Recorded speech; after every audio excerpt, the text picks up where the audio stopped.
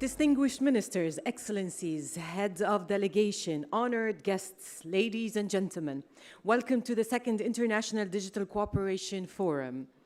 We are gathered here today because digital transformation has reached a defining moment, one where cooperation, trust, and shared responsibility will determine whether technology delivers prosperity for all or progress for a few.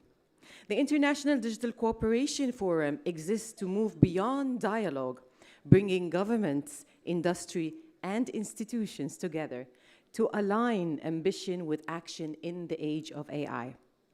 Over the next 2 days, we will explore how to govern emerging technology responsibility, how to build inclusive and resilient digital economies, how to translate policy into investment and partnerships, and how to safeguard trust in an increasingly connected world. These conversations are not theoretical. They are designed to inform decisions, shape cooperation, and accelerate impact access over borders. To start our second edition, it gives me great pleasure and honor to welcome Dr. Hajar El-Haddawi, Director General of the DCO, on stage.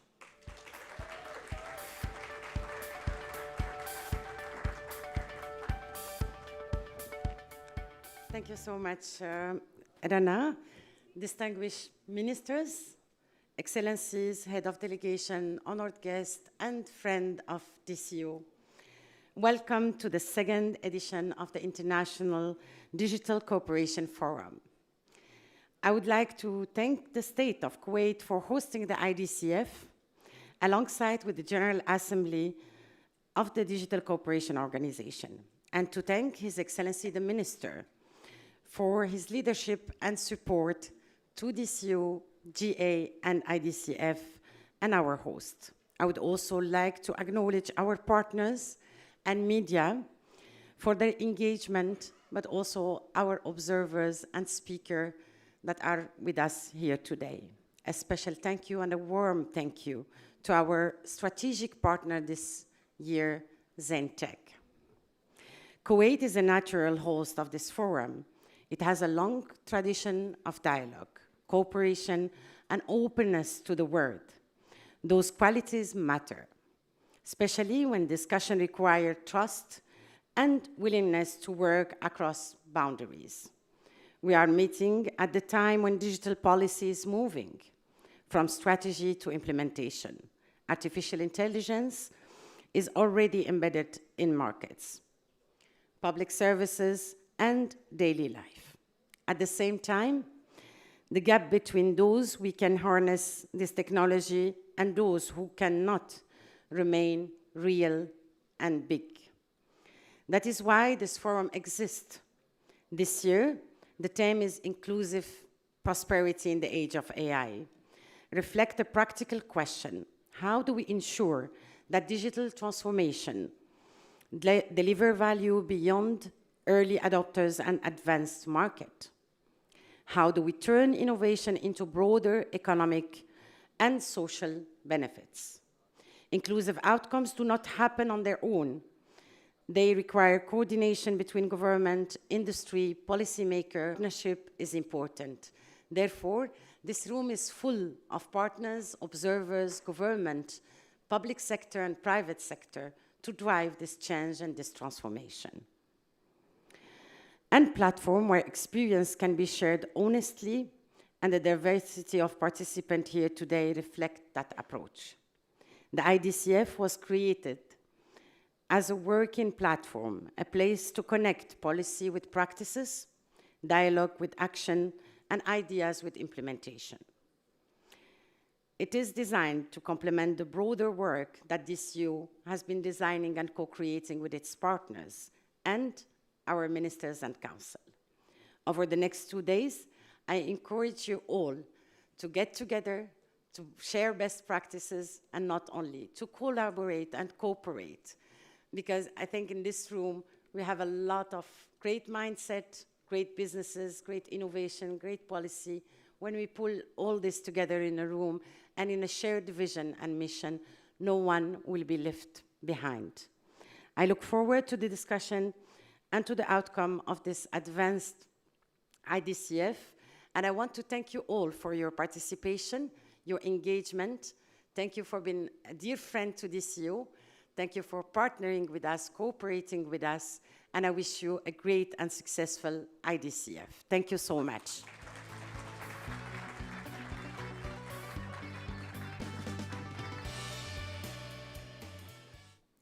Thank you, Dr. Hajar, and please let's all welcome on stage Andrew Hanna, CEO of Zentech.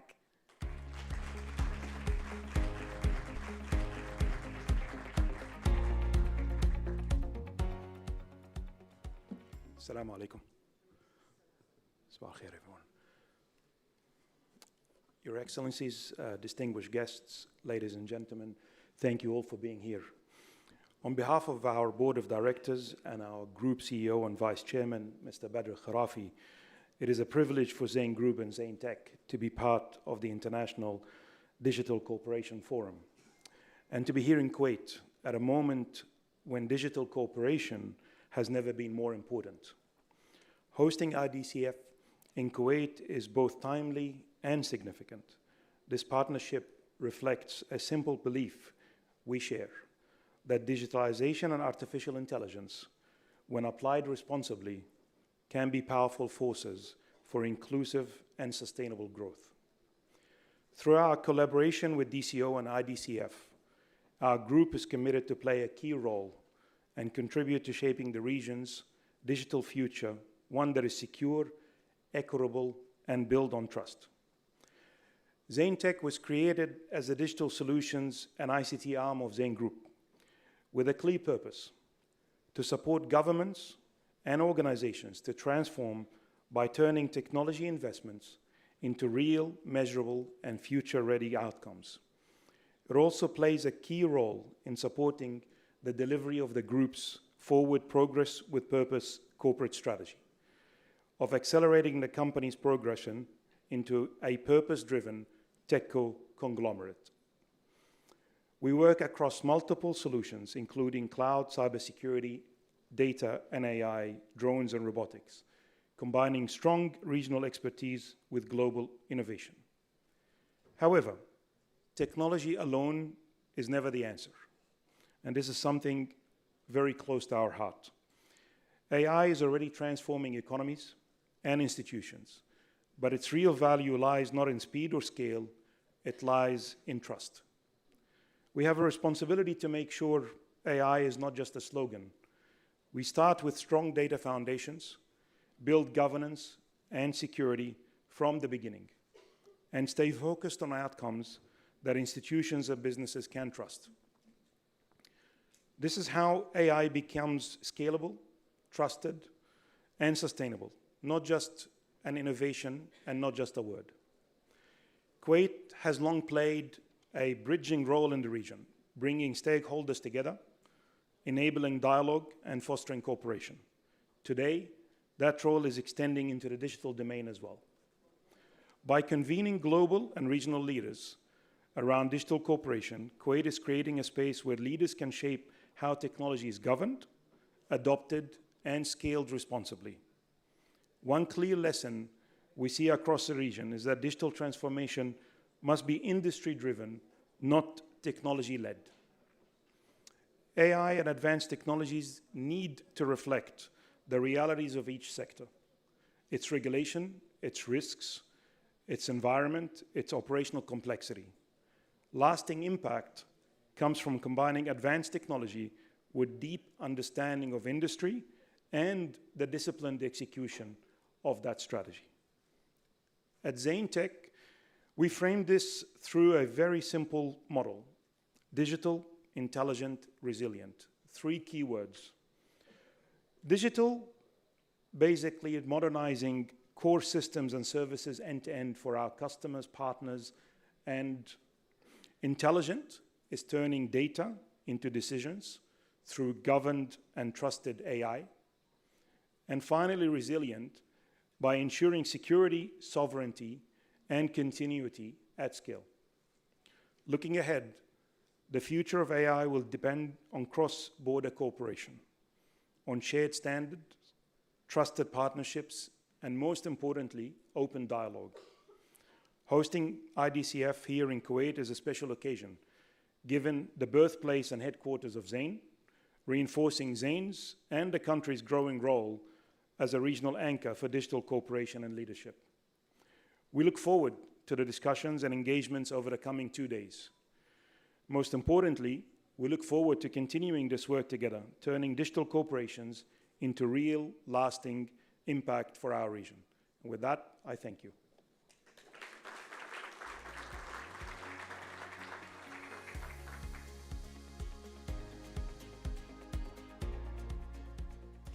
Thank you, Mr. Andrew, and thank you for the partnership of Zain Tech. It has been very essential for this platform to be supported by Zain Tech in Kuwait, so thank you one more time. I'd like to announce that the AI Masterclass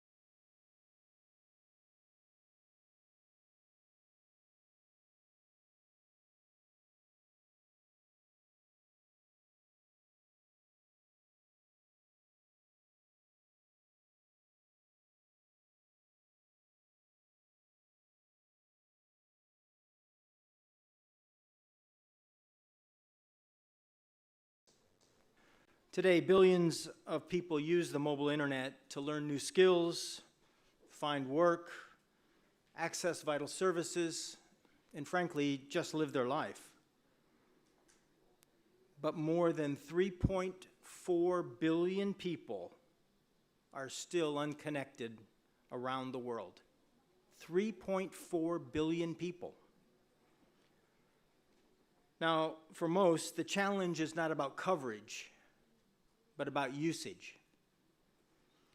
Because 3.1 billion people are offline because they are not connected, but live under the umbrella of the mobile internet. Now, there are many factors driving this usage gap, but two of the most common are device affordability and digital skills. So if internet access stays out of the reach of so many, we'll never be able to make the most of technologies like AI,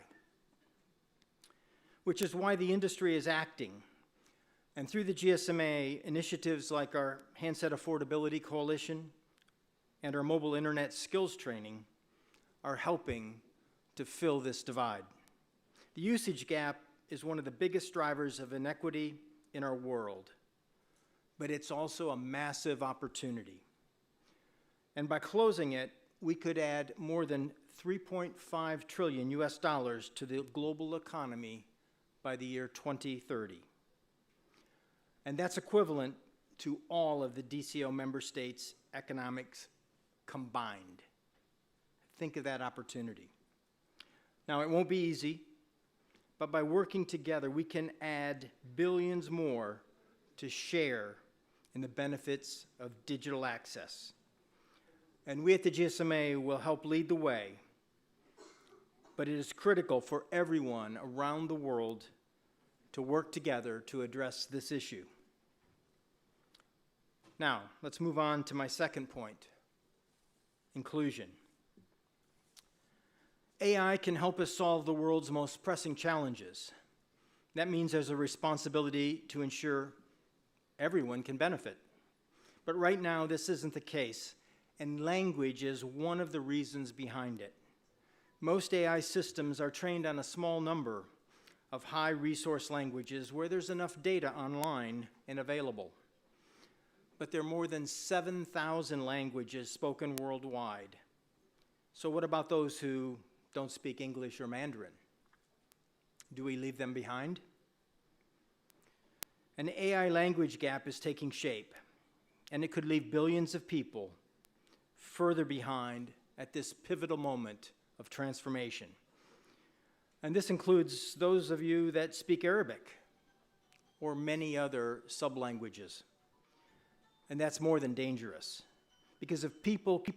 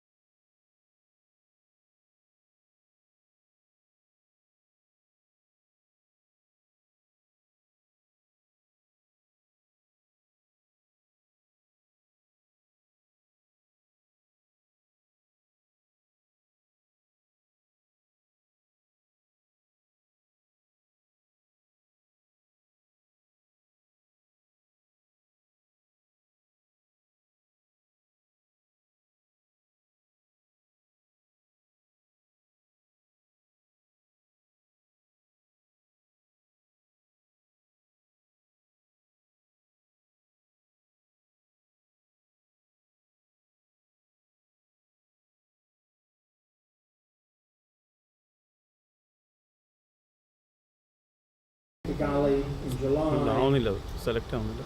and closer to home at our second edition of MWC Doha this coming fall. Let me recognize our host country, Kuwait, as I close. As one of the leaders in the global mobile download internet speed category and one of the leaders on our GSMA 5G index, Kuwait is changing the world through greater adoption of 5G technologies. And on behalf of the GSMA, thank you for hosting this DCO forum. Now, I hope to see everyone at future events so that we can continue to contribute to this important dialogue, but more importantly, by taking action, change the world for the better. Thank you.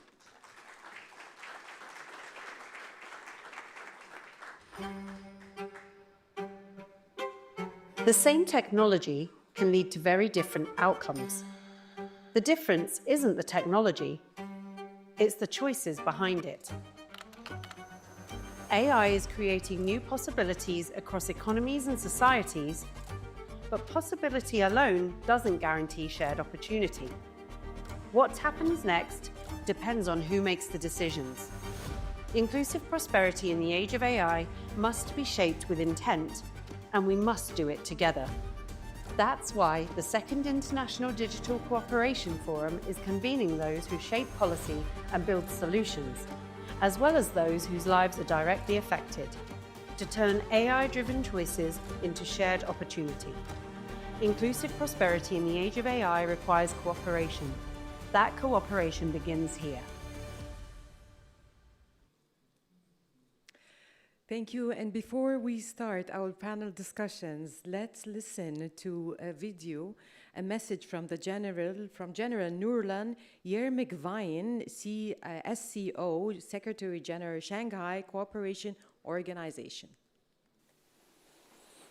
Dear forum participants, on behalf of the Shanghai Cooperation Organization Secretariat and on my own behalf, I congratulate you on the opening of the Second International Forum on Digital Cooperation. I thank the Digital Cooperation Organization and the Secretary General of the DCO, Her Excellency Ms. Dima Al Yahya, for the invitation. I also wish to express my sincere gratitude to the government of the State of Kuwait for creating favorable conditions for holding this event. Taking this opportunity, I would like to note that the State of Kuwait is a dialogue partner of the Shanghai Cooperation Organization. Held under the theme Inclusive Prosperity in the Era of Artificial Intelligence, this forum brings together leaders, innovators, and policymakers to discuss digital transformation and the future of global digital cooperation. Dear colleagues, we are living in a time of profound change. Artificial intelligence and digital technologies are rapidly reshaping economies, societies, becoming a key driver of growth and national competitiveness. In this context, the Shanghai Cooperation Organization is committed to promoting sustainable development and shared prosperity. With vast territories and nearly half of the world's population, SCO member states have significant potential for innovation.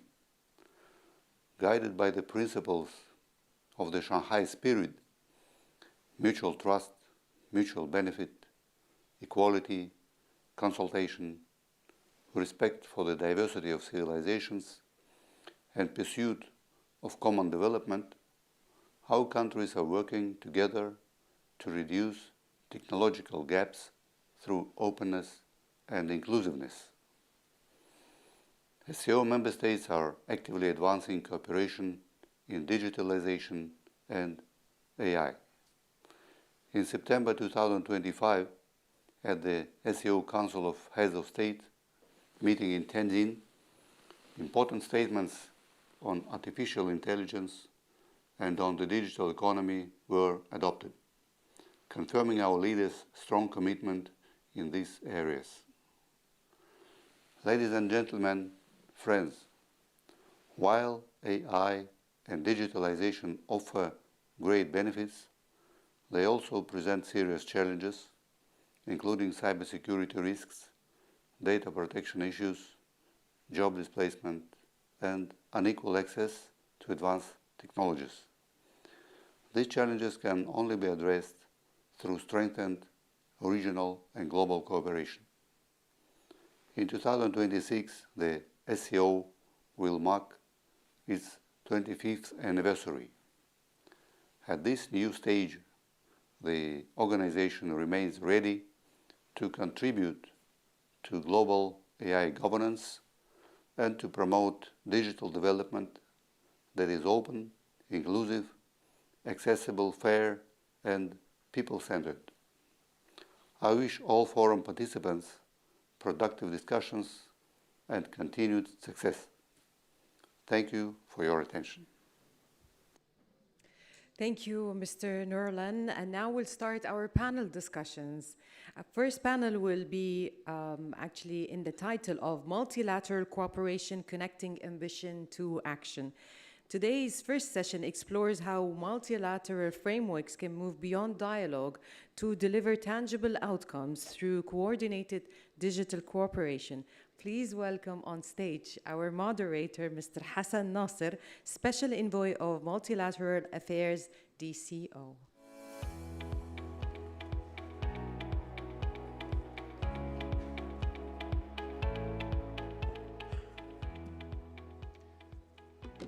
Thank you very much. Excellencies, ladies and gentlemen, dear friends. So first of all, I will be very lazy. I will not moderate. I found someone better than me to do it. So what's the topic for this first session? We've heard that digital cooperation need to be multi-stakeholder, need to be multi-sectoral, and need also to be multilateral. Multilateralism. We have two issues with this. First, the pronunciation, very difficult for non-native speaker like me. The second is the fact that multilateralism is constantly questioned when it's the most needed. DCO has been created on the principle that we need to cooperate. We need to cooperate among governments, among sectors, and about also all type of stakeholders. So for the session today, what we decided as a starting point is to bring key partners of the Digital Cooperation Organization to see how different organizations, different parties of this global cooperation, global digital cooperation, can work together. There is no lack of intention, there is no lack of ambition. Sometimes we have a lack of connections between our different vision or different ways of working. So as I said, I will not moderate anything. I will leave now, and I will leave you in the very capable hand of a great moderator and a great panel. But before that, we had a guest who could not join us, unfortunately, the Secretary General of UNCTAD, Ms. Rebecca Greenspan, and she sent us a message. I know we already have a video, so I don't want to bother you, but we really wanted to share the message because we just announced earlier this year or last year new cooperation with the UNCTAD, so we want to take this opportunity to hear from her, and then we will hear from other key partners of the DCO. Play. A farmer in Rwanda checking prices on her phone. A young entrepreneur in Jordan selling software to clients she will never meet. A small business in Bangladesh accessing finance that no bank branch could have offered. This is what the digital economy makes possible when it works. Making it work is why our partnership matters. Secretary General Al-Yaya, dear friend, Excellencies, it is a pleasure to address you as you open your 5th General Assembly. At UNCTAD's Ministerial Conference in October, we signed a Memorandum of Understanding with the DCO. But let me be clear about what that document represents. This is a work plan, a commitment to ensure the digital economy becomes a force for development, not a new frontier of division. That work is already underway. Together, we are building the evidence base that good policy requires. Digital trade is growing faster than our ability to measure it. Data gaps are wide, precisely where the stakes are highest. UNCTAD has developed tools, handbooks, manuals, new statistics on e-commerce and digital services that help countries see where they stand and where they can go. DCO's Digital Economy Navigator and Trends report draw on this shared foundation. Really good work. Good data is the bedrock of good policy. We are laying it together. But measurement is only the beginning. Through our e-trade readiness assessments, we help countries translate diagnosis into action. National strategies, regulatory reforms, the practical steps that turn digital potential into digital reality. Several DCO members, Bangladesh, Jordan, Oman, Rwanda, among others, have already worked with us in this way. And we share our commitment to ensuring that digitalization does not leave half the population behind. UNCTAD's E-Trade for Women initiative supports women entrepreneurs and innovators across the digital economy. This is an area where our partnership can deepen. In a world where digital technology shapes trade, investment, and daily life, no country and no institution can meet these challenges alone. We need shared principles, shared tools, and shared spaces. That is what this partnership offers. I thank Secretary General Aliaya, all DCO member states, and our technical teams for their work in turning our agreement into action. I really look forward to what we build next. I thank you. So, turning ambition and agreement into action, that will be the topic for the panel. Without further ado, I'd like to invite Ms. Pamela Marr, Managing Director for Digital Standard Initiative at the International Chamber of Commerce, who will moderate the panel. And with Pamela, we will have key partners involved at different levels in the digital space. His Excellency Nasser Al-Mutairi, Secretary General of the Asian Cooperation Dialogue. We'll have Ms. Emma Morley, Resident Representative in Kuwait for the UN Development Program, Mr. Alex Wong, Senior Advisor to the Secretary General for ITU, and Ms. Patricia Safi, the Head of Multilateral Partnership at UNESCO. So a very diverse panel from UN and other multilateral organizations. And with that, Pamela, the floor is yours, and maybe we can give them a big round of applause to give them the energy. Thank you very much. Hi, everyone. It's a great honor and pleasure to be here in this opening session of the IDCF. We've actually got a really great panel to basically talk about everything that has been said in the opening remarks. One, that there's huge need for digital inclusivity. Two, that there's huge opportunity, particularly from AI and the rise of digital technologies. Three, there have been a lot of commitments, and there's great intention from all parties to actually address these needs and opportunities. And so this panel is actually where, as the MC has said, we're going to move beyond dialogue and basically talk about what is actually being done on the ground and in ways that actually impact like the real people. So, and I'll also like to celebrate the fact that actually this is a majority female panel, which is not always the case at these events. So kudos to the DCO for putting this together.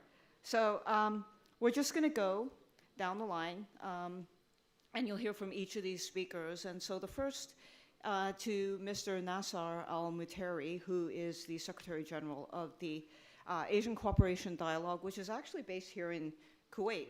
So can you please tell us, what is the ACD doing in the area of digital cooperation with your many member states? Over to you. Thank you very much. First of all, I'd like to extend my sincere gratitude to the organizers for this invitation and for providing the opportunity to discuss about this topic. I believe this topic is very important, or this title is very important for two reasons. Number one, it is not limited to a specific sector. It includes all areas of cooperation. Second, it reflects challenges facing the multilateral cooperation and how to translate ambition into realities. In both regional and international experience, collective will is present, and also the agreement on objectives and principles are also available. The problem is when we want to translate these ambitions into realities, we face several challenges because of different reasons. In the ACD, we have the same situation. The collective will has been presented. We have also the goals and principle has been also agreed on it. So when we talk about the ACD objectives, it includes achieving economic growth, sustainable development, achieving also regional integration, meeting global challenges, synergizing with regional and international organizations, also strengthening the role of Asia on the international stage. But at the same time, ACD, or Asia Cooperation Dialogue, has faced several challenges. Includes political system diversity, which sometimes leads to differences in priorities and interest. Also, geopolitical tension and historical disputes, which sometimes can hinder full cooperation. Also, we have lack of funding to support initiatives or projects. Also, we have it's clear challenges, which is there is big gap, economic, physical, digital gap among member states. Beside that, we have what we can call it institutional overlap, which can lead to duplication in efforts and unnecessary competition. But despite that, the ACD recognized that from its inception. We adopted a flexible model based on 5 principles, 5 core principles: voluntary participation, gradual progress, inclusiveness, non-politicization or avoiding politicization, and also respecting the comfort level. So, does this flexible model means there's the absence of governance or organization? No. It reflects a flexible model of managing cooperation, taking into account the disparities and the differences and the national priorities among member states and the readiness of their of member states. So, and also this model promotes cooperation through different ways, through exchange of best practices, exchange of expertise, technology shares, public-private sector partnership. There are a lot of ways. So if we want to also promoting soft powers like culture and sport diplomacy to build trust beyond political tension. Yeah, and if we want to implement that in one areas of cooperation like digitalization is one of the most important dimension of connectivity pillar. So our goal is to reduce gaps, digital gaps among member states, and improve public services, support e-commerce. But the reality is that there is a big gap between member states.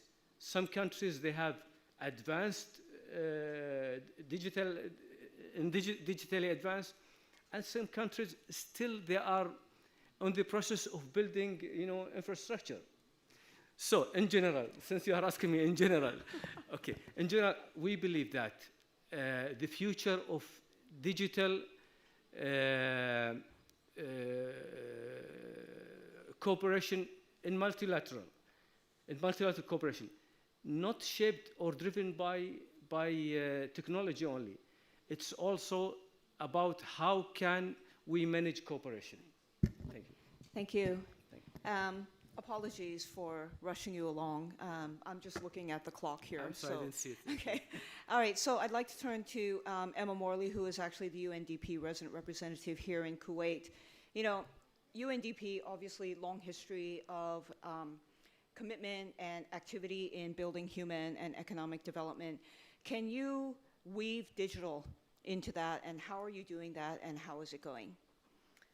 Thank you very much for the question. I'd also like to start by taking this opportunity to thank the government of Kuwait and DCO for convening the event and the panel today. As you rightly said, for UNDP, development is at our heart, and the achievement of the Sustainable Development Goals is our core business. And what we do is to look at the achievement of the Sustainable Development Goals through what we call an integrated or systems lens. Yeah? We can't achieve the Sustainable Development Goals by looking solely at the education sector, the health sector, the energy sector, and also digital. We see digital technologies and digital and AI transformation as a significant opportunity to accelerate the Sustainable Development Goals. And we already have an excellent partnership and collaboration with the ITU. And an ITU UNDP study has shown that 70% of the Sustainable Development Goal targets can directly benefit from the application of digital technology. But for the potential of these technologies, digital transformation, AI transformation to be maximized both for the Sustainable Development Goals, but for peace, prosperity and development, we also need to address something which one of our earlier speakers talked about, and this is the principle of leave no one behind. And I think we have kind of four challenges to overcome.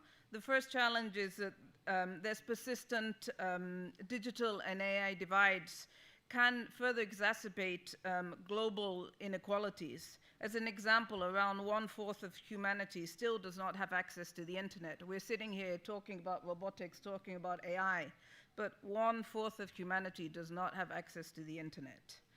And even where connectivity exists, there's issues of affordability and lack of trustworthy and relevant content. The second challenge is that the AI equity gap is growing. There's a marked and unequal access to infrastructure, to data, to compute, to talent, as well as the governance capacity required to meaningfully participate in the digital and AI ecosystem. Africa accounts for less than 1% of total available global center capacity, despite being home to 18% of the world's population. Only 5% of AI innovators in Africa have the compute power they require. Thirdly, digital technologies also pose growing social governance and environmental risks. The digital and AI divide impedes development across other sectors. issues like digital access, disinformation, cybersecurity. And there's also the negative environmental impact of these technologies, which are growing exponentially, such as greenhouse gas emissions, water competition, rare earth mining, and e-waste. And all this shows us that the main challenge that we face in digital transformation is that we need to look at digital transformation, AI, through a systems lens. Many governments come and say, we have an app for this, we have a dashboard for this, we have an AI pilot for this.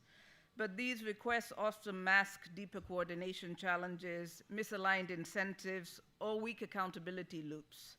Meaningful digital transformation begins when requests are looked at not only through a technological fix, but looking at a broader, systematic, an integrated lens, not only through the digital transformation sector, but between sectors. The interconnectivity, for example, between energy, data centers, capacities, AI, this needs to be looked at broadly through a systematic lens if we are to achieve the Sustainable Development Goals. So how can we put partnerships at the heart of these efforts? I think we all know digital issues are becoming increasingly complex. There's higher stakes, and it's essential to strengthen digital cooperation and broaden partnerships. But we also need to look at the nature of these partnerships. If we look at everyone sitting in this room, we all have technological expertise, we all have a certain level of education, but we need partnerships which are sustainable, inclusive, and people-centered, okay? And we need partnerships which are whole of society approaches, which include civil society, the private sector, multilaterals. These are the kind of partnerships that we need to move forward. Perhaps let me conclude by giving another example of a partnership that we're working on behalf of UNDP. UNDP and the DCO co-convened the first meeting of the Digital for Sustainable Development Initiative during the 78th session of the United Nations General Assembly. Together with other partners, we issued a call for action to regional stakeholders, including governments, the private sector, academia, civil society, across the Arab states, to put digital for sustainable development at the heart of their policies. Recently, together with Morocco, the Kingdom of Morocco, we have launched a regional hub and digital center for digital for sustainable development. And what this will do is test out solutions through the integration of policies across health and education, across energy and AI. It will allow us to develop and test scalable solutions. It will promote AI-powered services in health, education, and governance. And this is what I see as a concrete action, looking at how we can transfer ambition into action. Thank you. Okay, thank you, Emma. You actually set the scene beautifully for Alex, because Alex is a senior strategy advisor to the director of the ITU, and the ITU sits basically at the center of a lot of these global efforts to address the problems that Emma laid out, including digital divide and AI, the use of AI and data governance, interoperability, and so on. So Alex, tell us what has worked well, what the ITU is doing, and where the next challenges will be. So what does it look like on the ground? Okay, so first of all, colleagues, good to see many familiar faces. Special thanks to the State of Kuwait and also DCO, Hassan and your team for gathering us. Last year was the DCO's 5th anniversary, the UN's 80th, and the ITU's 160th. So we're the oldest UN agency. If I want to focus just on, what does it mean on the ground, of course, ITU has always played a very regulatory function in terms of standards and regulation. That's where your countries come together to negotiate spectrum and satellite slots, and we'll continue to do that work. But on the broader issue now of digital cooperation, I actually have a whole narrative on helping you sort out what the ITU is doing on AI, but I'm not going to say that until 5:30 when I'm on stage again, so that'll keep you here for the end of the day, so I'll help you navigate all the different acronyms and things that are happening, including, of course, the Global Dialogue on AI Governance that will happen in Geneva in July. But I'm going to focus more on some of the core development issues. And we talked about the Global Digital Compact. And last December, a major event happened, at least for the UN system, which was the re-endorsement of the WSIS, the World Summit for Information Society mandate until 2035. That's a core multi-stakeholder dialogue and platform for action. And I would say a really great example of how the UN system can come together to actually have impact is when you get into some of the specific initiatives. So just in the interest of time, I'll mention just 2 or 3 that I2 is involved with, especially knowing who else is walking around in the corridors who I've already seen. First of all, our initiative, GIGA, with UNICEF, connecting every school to the internet. We're active in 48 countries. That means we have to collaborate with the Ministry of Education, the Ministry of ICT, and the Regulatory Authority to make that work. It's a great example of UN agencies, also with UNESCO, our Digital Transformation Collaborative, working together with governments to try to move the needle on school connectivity and digital transformation of education. And the second topic on DPI, digital public infrastructure, walking around in the corridors, and I think they left, is CV Madakar from Co-Develop. He's the CEO of Co-Develop. And also Stella, who's the acting head of DPI at the World Bank. Both are really key people. If you see them in the hallways, they want to talk about DPI, but I want to recognize the collaboration we've had also with UNDP, Co-Develop, World Bank, and the Office of Digital Emerging Technologies on the global DPI agenda, including the Global DPI Summit. So it's really trying to capture case studies of how governments have able to implement equitable, inclusive digital public infrastructure. And of course, I can mention the role of interoperability and standards. ITU passed, there was a resolution passed at our standards conference last year on needing the interoperability of DPI. And the final comment I'll make is on digital infrastructure investment. So investment, we have a few of the MDBs here, besides World Bank. I noticed Islamic Development Bank is here. And again, I think it's a great example of how can the UN system and the multilateral development bank system work better together to promote more investments in countries. And so on ITU, we've been really doing a lot of work on digital infrastructure specifically, and what needs to happen for digital infrastructure when AI comes. AI readiness, data centers, compute, but also core infrastructure.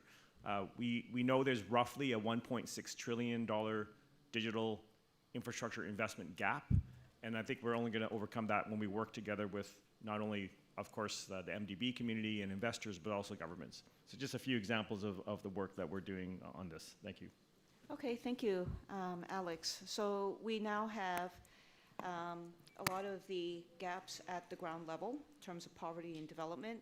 We now have a report on actually what is being done by the ITU as a leader within the UN system, but it's actually the whole system to address these gaps on the ground. Now turning to the word that's on everyone's tongues, which is AI. What are we going to do about AI? And the big need is how are we going to govern AI to make sure that it benefits the people, the majority of the people. In UNESCO, you have a long track record of leadership in this area. Patricia, can you tell us how that's going, and especially what is international governance of AI supposed to look like? Thank you, Pamela, and I'm very happy to join you today. Good afternoon, everyone. It's a pleasure to be here. It's the first time for UNESCO to participate in one of DCO forum. So thank you, DCO, warmly, for convening this very timely conference, and thank you very much also for the government of the state of Kuwait for hosting this dialogue, hosting this space that is really extremely important. We come together, as we all said, at a moment that is extremely important, pivotal for multilateralism. As we heard it today, also this morning during the DCO General Assembly, AI is no longer a frontier technology. It is a systematic force that is drastically changing our societies, our economies, our public services, our culture, and the governance at an unprecedented speed. The emerging technologies, that includes neurotechnologies, it's another subject that UNESCO is working on, are opening new horizon for human progress, while also raising profound ethical questions about autonomy, about, excuse me, privacy, identity, and human dignity. UNESCO's leadership on ethical AI did not begin with the adoption of the recommendation, as you rightly said, Pamela, with a mandate that spans education, culture, communication and information, and science. UNESCO draws on more than 75 years of scientific excellence and international cooperation. And throughout its history, the organization has worked to ensure that scientific and technological progress serves humanity and the planet rather than undermining them. UNESCO mandates has long embraced the ethics of science. For decades, the organization, just to give you some example, has convened the international community to establish shared ethical standards, including landmark declarations on, for instance, the human genome and on bioethics, laying the foundations for rights-based governance of innovation. So it was therefore very natural for UNESCO to take up the challenge of artificial intelligence, a technology already embedded in our daily lives. This is also where multilateralism is not only relevant when we talk about governance, but is truly essential. Yet the multilateralism, to be effective, it must translate the shared principles and values into action that improves people's everyday life. Digital technologies and AI in particular are a critical test case. Against this backdrop, UNESCO's recommendation on the ethical of AI, on the ethics of AI, represents the natural continuation, as I was saying, of a long-standing mission, setting common standards to guide scientific and technological progress towards a future that is sustainable, that is inclusive, that is just and responsible. For UNESCO, moving from commitment to action rests on mutually reinforcing shifts. First of all, shifting from norm setting to implementation ecosystems. The UNESCO recommendation on the ethics of AI was unanimously adopted by member states in 2021 and remains the first and only global normative framework for AI as of today. Importantly, more than a standard setting, as a recommendation, and unlike a convention, it is not legally binding. Its implementation, therefore, depends entirely on the voluntary commitment and political will of governments. And the fact today that we see more than 75 countries implementing the recommendation, and it represents over half of the world's population, is a powerful signal of trust in inclusive multilateral norm setting and the growing sense of urgency for a more responsible AI. I was very much encouraged this morning when I heard the member states, the DCO member states, spoke about ethical AI and how you have been putting your ethical policy, especially I've heard Oman and Bangladesh this morning. This sent us a great message also of hope, and you are the government leaders and you own these standard setting tools, so it is extremely important that you put them in place where there are recommendations or convention or declarations.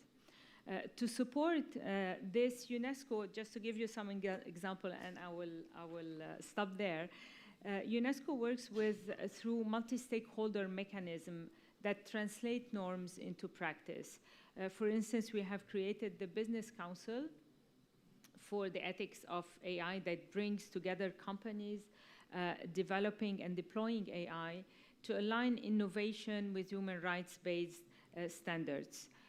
Maybe I'll stop here because I see that time is running very short. We have another session in the afternoon, and I can comment. But just to finish and to say that we are 3 UN organizations here today, and it gives us also a sense of how the UN is really getting very close together to work as one UN on the ground to help, first of all, our member states and bringing also in different kind of forum. We have a forum on the ethics of AI, which is a unique platform that UNESCO also created to discuss also the governance and bringing all together UNDP, ITU is, both of them are very close partners to us when it comes to AI and governance. Thank you very much. Thank you, Patricia. Actually, that is a perfect note on which to end the panel, not only because we are being instructed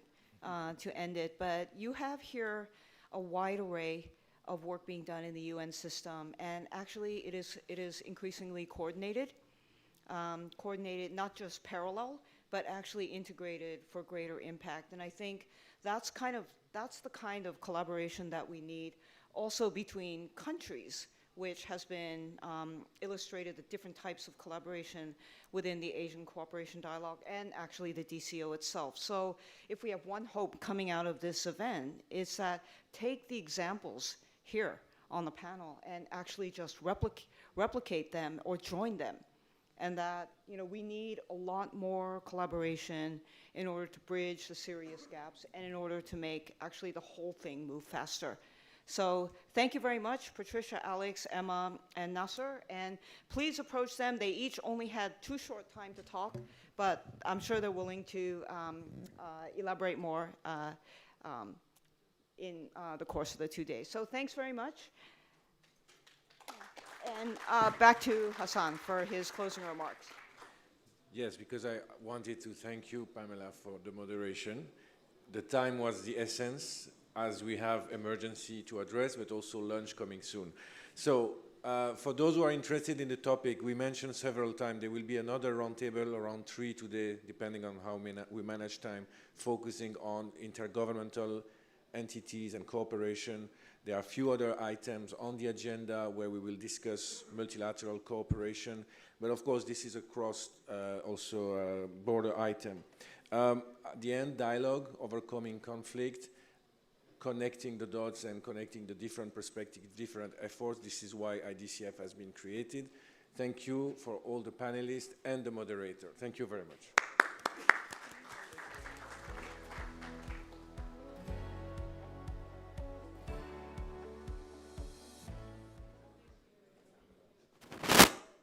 Thank you, Hassan. Thank you, our dearest moderator and panelists.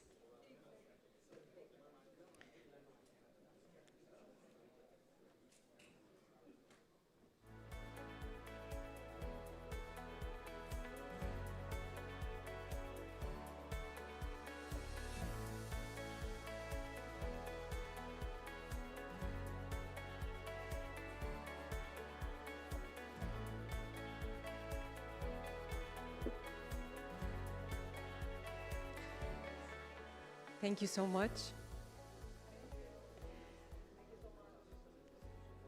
Ladies and gentlemen, please welcome on stage His Excellency Abdullah Musbih, President of the Arab Bank of Economic Development in Africa, BADIA, for keynote remarks.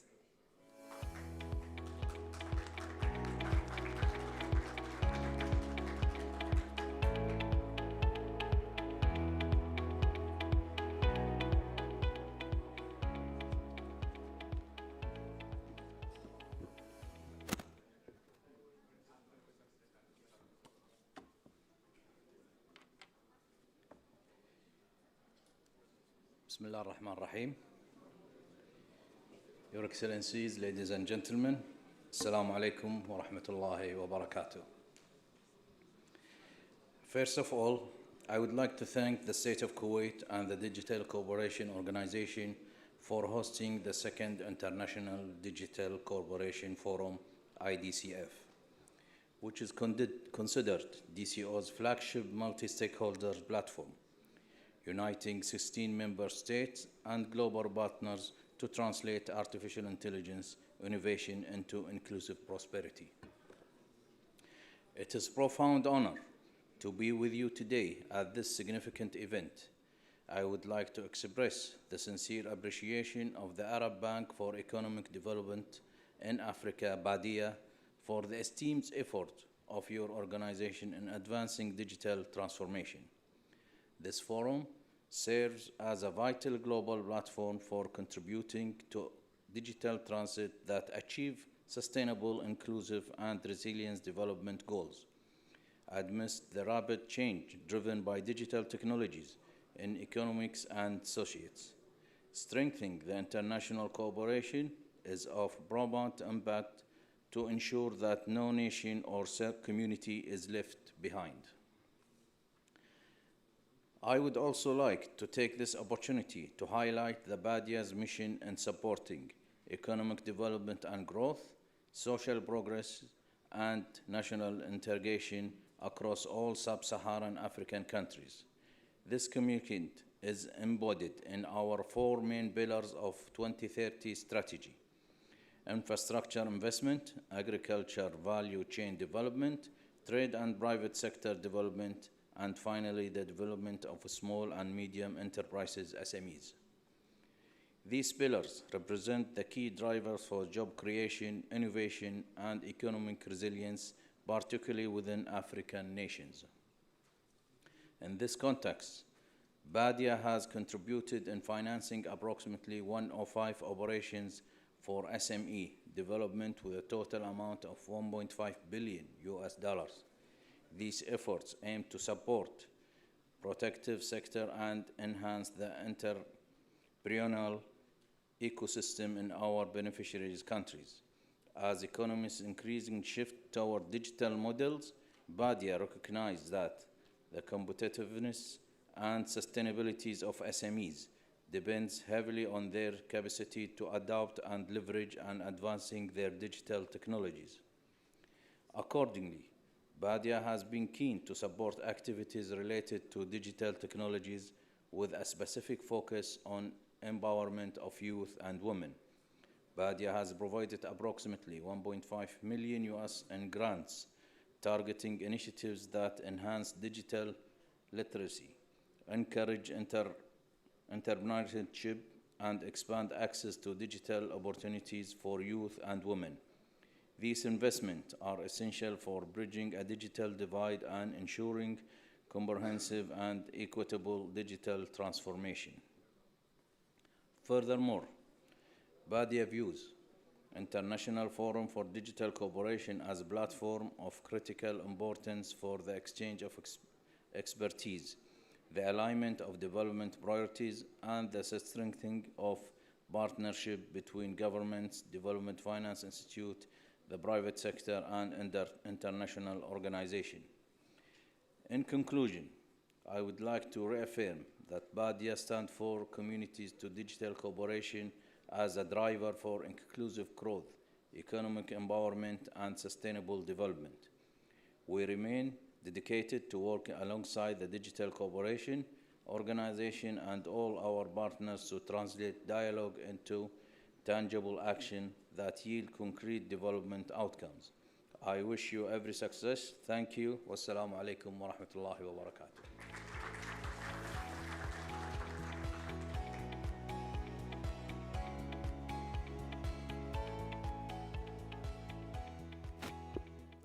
Thank you, Your Excellency. And now we'll start a panel entitled Towards Coalition, the Financing Imperative for Global Digital Inclusion. This discussion focuses on mobilizing capital, aligning public and private finance, and unlocking investment to close the digital divide globally. Moderated by Ms. Vanessa Ghanem, Arab Affairs Editor, The National.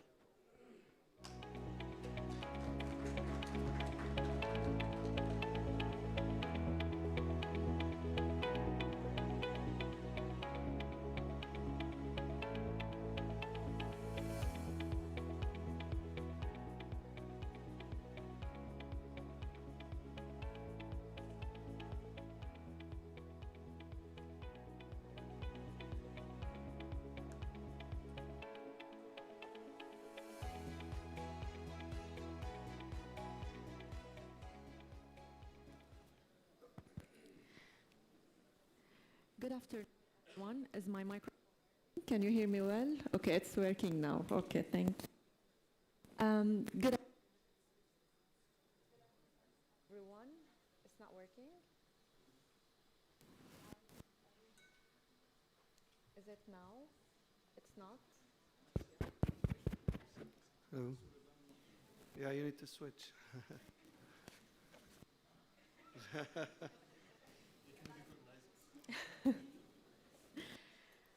Okay. Good afternoon, everyone, and welcome to this panel titled Towards Coalition, the Financing Imperative for Global Digital Inclusion. My name is Vanessa Ghanem, Arab Affairs Editor based in the UAE in Abu Dhabi, and it is a pleasure to be here in Kuwait today. I am joined by a panel of 3 distinguished speakers. Please join me in welcoming Mr. Fawaz Bilbaisi, Regional Manager for Saudi Arabia, Iraq, and Syria at the International Finance Corporation, Mr. Idris Sadia, Director of Infrastructure at the Islamic Development Bank, and Mr. Bagna Gebreis, Director and Head of Heavy Industry, Telecoms and Technology at the Africa Finance Corporation. Welcome, gentlemen, and thank you for joining me.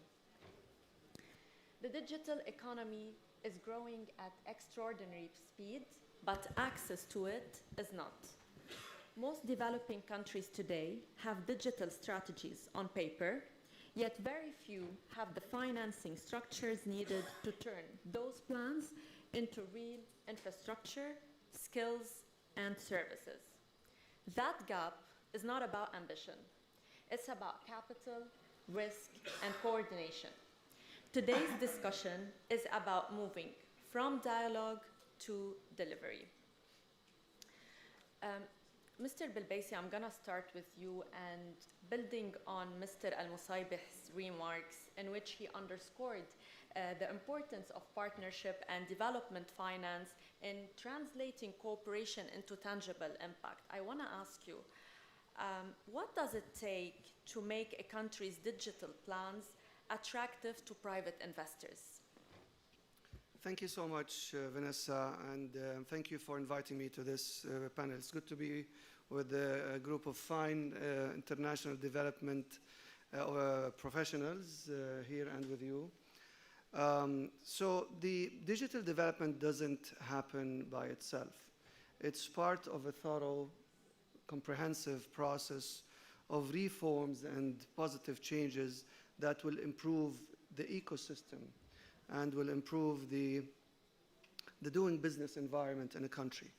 So it starts from working on the macro regulatory framework of a country to put in place the right laws and regulations that will promote competition, that will take care of tax laws, the judicial system, that will protect the rights of companies, and other related aspects that are important for any foreign or local investors.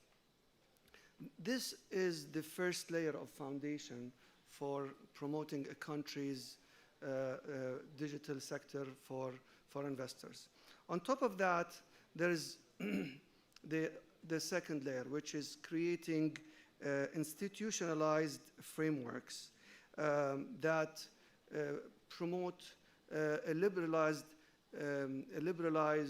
sector for digital development with standards that create a level playing field for all players, and taking care of aspects like carrier neutrality, spectrum, data, intellectual property. This is very important for investors in this sector to know that there are standards followed and that there are very clear policies that address gaps between, even if you have the right laws and the right regulations, you need to have a consistent policy that takes care of all aspects that are relevant for a digital investor. And the thing that investors hate most is unpredictability and changes. So you need to have a consistent, predictable environment that includes all of these things: the laws, the regulations, the policies, and the frameworks that give comfort for the investor that for a long-term investment, they will know what to expect in that environment. In addition to that, enablers, skilled labor, and having the right pool of skilled, educated workers, institutional capacity. Government and non-government institutions need to have certain capacity. The infrastructure. You don't build a digital sector standalone or ring-fenced from other infrastructures. So you need to have the other infrastructure that will enable digital infrastructure, and of course the right policies to enable the success of the sector by, for example, enabling affordable access to equipment, to device, to telecom services, having the right tax and licensing approaches. And I think on top of all that, once you have all that in place, you need one success story. It's what we call the momentum effect or the demonstration effect. Countries need to pull themselves together and pull all the resources and develop one project that show the rest of the world that they can make it. Once you have this visible success story, that will help attract a lot of investors because they will see that you have moved from the vision stage to the execution stage. And what's the biggest challenge here? Is it getting the project ready or aligning with government policies? So the biggest hurdle is having ready projects, okay? Most countries in the developing world, we deal with, as IFC, as a global investment institution, we deal with most developing countries around the world. Most countries, they have the strategic intent, but they don't have ready projects. You need to prepare a pipeline of ready projects along with the feasibility studies, along with environmental, technical, social studies, and have a pipeline of ready projects. This is very important. In addition to that, whether it's a PPP or a BOT or any form of a PPP project in the country, or even private sector, pure private sector, sometimes you need to provide certain comforts for the investors, especially international investors. Because here we're talking about high-risk countries. There are political risks, there are commercial risks, there are market risks. So in order to overcome these risks, you need some form of a government subsidy or a government guarantee. So that's why when we help structure these projects, sometimes we look at aspects of bankability. And if there are gaps in the bankability, we help structure the project in a way where we bring some form of blended finance or a form of guarantee in order to mitigate some of these risks, bring down the cost of finance so that the project is bankable. So this is the second thing. Third thing, it's risk allocation. So you need to define upfront the rights and responsibilities of each party and have a fair risk allocation between the government and between the investor. So usually these having ready, structured, and clear responsibilities between the two parties are the major challenge for bringing investors into a country. Of course,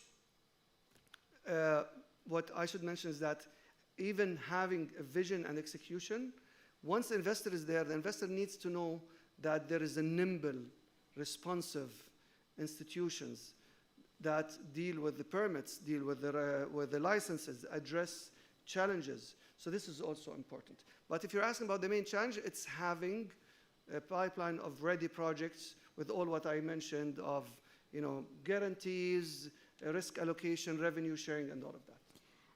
Mr. Dia, speaking of challenges and lessons learned, of course, what lessons has ISDB learned from financing digital projects in countries with weaker governance or limited capacity? First of all, thank you, Vanessa, and thanks to the audience for being there, and thanks for DCO for having us in this panel. I think I should thank Fawaz for having responded to 2/3 of the questions through his elaboration. So absolutely.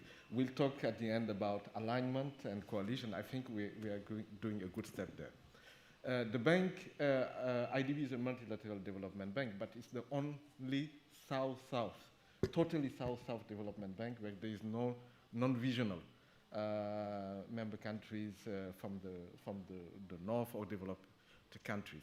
So in that sense, what your question is spot on the realities we face on a daily basis. And Fawaz has mentioned some of them.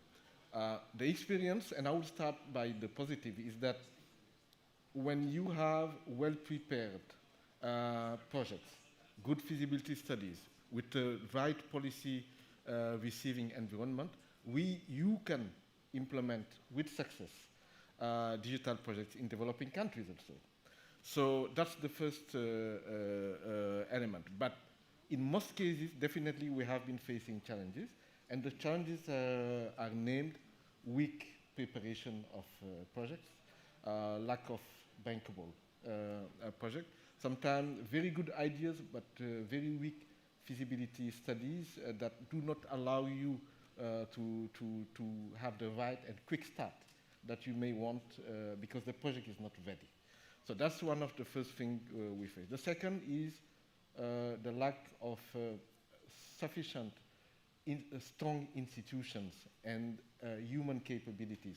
So that makes that even if the project is well studied by a very well reputable consultancy firm hired by the government, you lack the people and the institution to implement it properly, and which makes that project that is scheduled to do 2-3 years for being implemented will take 6, 7, 8 years. The third element here or lesson that we have taken is that in those difficult settings, the gradual approach is a key. Don't come with a $3 billion project in a country that is struggling to establish the right institution, the right systems in this area. The need might be justified in volume, but you need to go gradual and have the demonstration effect that Fawaz was mentioning. You do pilots, you test them, they succeed, you go at scale. So that has proven also to be successful. And finally, you need a very strong institutional environment with good legislations in place that makes that the project that comes finds a receptacle that is proper and conducive for implementing successfully. Mr. Gebreis, do you share the same views? And based on AFC's experience, what works best when building investable digital networks in Africa and similar regions? Sure. No, I think both of my colleagues have given excellent insights into how the environment operates, how to operate successfully in that environment. I think in terms of our own experience, our first digital infrastructure project was the main one undersea cable from Portugal to Nigeria, which we co-developed with PAYDEF and a few others. We first landed that cable, built some metro fiber, and then some data centers. And on the back of that, we were very gratified to hear, years later, not just to see our exit and see other undersea cables start landing in Nigeria, Ivory Coast, and Ghana following our own, the likes of Facebook, Google, seeing that these are viable markets, and what we saw was the real impact on the entrepreneurial economy. Groups like Andela, the first unicorn in Nigeria, Flutterwave, I think one of the first 3 unicorns, both which credit their ability to exist to the drop in the price of connectivity to the rest of the world, and developer communities becoming viable in Nigeria. So that's actually, now we're partnering with one of the common co-founders of both those organizations to create a digital free zone in Nigeria, the first digital free zone, where, like my colleagues mentioned, it's about, in a discrete space in the country, creating the regulations that enable the attraction of talent, capital, academia, and the collaboration that comes with that. So we've been advising the government on, what are the technical and policy requirements for doing that, but then also investing in the kind of the physical infrastructure to set that up and to make it attractive to the entrepreneurs that come in. I mean, the other big initiative that we're focused on right now is creating the right environment for a cloud region to be set up, one in West Africa, one in East Africa. And what we've heard, again, from speaking to the market is you need, again, cheap broadband connectivity. You need a lot of cloud demand coming not just from large enterprises, but from SMEs. So we're investing in the digital services providers like MoneyPoint, which is a payment systems. It's also a digital bank for SMEs. The other thing we've been told is to really invest in access to smartphones that drives consumption of data center capacity. So with groups like MCOPA, which we've also invested in, we're really trying to drive that penetration of smartphone access, which in Africa still lags far behind the rest of the world. Yeah, so for us, it's really about trying to create all of those real-world businesses that consume the data, that provide access to the services, and create a kind of a virtuous cycle of growth in the real economy. I think the one other point that I would actually add, we're involved in the Bridge Initiative, which is looking to lay 90,000 kilometers of fiber in Nigeria.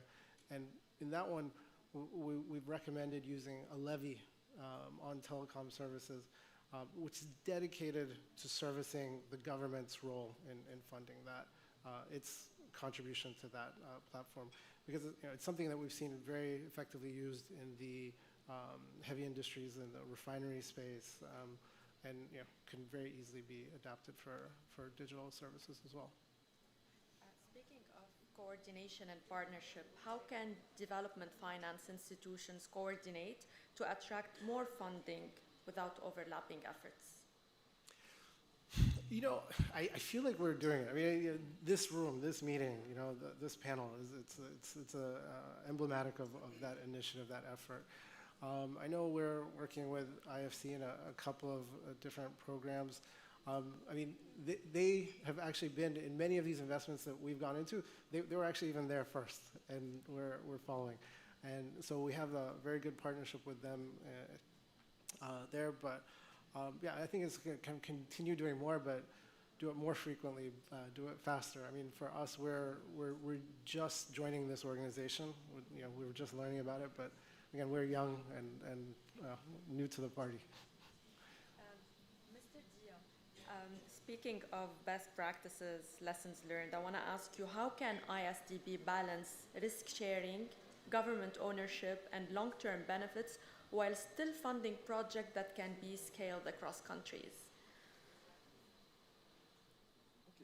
The good news in this case is that in the case of ISDB, that is using Sharia compliant type of instruments, is that all those three dimensions are integrated together in the type of financing we provide.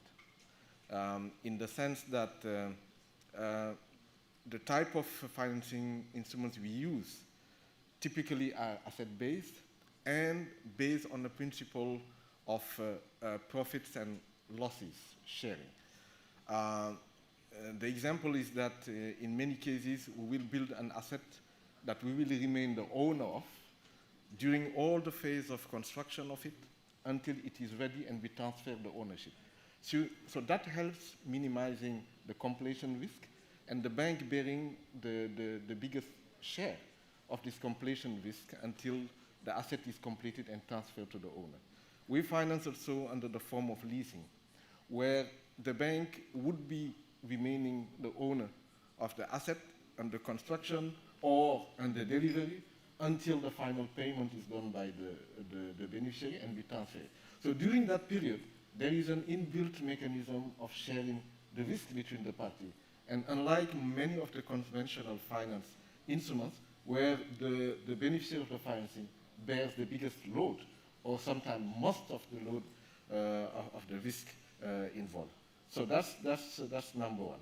The second is that we are using other elements of risk mitigation elements, like investing in capacity building of the recipient by, on a grant basis, giving them possibility to strengthen their feasibility studies that we mentioned before, reducing then the risk to the investor, strengthening capabilities, institutional capabilities of the different actors, which helps also enhancing the implementation capability. And lastly, we invest also through one of our subsidiaries in guarantee mechanisms that provide to the private sector political risk insurance and commercial risk insurance that reduces the exposure of that private sector and create a better favorable terrain for it to invest. So in a nutshell, all those three dimensions are taken into account and facilitate definitely this sharing of risk.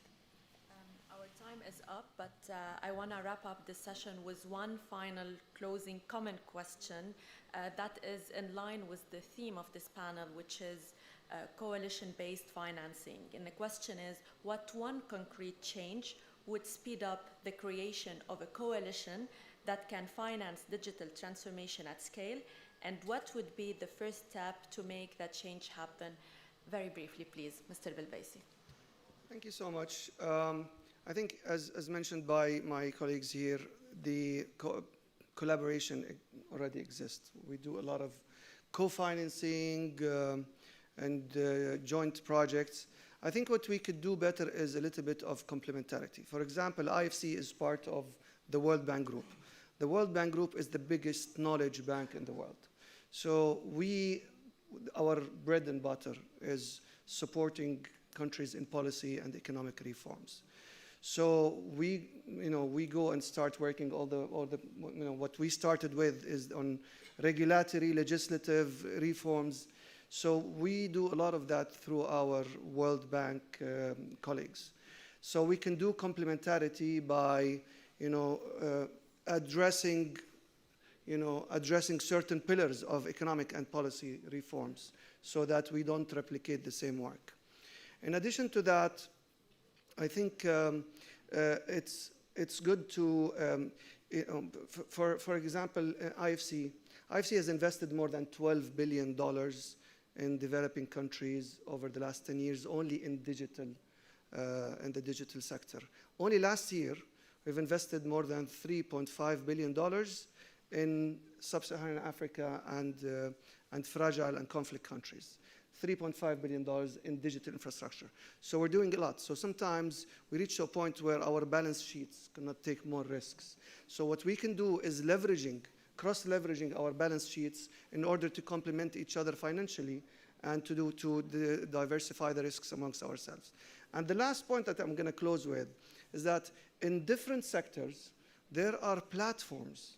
There's the M300 for energy access. There's the AgriConnect for food security.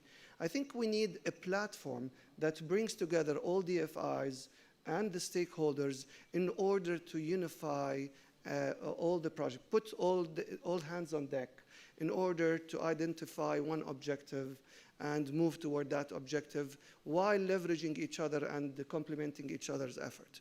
So, for example, in water sector, for the country I come from, in Jordan, there's all donors, all development finance institutions platform. They sit around one table and they identify the roles and responsibilities of each country, because water is a critical problem there. So if there's a critical problem or a critical opportunity in a country, All DFIs and the stakeholders need to come around on one platform, country platform, and discuss the policy, the change that is needed, the financial requirements in terms of guarantees, blended finance, and so on, and leverage the toolbox of each institution so that we deliver bankable and sustainable, financially sustainable projects. Thank you so much. Mr. Dia. Since time is up, what I would say is that the one first thing should start by the belief from member countries and from the donors community of the strategic usefulness of adopting data-driven platform that could be repository of those exchanges that Fawaz has mentioned and those opportunities, and not and to replicate what has worked already from different other sectors. And the model exists. The M300 is one. There is the M400 coming on the water side and so forth. So there are models that exist, but the most important is for the countries and the institutions to believe on the strategic usefulness of such a platform. If they do, then the rest will follow. Thank you so much. Mr. Gebrez. Yeah, I mean, I think for us, I think just even joining this forum was something new and concrete that we've done to change our engagement with other DFIs. I mean, we work individually on project-by-project basis with the DFIs, but I think a convening organization like this can help us maybe look at it from a more global scale. What are we doing to connect with each other? So even workshops, for DFI specifically, that meet more regularly throughout the year to discuss what individual projects are we all already working on together, but like let's connect the dots. Gentlemen, that was a fantastic conversation. I wish we had more time, but thank you for sharing actionable insights, and thank you everyone for attending. Thank you, Ms. Vanessa. Thank you, dear panelists, for this inspiring panel. After a group photo, we'll proceed with our agenda.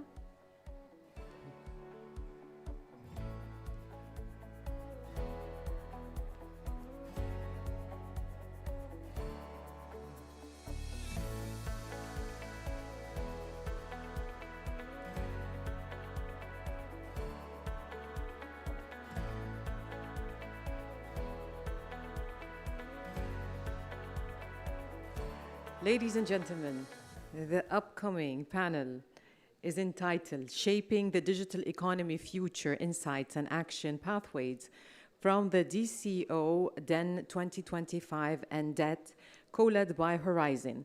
Drawing on insights from DCO initiatives, this session highlights practical pathways for countries to build competitive and inclusive digital economies. Moderated by Ms. Alina Timofeeva, board member of the Chartered Institute for IT.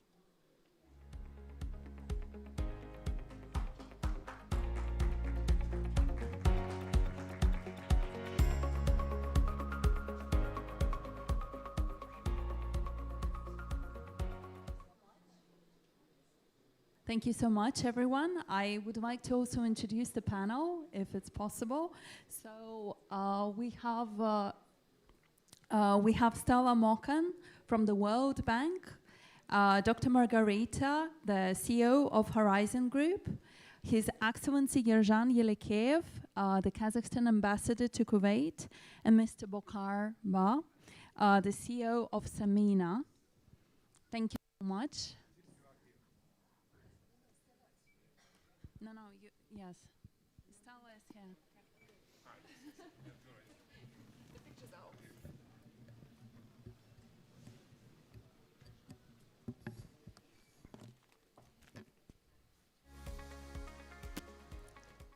Good afternoon, everyone. Thank you so much for being with us today. I'm Alina Timofeeva. It's such a privilege to be with you here, having just spoken in Davos last week. I have worked with BCO before, and you know, I've been with them in Davos, and I've also been with them as a state guest to Pakistan, so it's an honor to return for me here. I'm a senior advisor in technology and AI, and I'm also sitting on the board of the Chartered Institute for IT, which essentially works together with the government, the regulator, and the businesses in terms of helping shape the national digital agenda. And today with me, I have the wonderful panel, which I have introduced earlier. So we really want to talk about the digital economic trends and, you know, how we can work together collaboratively, how we can enhance the collaboration between the public sector, private sector, and, you know, all the broader initiatives like World Bank to make sure that we serve the economy. And we have a slightly shorter session than planned, so I will go to questions straight away. Dr. Margarita, so I think what is very important, I've been very delighted to see that you've been working for DCO for a few years now, and there are certain initiatives like that, and then, you know, essentially the economic trends. Could you tell us a little bit more about them in a, you know, concise way, but more importantly, how they can help, you know, the cross-collaboration? Thank you, Alina, and good afternoon, everyone. Pleasure to be here. Indeed, we had the honor of working with DCO on those two reports, those two thought pieces. The Digital Economy Navigator, the DEN, is a data-driven assessment of countries, 80 countries in total, 11 pillars, and we really look at assessing the current situation, the drivers that are enabling countries to put in place a digital economy. It also has a very specific human-centric perspective because it looks at the user perspective very strongly and integrates it into the assessment. Whereas the DET, Digital Economy Trends, looks really into the future, into the next 12 to 18 months, and assesses and looks at identifying what are going to be the trends shaping the digital economy over the next 12 to 18 months. This is one set, 12 trends in total. And then there are 6 other trends that are a little bit more longer term that we call emerging trends. So these are two different, very complementary assessments. I think the role that those type of research exercises, those type of studies play, first of all, they create an objective base for stakeholders to discuss. So the data is very often at the country level. Each of those research products has a country level component. So at the country level, stakeholders can look at this data, can identify strengths, opportunities. They can look at where things need to be improved in order to better leverage. And this objective base creates the first baseline for a discussion and alignment across the stakeholders on what needs to be done. For the trends report, I think there's an added role. It's very important for countries to, or for stakeholders in a country, to have a similar vision about where they want to take the digital economy going forward. And by looking and identifying those trends and spelling out those trends, this can help the stakeholders to see these are the trends that we really want to focus on. These are the ones that are less relevant to us. So it helps them frame what kind of digital economy they would like to have. And I think we discussed very briefly that trust and governance is something which is really key to make this happen, and I'll come to this point a little bit later. So His Excellency Erjan, I just wanted to learn a bit more about what your country, Kazakhstan, is doing around the digital trends. And I've been researching separately the national agenda, some of the successes you've had with the e-government, with the AI strategy. Maybe you could tell us more, you know, some of the key digital economy trends that you are prioritizing and how it is influencing the broader agenda. Well, thank you very much. First of all, Assalamu alaikum wa rahmatullahi wa barakatuh. It's a pleasure to be here. And you're absolutely right that digital and IT priorities in Kazakhstan is one of the maybe biggest topic what we are discussing on the government level. And we treat IT and digital not as a separate IT agenda. We treat it as a whole, like industries like a commercial, financial, energy, so it's one of our biggest topic. And here I would like to maybe emphasize that last several years we're doing very good in digital e-government. For example, I think in 2024's our UN e-government index. We are ranked on 24th out of 193.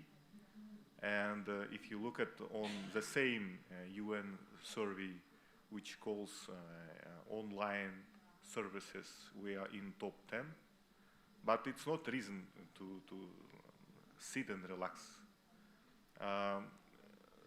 I would like maybe to answer to your question fully. I'd like to divide on the three key topics. First one is regulation. For example, last year we established a new Ministry of AI by reorganization the previous ministry. This is the first one. The second one, last year our parliament approved AI law, which regulates one of the maybe main component of AI is ethic part. I know, Alina, this topic is quite close to you. And our next plan for the first, for the 3 years, we would like to develop our e-government sector. However, just maybe a couple examples, what you can receive from e-government. We have many services which have been fully transformed to mobile-first, proactive function and fully paperless approach. One of them, for example, around 5 years ago, my youngest son born, and you received automatically, in that day you received a push notification from e-government mobile phone, and it's asking, what's your name? What's your name of your boy you would like to put? You write it down, your name, and then the next questions, like a small survey, please choose future kindergarten of this young, yes, and you're choosing fully online.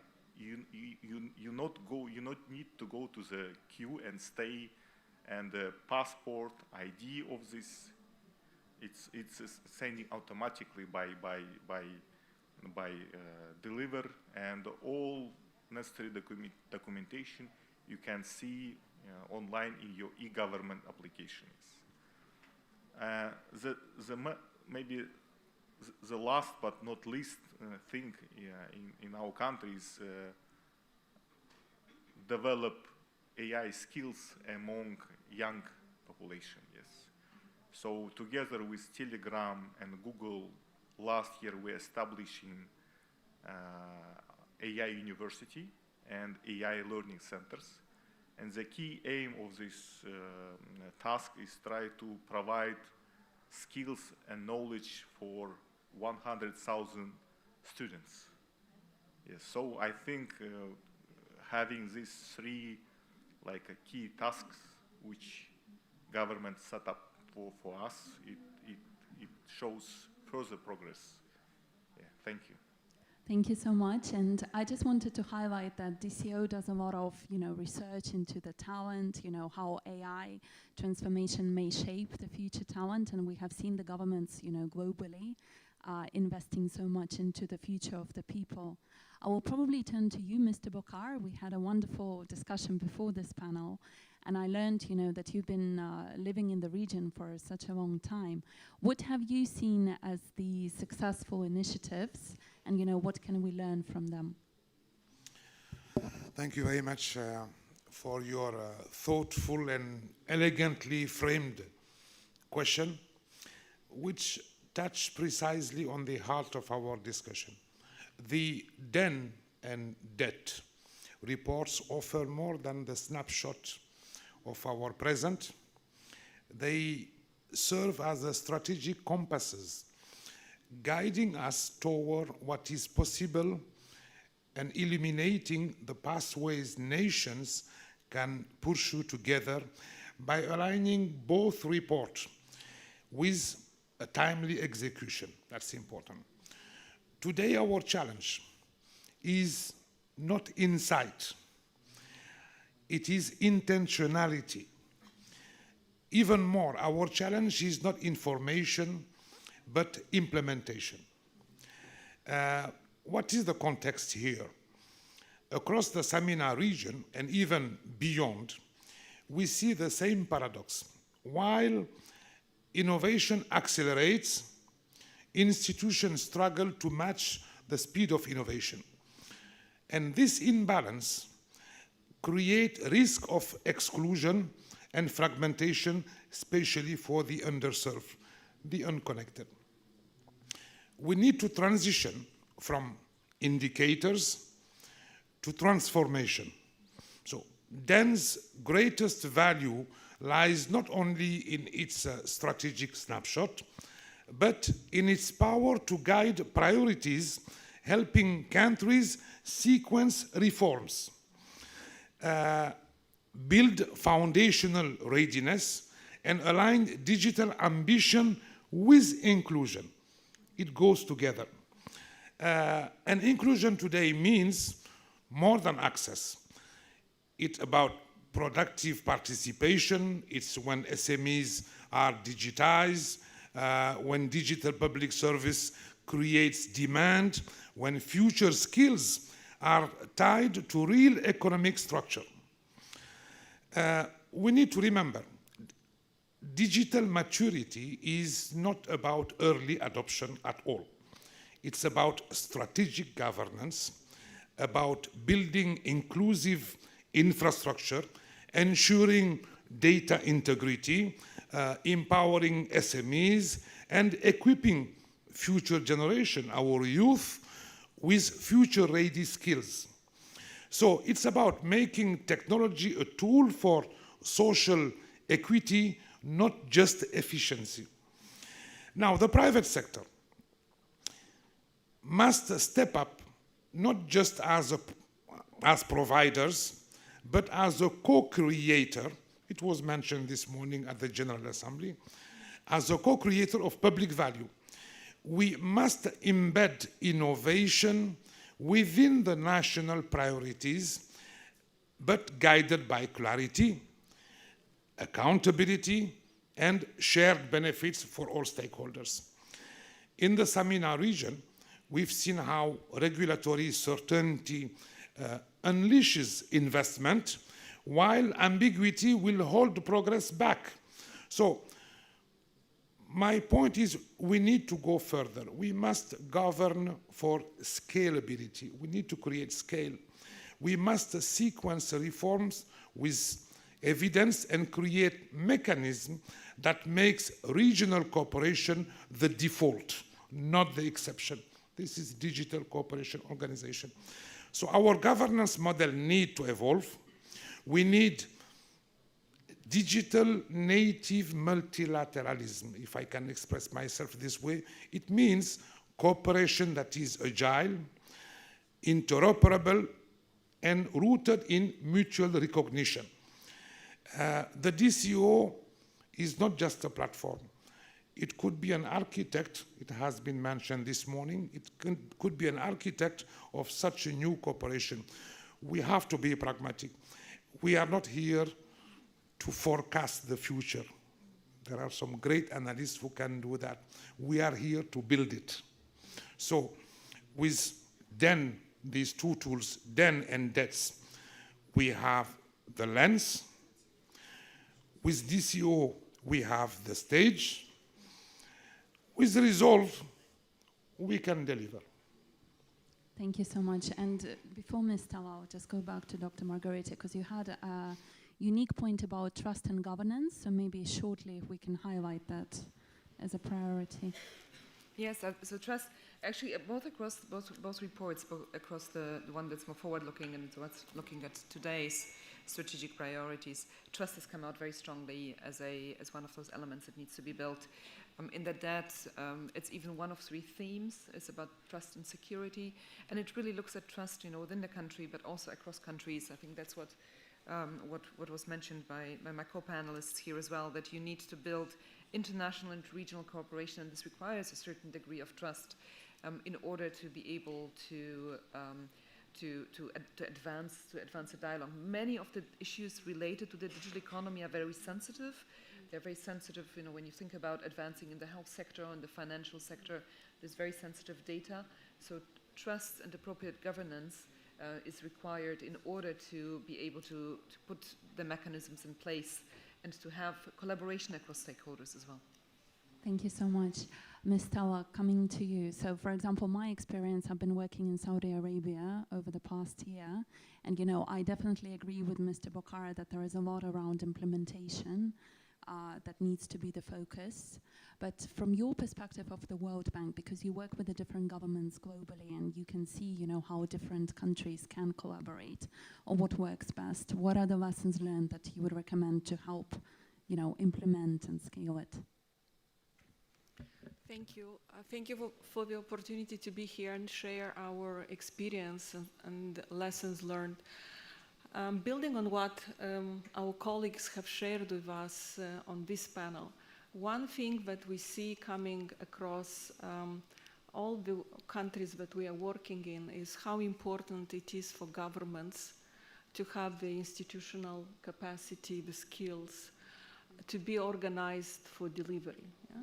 So strategy is very important, but at the end of the day, strategy delivers results if you have the right team in place, you have the right partnerships, you are able to build synergies both across government, because in government you have many agencies, you have many opportunities to collaborate or not to collaborate, but also create these bridges for collaboration, capacity, building on each other's knowledge and capabilities across the society and across the economy.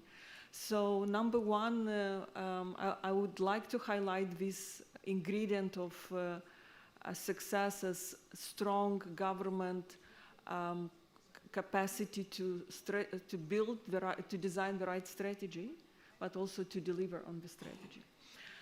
Number two, which was mentioned both in the morning session, in the plenary, but also on our panel, we talk a lot about talent. We talk a lot about the importance of investing in building the skills of our people, our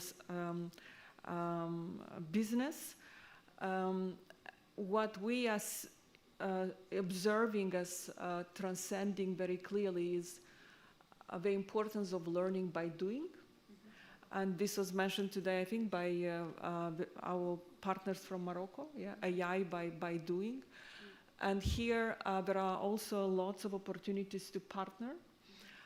Many governments are putting together with the private sector, both private sector from the in-country ecosystem, but also the external partners, innovation sandboxes, AI sandboxes, service design labs, because we spoke a lot about the human-centered AI or human-centered service and human-centered government. So these are some of the institutional setups that, again, can build on existing in-country capacity, on good practices from more advanced digital governments, more advanced digital economies, and co-create that institutional capacity that is important for enabling sustainability in all of these efforts.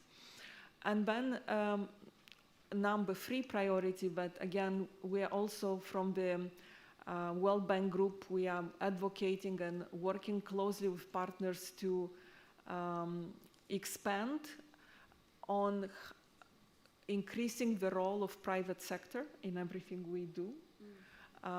We know that in private sector, the speed of innovation, the speed of bringing the science into the products, into the new services is probably faster than in other sectors. So how can we tap into this agility, this speed for innovation and speed for better products, better services by bringing private sector not just to finance, but be a co-designer with the government, co-design the digital public infrastructure, services, co-finance, bring the private sector to help us build on some the knowledge and the skills that we are missing in the society.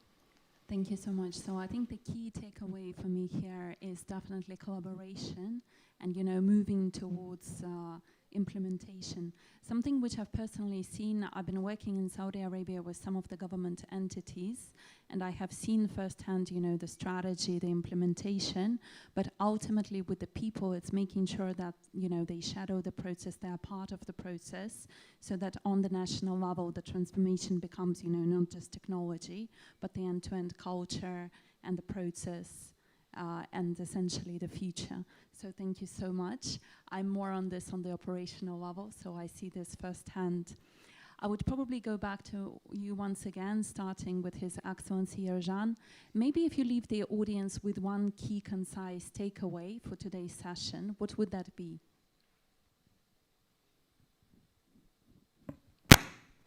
Well, from my side, I think I would like to highlight 3 takeaways. First of all, it's governance, which includes regulation as well. The second one, I think, probably is the most difficult, but should be done. It's human capital development. And the third one is international cooperation. Yeah. Thank you. And I feel DCO is here as part of international collaboration, and there is a great opportunity to continue the discussion. Mr. Bokar? I would say to build an inclusive, resilient, and sustainable digital economy, collaboration must become infrastructure designed, not improvised.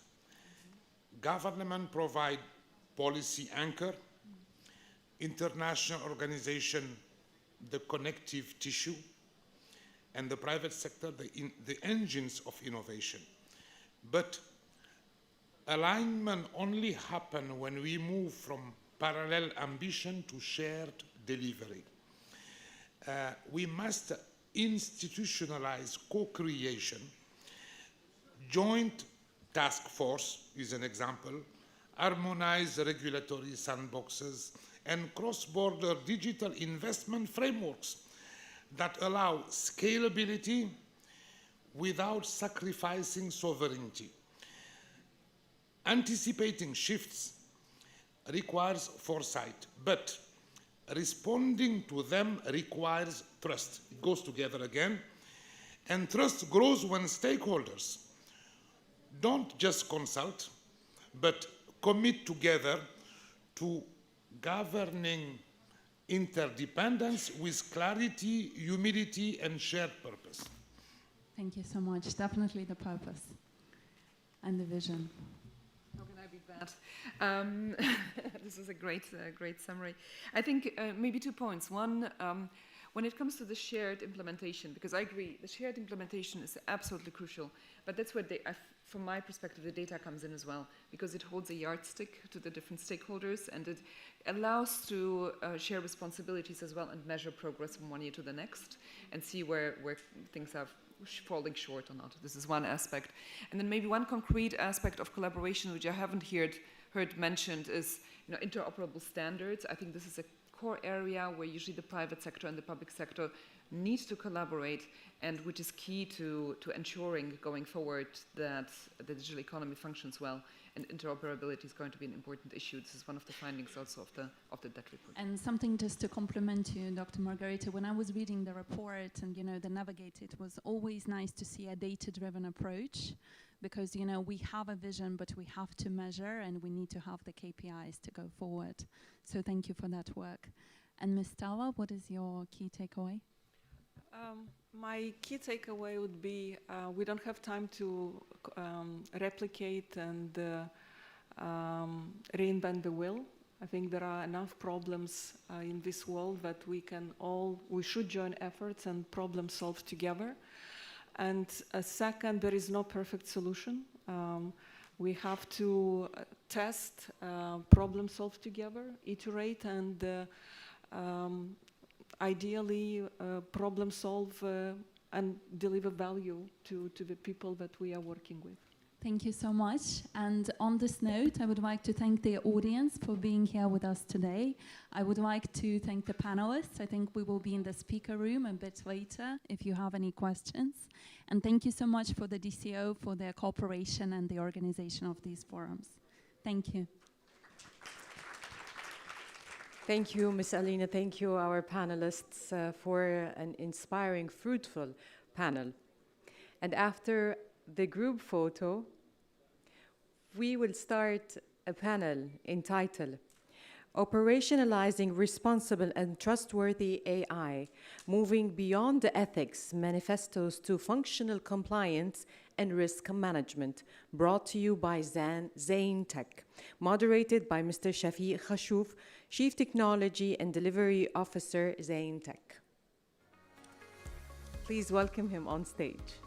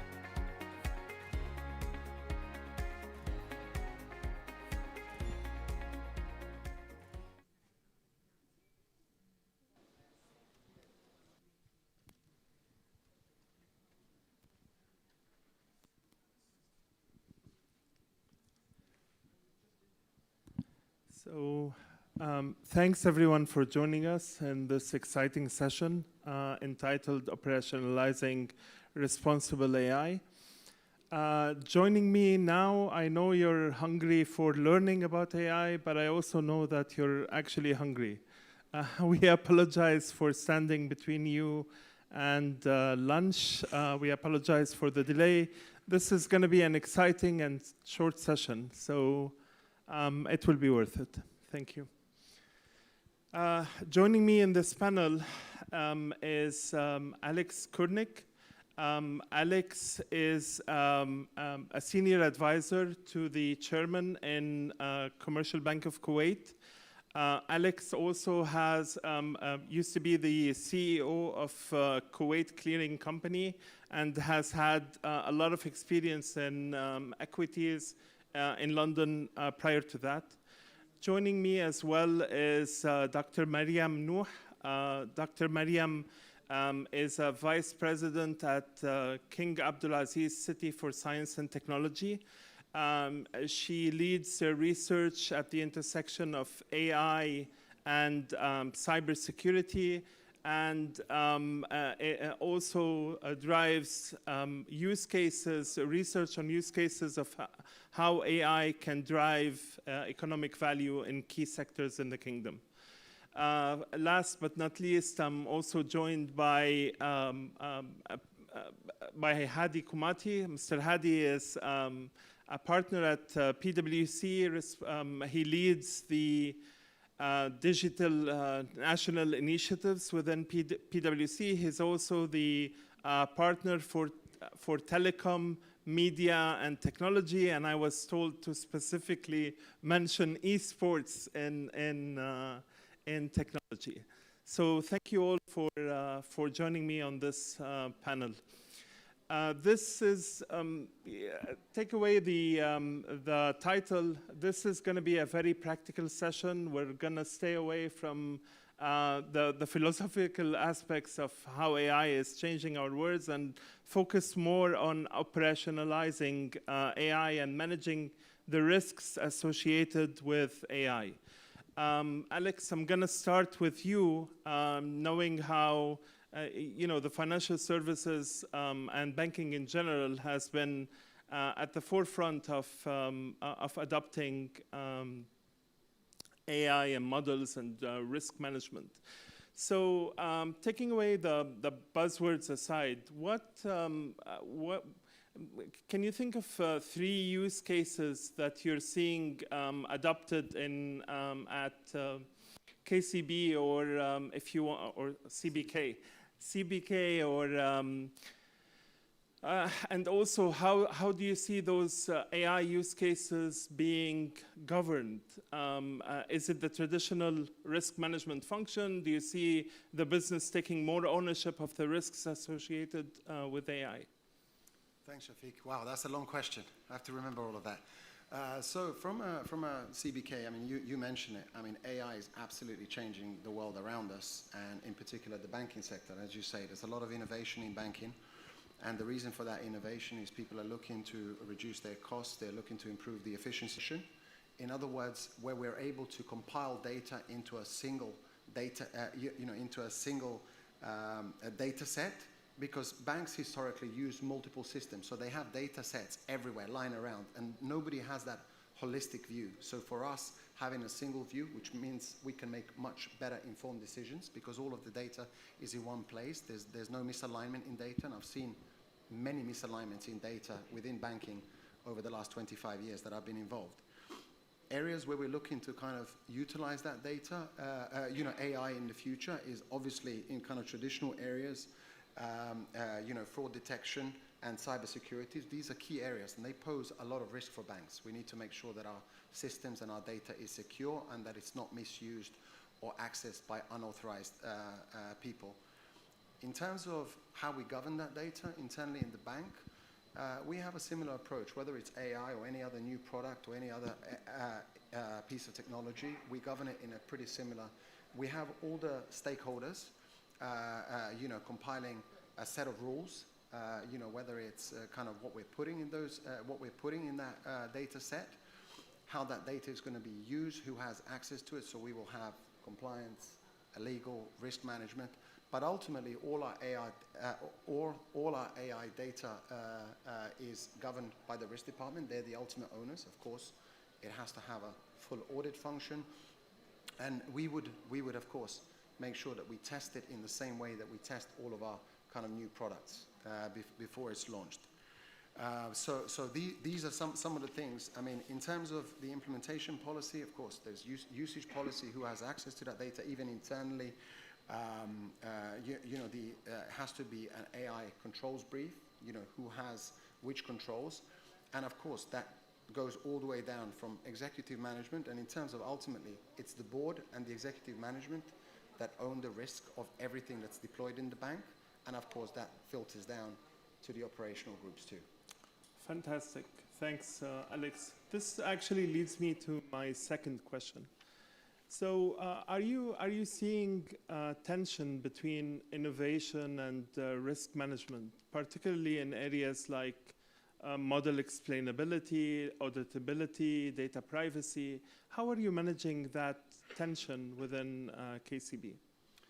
Well, look, from a kind of how we manage those kind of, they're not really conflicts. Of course, they're good tensions to have within the bank. Of course, the commercial teams, they always want to roll out new products. They want to sell more. They want to increase the revenue. That's their job. On the other hand, we've got risk, compliance, legal that are kind of safety checkers. So they're the kind of internal police, and of course we've got an audit function too. So we need to make sure that what we do has a solid governance framework to make sure that whatever we deploy, as I mentioned, doesn't get misused. Of course, at the end of the day, we're doing this because we're trying to improve our rate of returns, but there has to be a palatable case in terms of return on investment. So we don't just deploy stuff because we think it's a great idea. We do it one of two reasons: either because it gives us more resilience, so it gives us better safety from a cyber and risk perspective, or we do it because it gives us efficiencies, so we can effectively make better returns. And CBK is a pretty good bank, in terms of Kuwait, we've got the lowest kind of cost to revenue ratio within the banking sector, which is a testament that we're doing something right the way we run our bank. In terms of the deep learning models and which deliver the strongest performance in predicting the best actions, of course you have to be careful with these things. They have to be auditable. There has to be traceability in terms of how that model is compiled and the data that is used to deliver the outcome. Because if you put garbage in, you get garbage out. So we have to make sure that the data we put into our models is authenticated. It's quality data that gives us the results that we desire. Thanks, Alex. So, Dr. Mariam, moving to you, I'm impressed with the national AI agenda in the kingdom. Looking at that, how are you seeing those national strategies translate in the frontier sectors? For example, energy, healthcare, logistics. Are we actually operationalizing those requirements into sector-specific maturity models?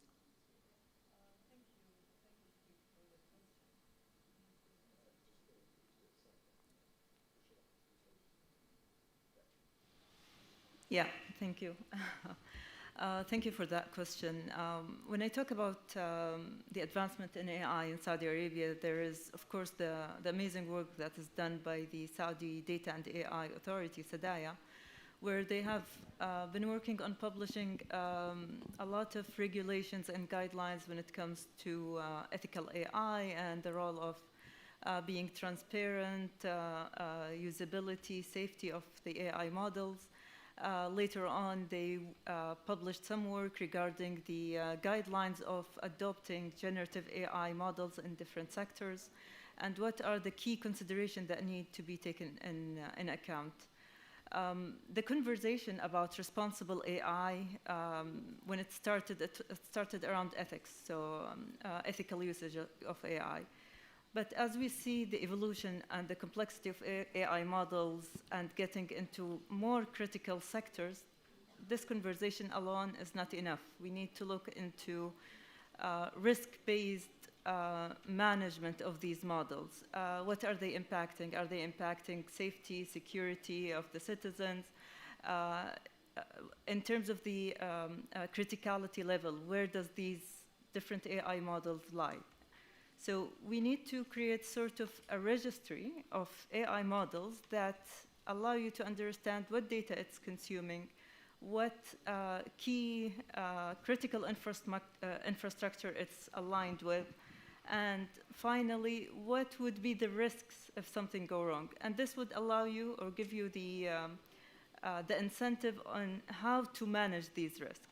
So moving away from soft governance into more agile deployment of these regulations. So I would think of it as starting from testing the model and then do a continuous evaluation of these models as they operate in the field. So if we take an example, the energy sector, if we deploy AI and energy across different functions, whether it's in predictive maintenance, whether it's in downstream activities, you have to train these models in a simulated environment. We see examples of digital twins of different parts of the energy sector being deployed on it to see where it might go wrong, to capture areas where potential vulnerabilities or attacks might happen to these models and act upon it.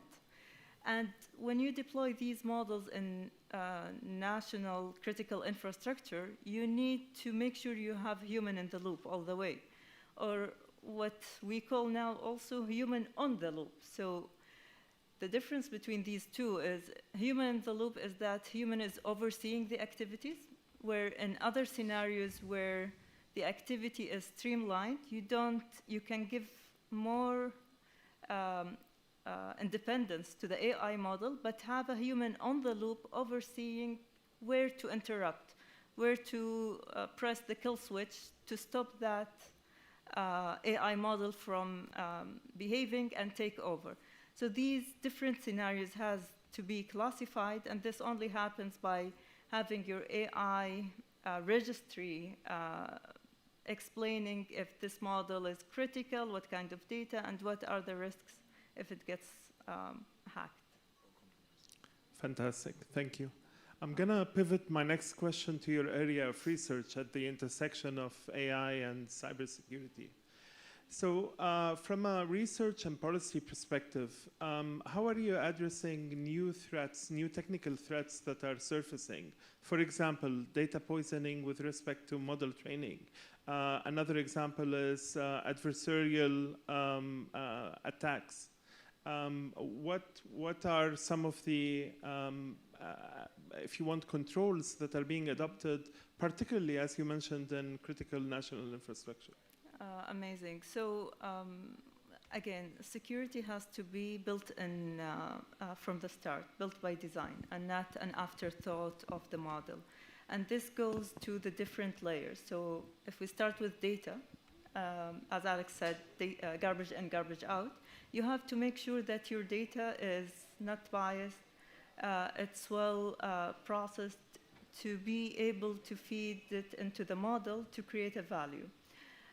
One thing that we do is create testing in sandbox environments where you can stress test your model with different kinds of input data to see how it would behave and then act accordingly and put the sort of the guardrails into that model. The second thing that is very critical is to develop different methods using AI to stress test your model. So as the attackers or the hackers would use generative AI to look for vulnerabilities, you can do that by design in your implementation of the model in the different stages, in the data processing, in the model architecture development, and in the deployment.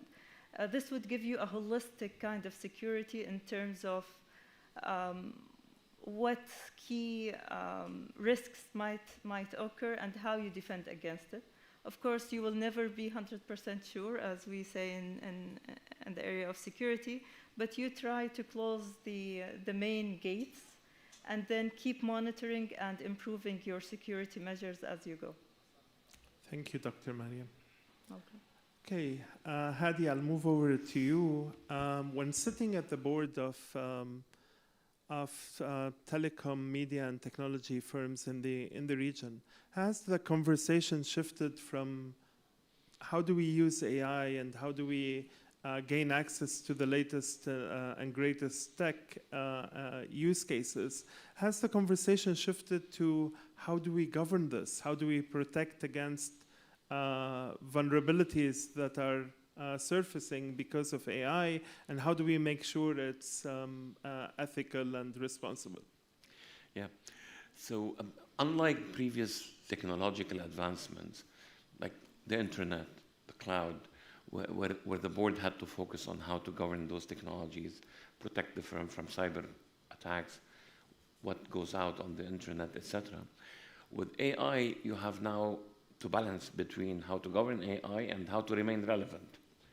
So if you control AI too much, then you risk becoming irrelevant in how you run your business. And if you don't put enough governance, you risk creating a whole set of risks or challenges or issues. So let me give you an example. One, how do you make sure that you base your decisions based on advice given by AI using factual data? You mentioned data poisoning. How do you govern AI so that it complies with the normal laws and regulations and societal and norms that are applicable today when humans perform their work? How do you make sure that AI augments the capabilities of your employees while knowing that the nature of their job will change? And how do you make sure you upskill employees and leadership so that they can make use of AI and know how to control and govern AI? So it's not a straightforward discussion. The challenges posed by previous technological changes used to be simpler, let me say. So that discussion is happening in boards and at national levels. So AI is progressing at a pace whereby regulators and policymakers are always 2 steps behind. What jurisdiction apply if your AI model uses data that breaches an IP in another country, or you provide a service to somebody where that service is illegal, a whole number of challenges. But what's important is to recognize that governing AI is not an add-on that is about creating a new committee or having a separate governance structure or construct that governs AI. It's about embedding in your existing governance the fact that AI is now the new ways of working. So in boards, you typically have a strategy committee, you have a risk committee. Then those committees need to evolve and make sure that they govern AI as well. Alex mentioned internal audit. I was going to ask about the impact on the compensation committee, but that's a separate conversation. Yeah. So Alex mentioned internal audit. So how do you audit the fact that a lot of actions are taken by AI agents, not humans? Yeah. So how do you govern this? So it is an interesting challenge, and balancing between governing AI and enabling AI to support your business to grow.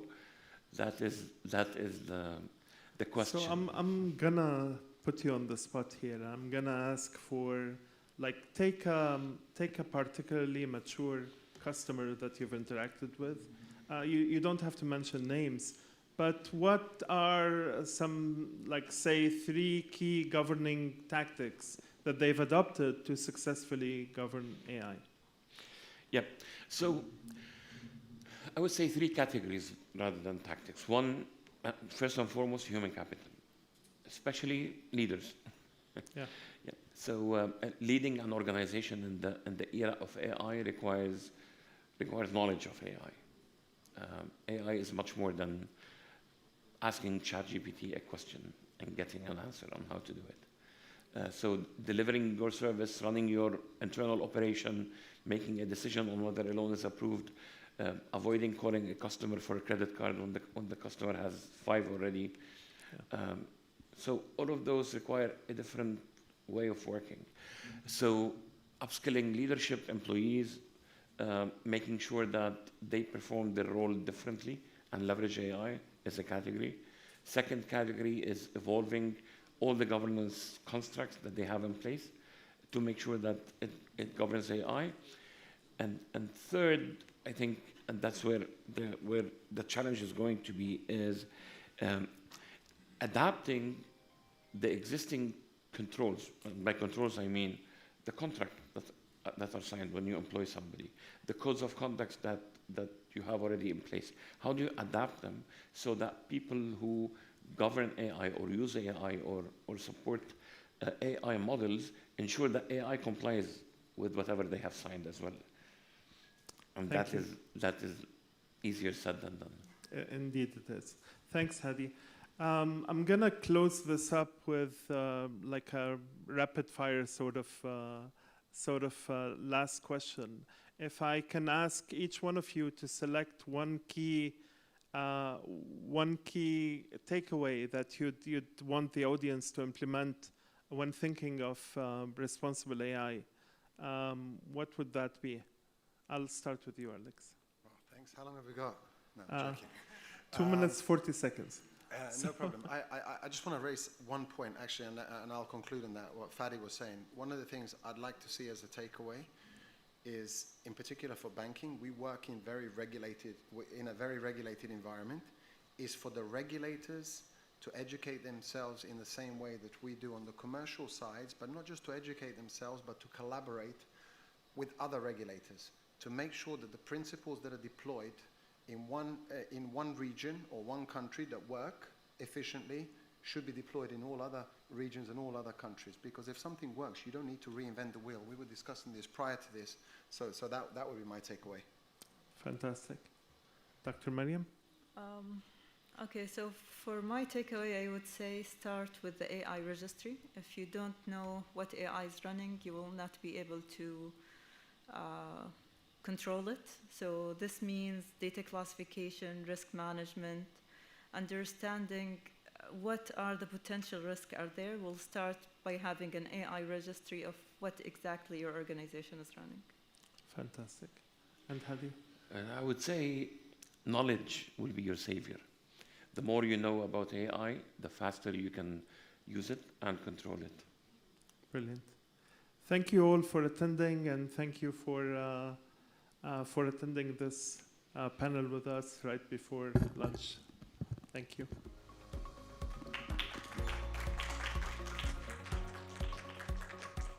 Thank you, Mr. Shafi. Thank you, dear panelists. And thank you, audience, for staying with us. And as Mr. Shafi said, we'll start lunch. From now, the ushers will guide you outside the hall, and we'll be back at 4 p.m. So don't be late. Thank you so much.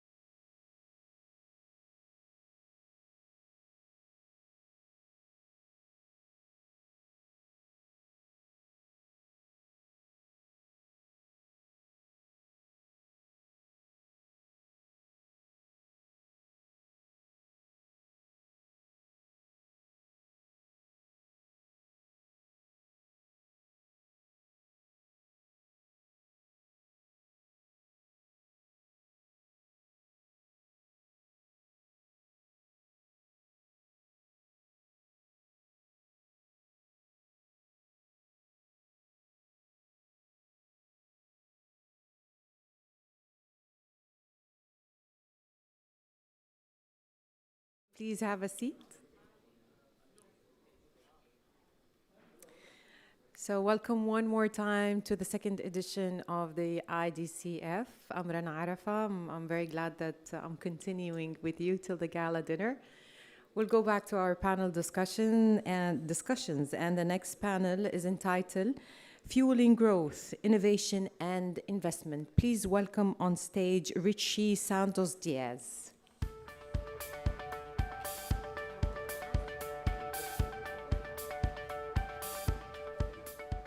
Hi, everybody. Good afternoon. How's everybody's lunch? I think everybody in this room ate early. That's why you're all here. Anyways, so I'm looking forward to today's session. I mean, look, we've learned a lot the last day so far, right? The first day of this forum of the General Assembly. And a lot of things in my head stood out. But one of many that's very, very powerful was the Secretary General of the DCO. She said earlier this morning at the opening ceremony, the question is not, can AI help society? We know that. It's more of a matter of how AI can help society, I'm paraphrasing here, for the good of society, right? How can we do that? Because we already know it's a problem, but how can it actually do that, right? So today's panel discussion, innovation and investment, so fueling growth, innovation and investment. It's a topic that I think many in this room, if not all, I think it's something that we both love and hate. Money. Right? It's a problem. It's also an opportunity for many from a personal and professional landscape. And the biggest challenge, if you will, especially with the likes of technology and whatnot, is how do you further promote financial inclusion, right? And how do you further promote digital inclusion? I mean, you look at it, for example, in terms of startups, in Europe, for example, nearly 60% of startups in Europe had said that funding is the biggest challenge in terms of their own business.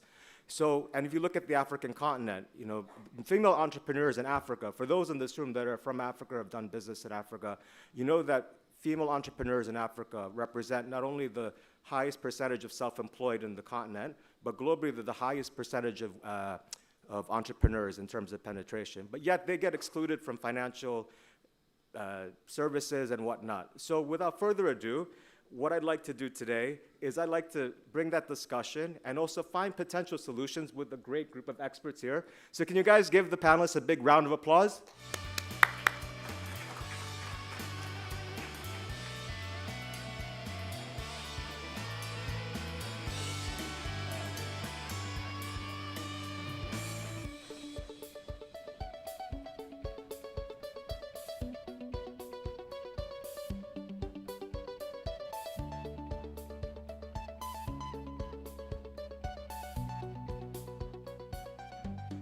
Thank you so much. We were supposed to have a fourth panelist, but he's not able to make it, so virtually he's somewhere present in our lives, okay? So we do have a great group of panelists right here. So what I want to do first is, can I have the panelists give a brief introduction of yourselves and also the organizations that you represent? So can we just go across here? So do you want to go first, Federico? Sure. Good afternoon, everyone. Thank you for having me. I'm Federico Menna. I'm the CEO of 28 Digital, which is a European organization that was created 15 years ago by the European Commission with the ambition of essentially delivering on two important aspects. One is digital skills, and the other one is digital ventures. So we support the creation, growth, and acceleration of digital companies across Europe, and we help them becoming global champions. Very happy to be here and provide my perspective. Thank you. Thank you so much, Federico. So the next person on over here is Yasha. Yasha, do you want to introduce yourself to the audience? Good afternoon. My name is Yasha Stein. I am the executive chair of the People-Centered Internet. The People-Centered Internet is an US think tank, non-profit, working for digital inclusion, and was founded by Vint Cerf. Vint Cerf is the father of Internet. He invented the Internet Protocol. I'm doing this pro bono. My main work is in AI. I'm building cognitive AI and today now super intelligence, but I will share more later on that. Thank you. Thank you so much. And last but not least, Anna, do you want to introduce yourself to everybody? Yes, thank you. My name is Anna Ikelido. I'm the executive director of AfriLabs. AfriLabs is a network organization of innovation hubs across Africa. So these are basically incubators, accelerators, co-working spaces, creative spaces that all work to support tech innovators and entrepreneurs on the continent, right? We span across, we're a network of over 500 hubs across over 53 African countries and over 200 African cities, and we work with multiple stakeholders like the governments to design and implement interventions, as well as drive enabling policies, corporate organizations, investors, development partners, all basically working towards building Africa's digital economy through innovators. Thank you. Excellent. Thank you so much, panelists. So now let's begin the conversation. Funding growth, right? Especially with the theme that's been going on today, the theme going on in the forum with AI. How can that bring digital prosperity to all, right? So let me bring this question. I mean, look, AI and investment is a paradox, if you will, right? It is a powerful tool, but at the same time, there are bias amplifiers out there, right? It can be, if used properly, maybe potentially can help spur and further accelerate digital inclusion. So let me bring this question first to the panelists here. Let's start with Anna. A question here, so from your own role, what would you say is the single biggest risk, as well as the single biggest opportunity you see in using AI to fuel growth and allocate capital? Yes, absolutely. Thank you. Well, the single biggest risk, I would say, is the potential for AI to continue to drive the biases that currently exist in driving capital to African startups. So let's look at funding women entrepreneurs, for example, right? A couple of years, we did a study on how women entrepreneurs and startups raise funding, right?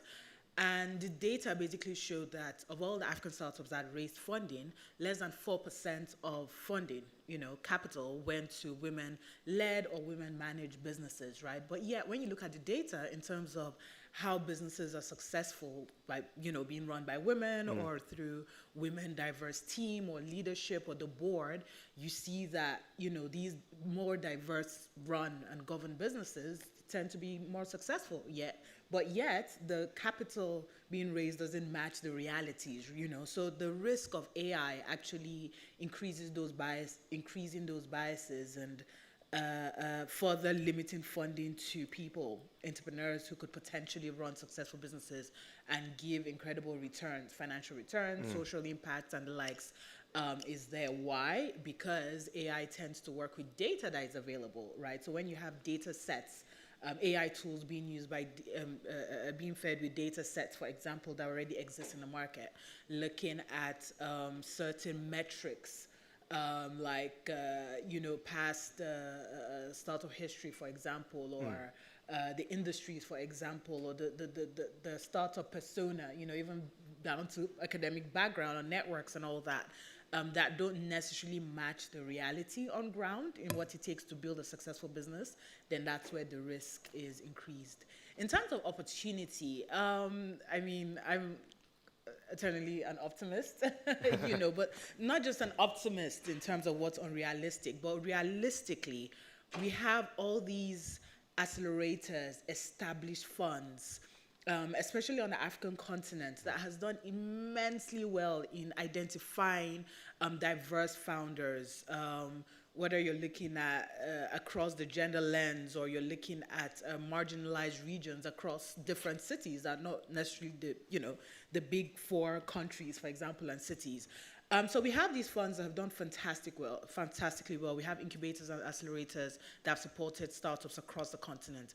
Now, the potential for AI to take that collective knowledge, and at the end of the day, when we look at AI, that's what it's that's what it is, right? It's basically taking collective knowledge, collective data from all corners of the world, basically, to design the next solution. That potential is there, So the question for us is, how do we ensure the data we feed in is inclusive? How do we ensure that everyone's collective intelligence or what it means to fund the right type of innovators and startups is fed into the system and into these AI tools, is what we basically have to pay attention to. Thank you for your insight on that. Yeah, and it's a huge gap, but there's a lot of opportunities. Hopefully that could be, let's see how the future and what it brings, right? But anyways, let's throw the same question. So Yasha, what do you think in your own point of view in terms of those risks and opportunities? So I'm building AI now for 15 years roundabout. And one of my companies in the early stage, the former inventor of Amazon Alexa joined this company because we were 1.5 years ahead the market. This 15 years evolving of AI, I cannot say, okay, AI is this or that, because it's constantly evolving very fast, exponential growth. So talking about the risk is a snapshot for now or for next month, maybe tomorrow, we don't know that. But what I see in our labs, we are working on cognitive intelligence, and cognitive AI, and what I see in the labs is one very concerning, and I have a background in psychology and psychotherapy. I worked 10 years in this field and in technology. On the other hand, it is very interesting, because the next stage we all speak about AI. But what is the next business impact, endeavor? It's our mind. AI will rapidly improve the ability to reflect ourselves, to understand our own mind. I was born as an autist and had to learn 5,000 hours psychology, sociology, and all this work. And what I see as one of the biggest risks is that we as individuals, as societies, as countries, get out of our mind. We get manipulated by AI. We get manipulated by leaders that misuse AI. Mis- and disinformation. Cognitive security. That's one of the leading risks for my factor, that we get manipulated against each other. One of the biggest opportunity I see is a similar field, because, as I mentioned, AI can help us to grow as individuals in any age, any stage. And coming back to the topic of what is AI evolving, it's a difference. At the moment, we are with the AI age like a youngster, like a 14-year-old child, youngster. We were before at the 5 years old. Maybe tomorrow or in a year, we're at the matured. So we call it AGI or super intelligence. So, and that's another topic, but that's what I see as a snapshot risk, that this intelligence becomes sometimes smarter than us. I believe that will take some more time, but being misused before. And that is what I mentioned, sorry that I'm jumping a little bit, the potential that we as humanity, as individuals and collective, grow fast enough before the super intelligence arrive and we manage it. That's I see as opportunity, as a chance for humanity, so the super intelligence can discover space and not control Earth. Thank you. If I could, if I had my own AI, I would pause time. I'd just be young forever, young in spirit. But anyways, thank you for your insights on that. And last but not least, Federico, do you want to enlighten us with your risks and challenges, or opportunities, excuse me? I would like to start from the opportunity, because I'm a very optimistic person. In reality, when we look at investment and startup support and the application of AI, in reality we see what we see in every sector, that AI is a powerful, super powerful tool to make tasks that are typically manual or done with other systems. They can accelerate a lot. And of course, this comes with challenges and opportunities. So I believe we should apply the same measures we apply in other sectors when it comes to investments. Concretely, for example, what I mean, I come from Europe. We're a super fragmented ecosystem. Of course, we have 5, 6, 7 key hotspots when it comes to startups, but very often the real excellence, the real deep tech comes from research and science that is developed somewhere in the regions of Europe. We have great examples of startups that were created out of research centers in Greece or in other countries that are not the usual startup hotspots. So the challenge when an investor comes in is to identify those players, identify the next big champion, and support them. With AI, this process can be more detailed, can get access to maybe startups we didn't know about, and can really make the task much easier and much faster. So that's a tremendous opportunity in my view. And I also feel that investors are not always scouting enough, because obviously you have your network and you try to get it there. So with this tool, in reality, we can democratize much more the investment world. Well, the risk has been said before. Humans are behind technology. So the same way as AI empowers people to do good tasks in a much better way, it can also empower people to do the bad tasks in a much stronger way. So on top of feeding the algorithm that was mentioned before, and I fully support with proper data, I also believe it's important to make sure that people behind the algorithm, people behind the AI applications, receive the proper training and the proper knowledge about AI, because otherwise AI also makes some tasks easier, so it seems that we don't need competencies anymore. Actually, I believe we need more competencies now than before. It's just a different type of competencies. So that's the biggest risk I see.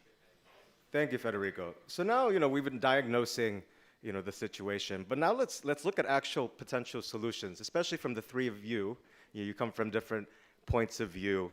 And let's kind of delve deep now into those practical, actionable interventions, if you will. So let's start off, let's go back to Anna. I want to ask you, and because this would be relevant for you and Yasha, both of you, okay, so you work at the intersection of technology, community, and ethics, obviously.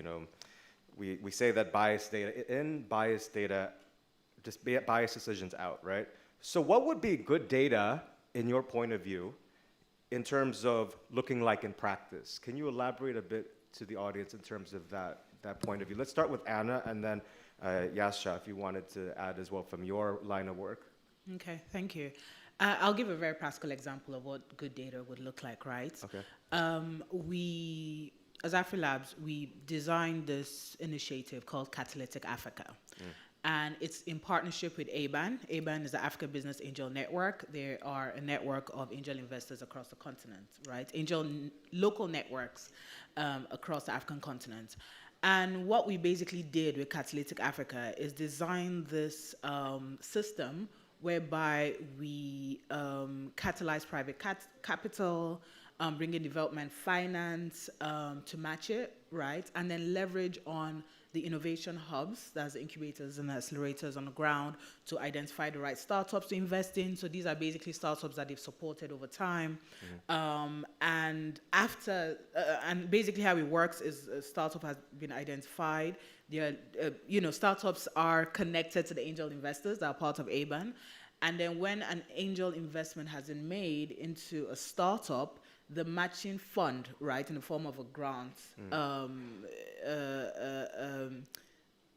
is put into the startup, right? So there's a matching grant to the startup and all that, to basically de-risk the investment and all of that. Now, the importance, the next step, right, which is quite important, is the follow-on support, right? So what we found prior to designing that initiative is a lot of the funding that came into the ecosystem went into, supporting startups and all that. But then that post funding support wasn't available, right? Okay. The post funding monitoring and evaluation, the tracking of the metrics and all that wasn't available, right? So we ensured that after an investment was made, after the matching grant was made, there was at minimum at least 2 years support, post investment support by the hubs that the startups were, attached to. Now, what this did is that it gave us real-time data, of the performance of the startup. But then let me even backtrack. Even the identification of the startups themselves were, because the hubs were spread across Africa, right? Yeah.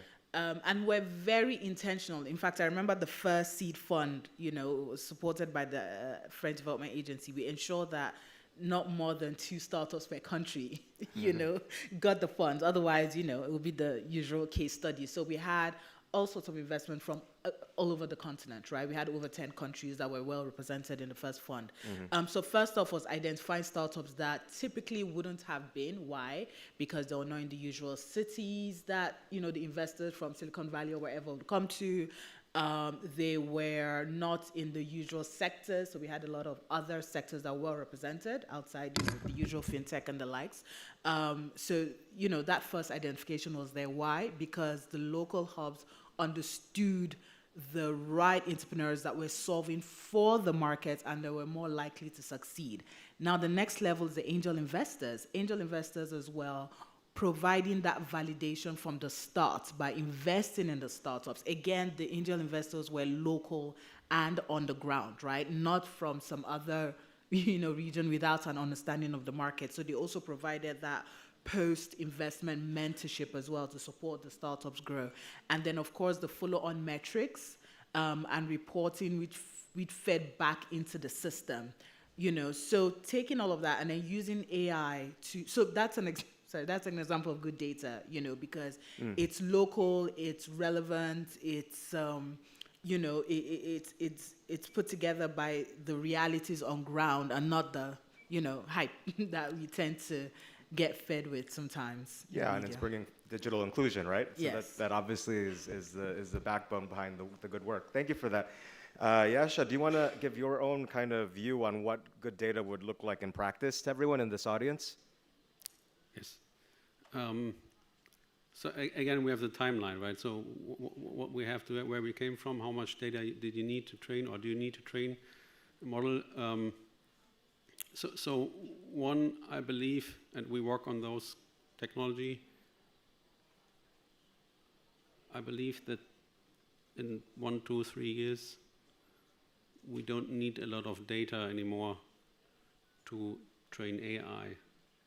And I don't talk about just LLMs, large language models, but I talk about AI that is more like human cognition. We have proof already in the labs that self-evolving AI in the structure we built that doesn't need a lot of data.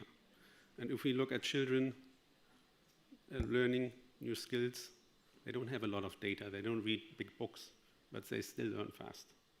And so that is one a hope too for impact, because I believe that it can close the digital divide, because we will have open source kind of AI technologies that doesn't need a lot of data to be trained.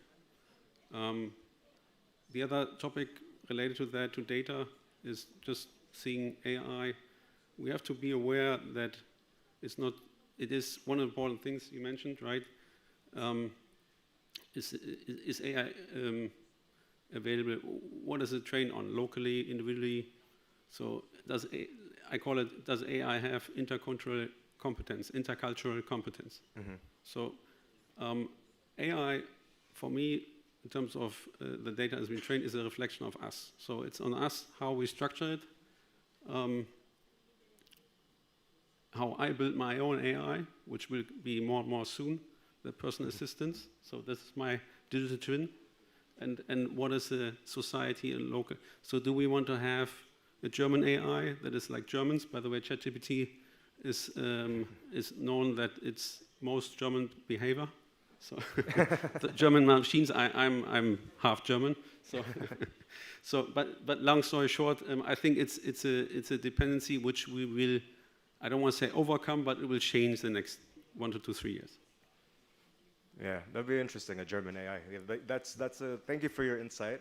And so Federico, because you come from a slightly different lens, so can I tweak the question, but for you? So from an economic development point of view, where does that responsibility lie with regards to implementing tools that will further reach the wider digital inclusion goals?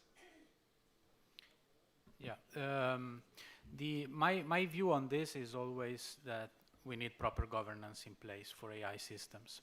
It's also where countries like Europe, but I mean the same is in all other parts of the world where we see fragmented ecosystem, where with proper governance we could put all this diversity together and transform it in something more powerful. Because as was said before, we can really spot those entrepreneurs that are outside of the capital cities, those that are not visible to the investors from Silicon Valley.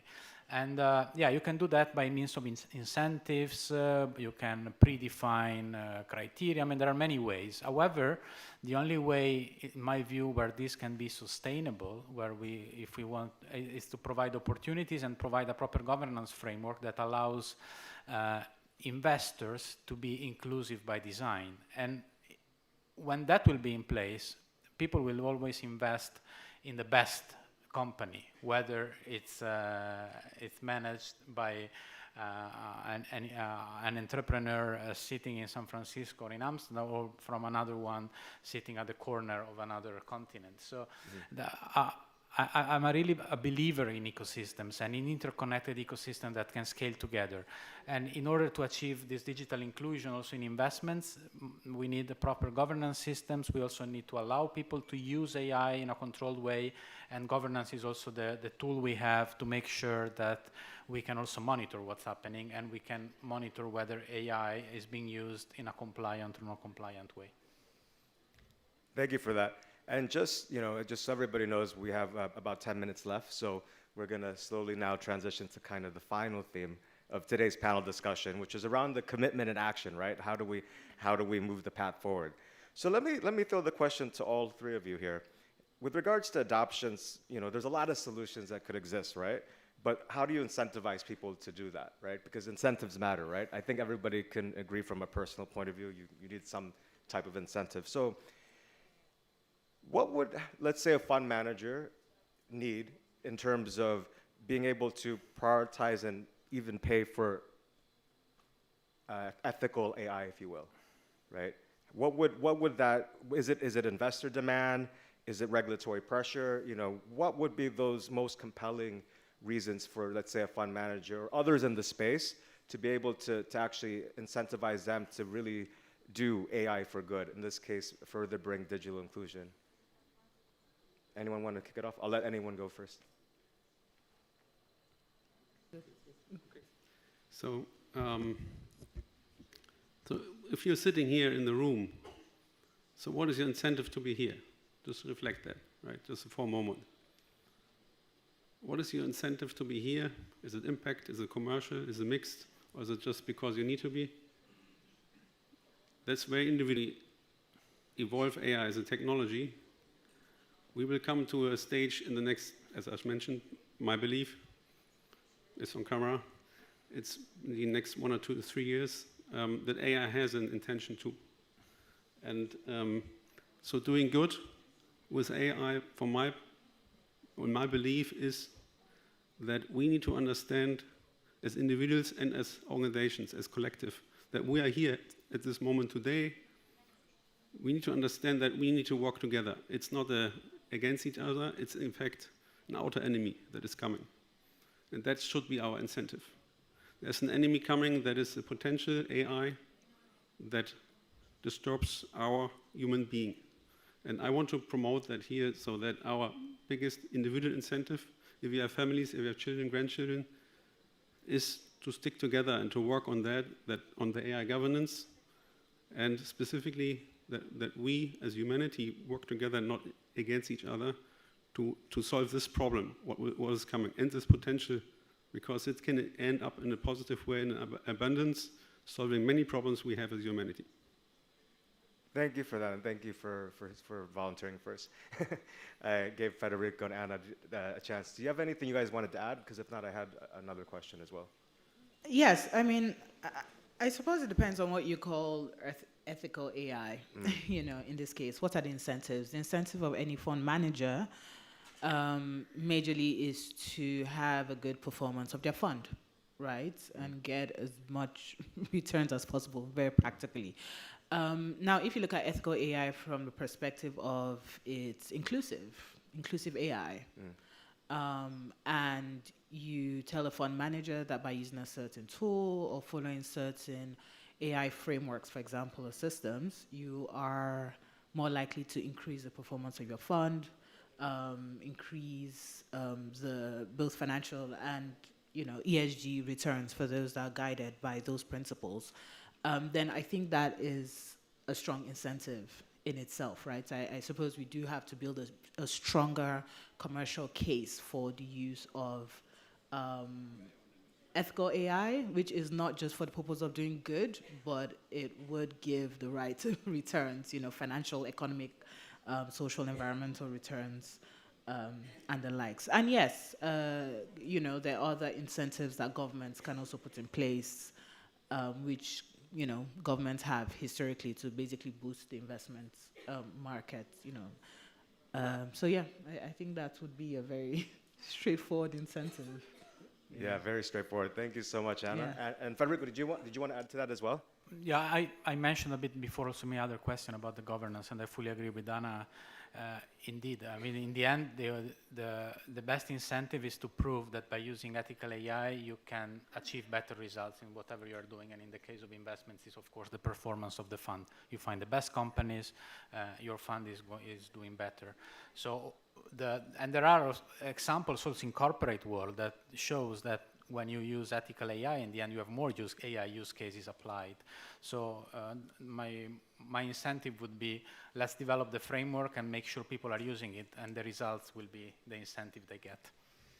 Thank you so much. And believe it or not, time is almost running out. And what I want to do now is, if the audience doesn't mind, because we do have to, time could be endless, but time exists in the event, right? So we do have to slowly end it, but can we just get some final thoughts with today's session? So for those that just walked in, the session is ending, which is fueling growth, innovation, and investment. So let's start with Anna. Can you just give some final thoughts you wanted to leave for today with the audience? Well, final thoughts would be everyone basically has to work together. I know it sounds like a given, but it does take a lot of intentionality by various stakeholders to ensure that we achieve this goal of, having the right AI tools for capital mobilization. A quick example is there's a strong disconnect, for example, between data on startups and investments and all that, and national data sets, that come from consumer markets, that come from the banking industry, that come from traditional sectors such as agricultural regulatory bodies, for example, that work with smallholder farmers.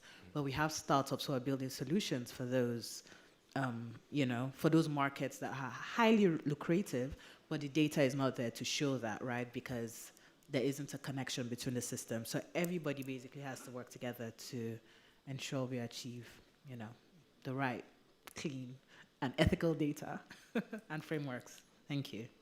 Thank you so much. Yasha, final thoughts?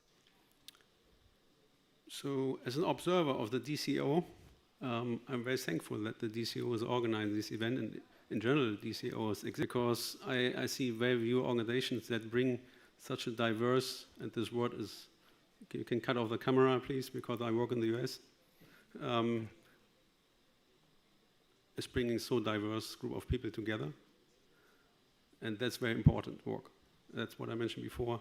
I think that's one of the key achievements here today and tomorrow of this event. Thank you, DCO, and I'm happy to be an observer for that, pro bono even, because I think that's significant, important work. Thank you so much, and last but not least, Federico, final thoughts?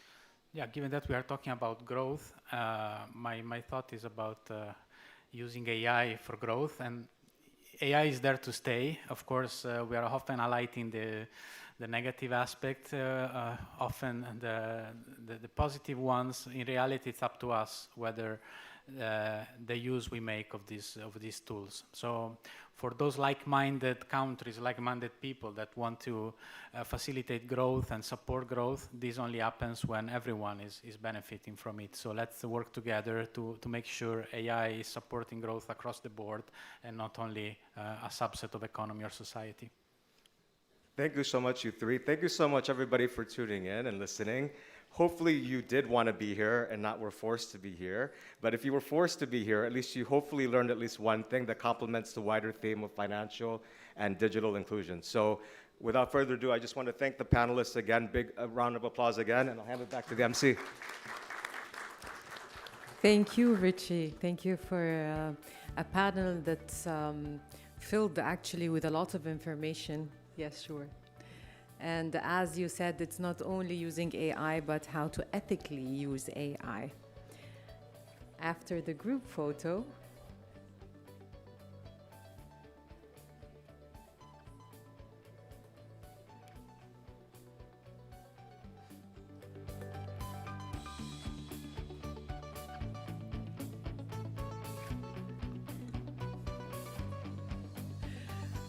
okay, and now, a panel entitled Women in Digital Economy, WDE and Peace and Security, co-led by ERIA, moderated by Mr. Hassan Nasser, Special Envoy for Multilateral Affairs, DCO. Mr. Hassan.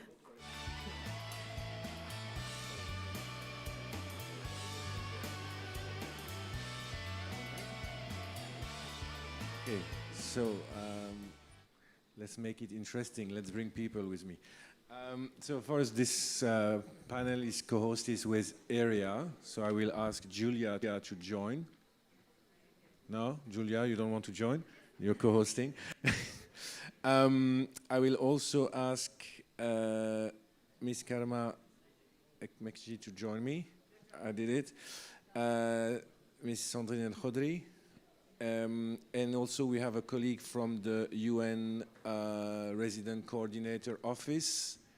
She's with us. And I think that will be the panel. We had two more chairs now. Great. So I hope everyone is doing well, because we are going to do a short, intense, and very, I think, innovative panel. We have been discussing investment, we have been discussing policy and regulation. We wanted to deep dive into a topic which probably we started to discuss a long time ago, which is and now I see that our colleagues are bringing our keynote, so we will also switch to that. We are going to discuss the nexus between women, development, economy, and peace and security. We have the panel, but we had also an amazing keynote, but I'm just trying to arrange with the team. Are we okay with the keynote? Okay, fantastic. So before we start the panel, since Her Excellency is now with us, I would like to invite you to deliver a few comments on the intersection between women, digital economy, peace and security. I hope it's not a surprise. The team was aware. So if you can use the podium, thank you. So, yeah, we have changed in the, is it okay?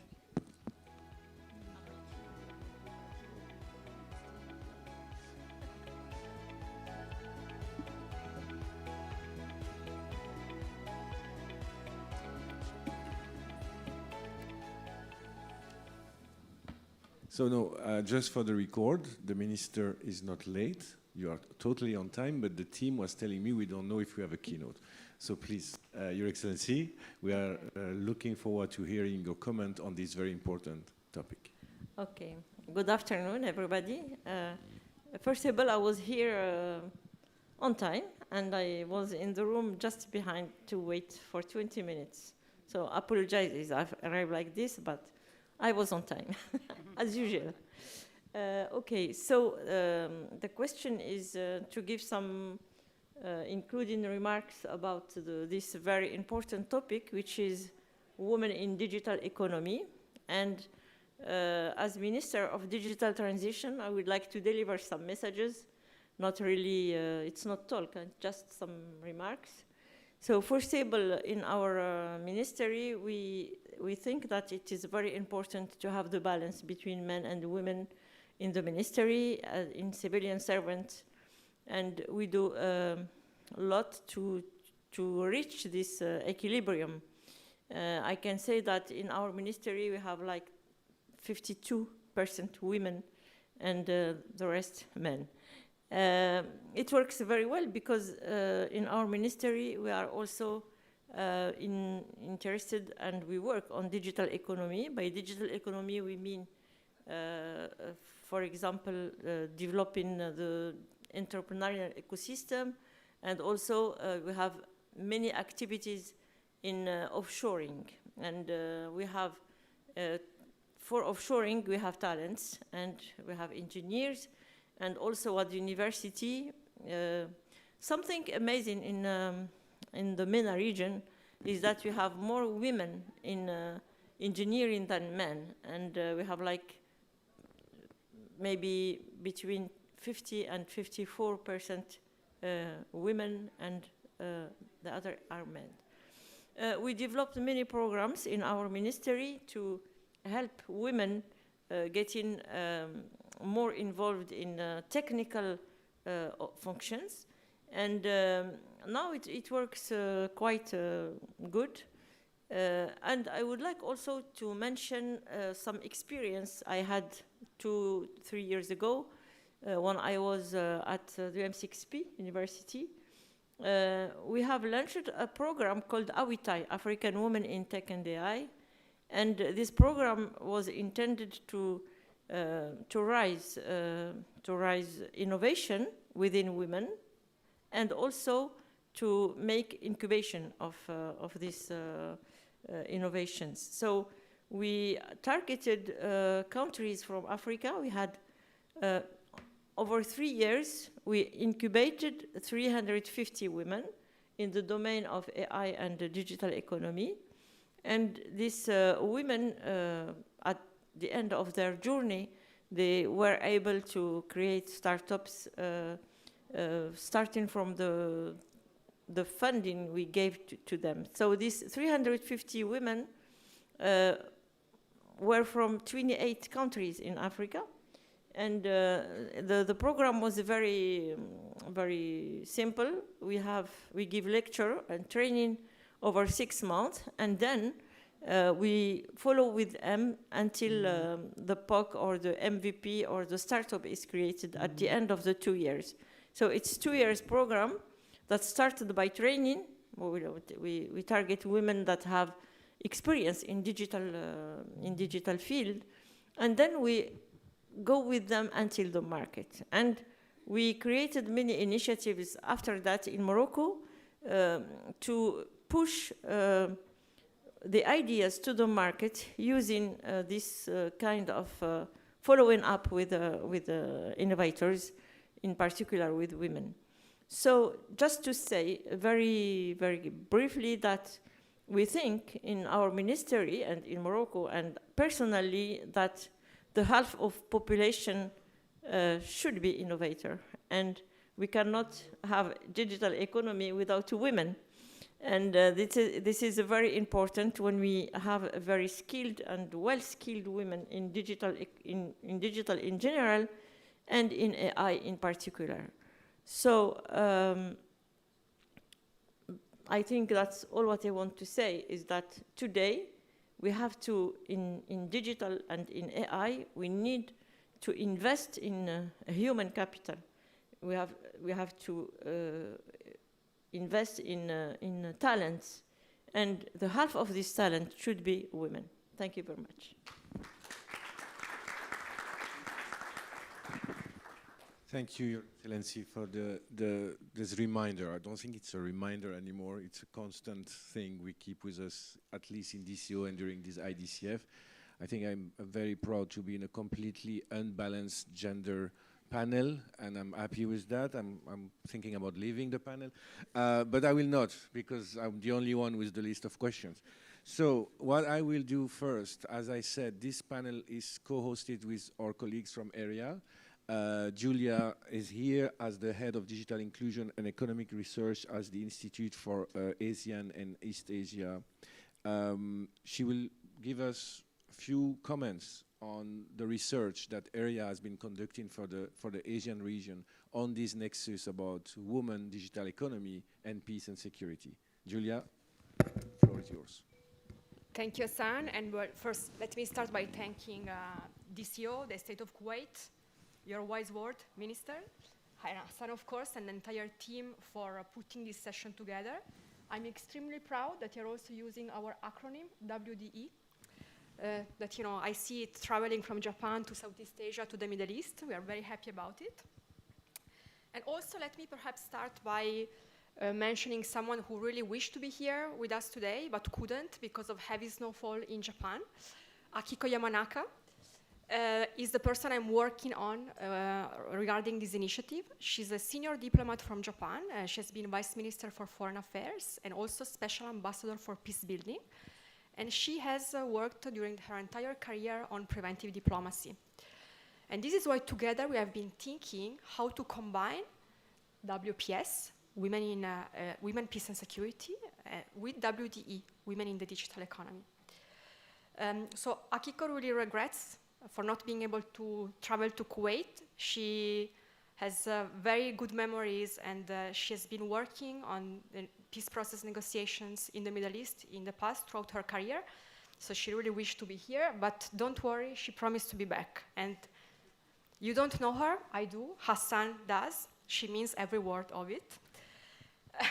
But now moving to the project. We are currently collaborating with an institution, also based in Jakarta like us, called ASEAN Institute for Peace and Reconciliation. And with them, again, as I was saying, we are really thinking how to combine WPS with WDE, and in particular, what it means in today's world to consider digital technologies when we are talking about women, peace, and security. We have now conceptualized the issues, and we are moving into fieldwork. So we have completed case studies on the Philippines and Cambodia, and we are about to start additional fieldwork in Indonesia and Timor-Leste.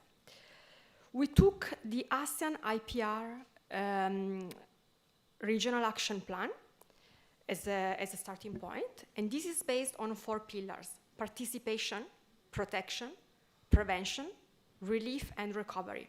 And we looked how digital technologies are affecting all these. And let me give you briefly a couple of examples.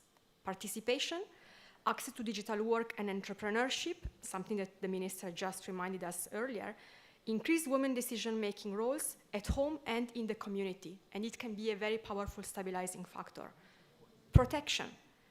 The presence of online risks intersect with safety concern in conflict settings, something that you weren't there, but we just discussed in the session before. So on one hand, digital technologies can be a very powerful enabler. In other cases, it's something we need to be protected from. So we are looking at digital technologies in a neutral way, the positive side, but also the darker side. Now, because of the interest of time, I'm gonna go quickly through my notes. So the case studies, we covered Marawi. It's a city in the Philippines that was under siege in 2017. And also Tacloban, a post-disaster city that was affected by typhoon. Precisely because at the end, I mean, preventive diplomacy can very easily be adapted to post-crisis situation, whether it's a natural disaster or the COVID-19 pandemic. In Cambodia, Battagam city, a city that has very recently affected by the border tension, Cambodia-Thailand, and also Siem Reap, heavily affected by the pandemic. So maybe let me jump straight to some of the conclusions, because we have a very interesting panel here with us. I really want to learn from everybody.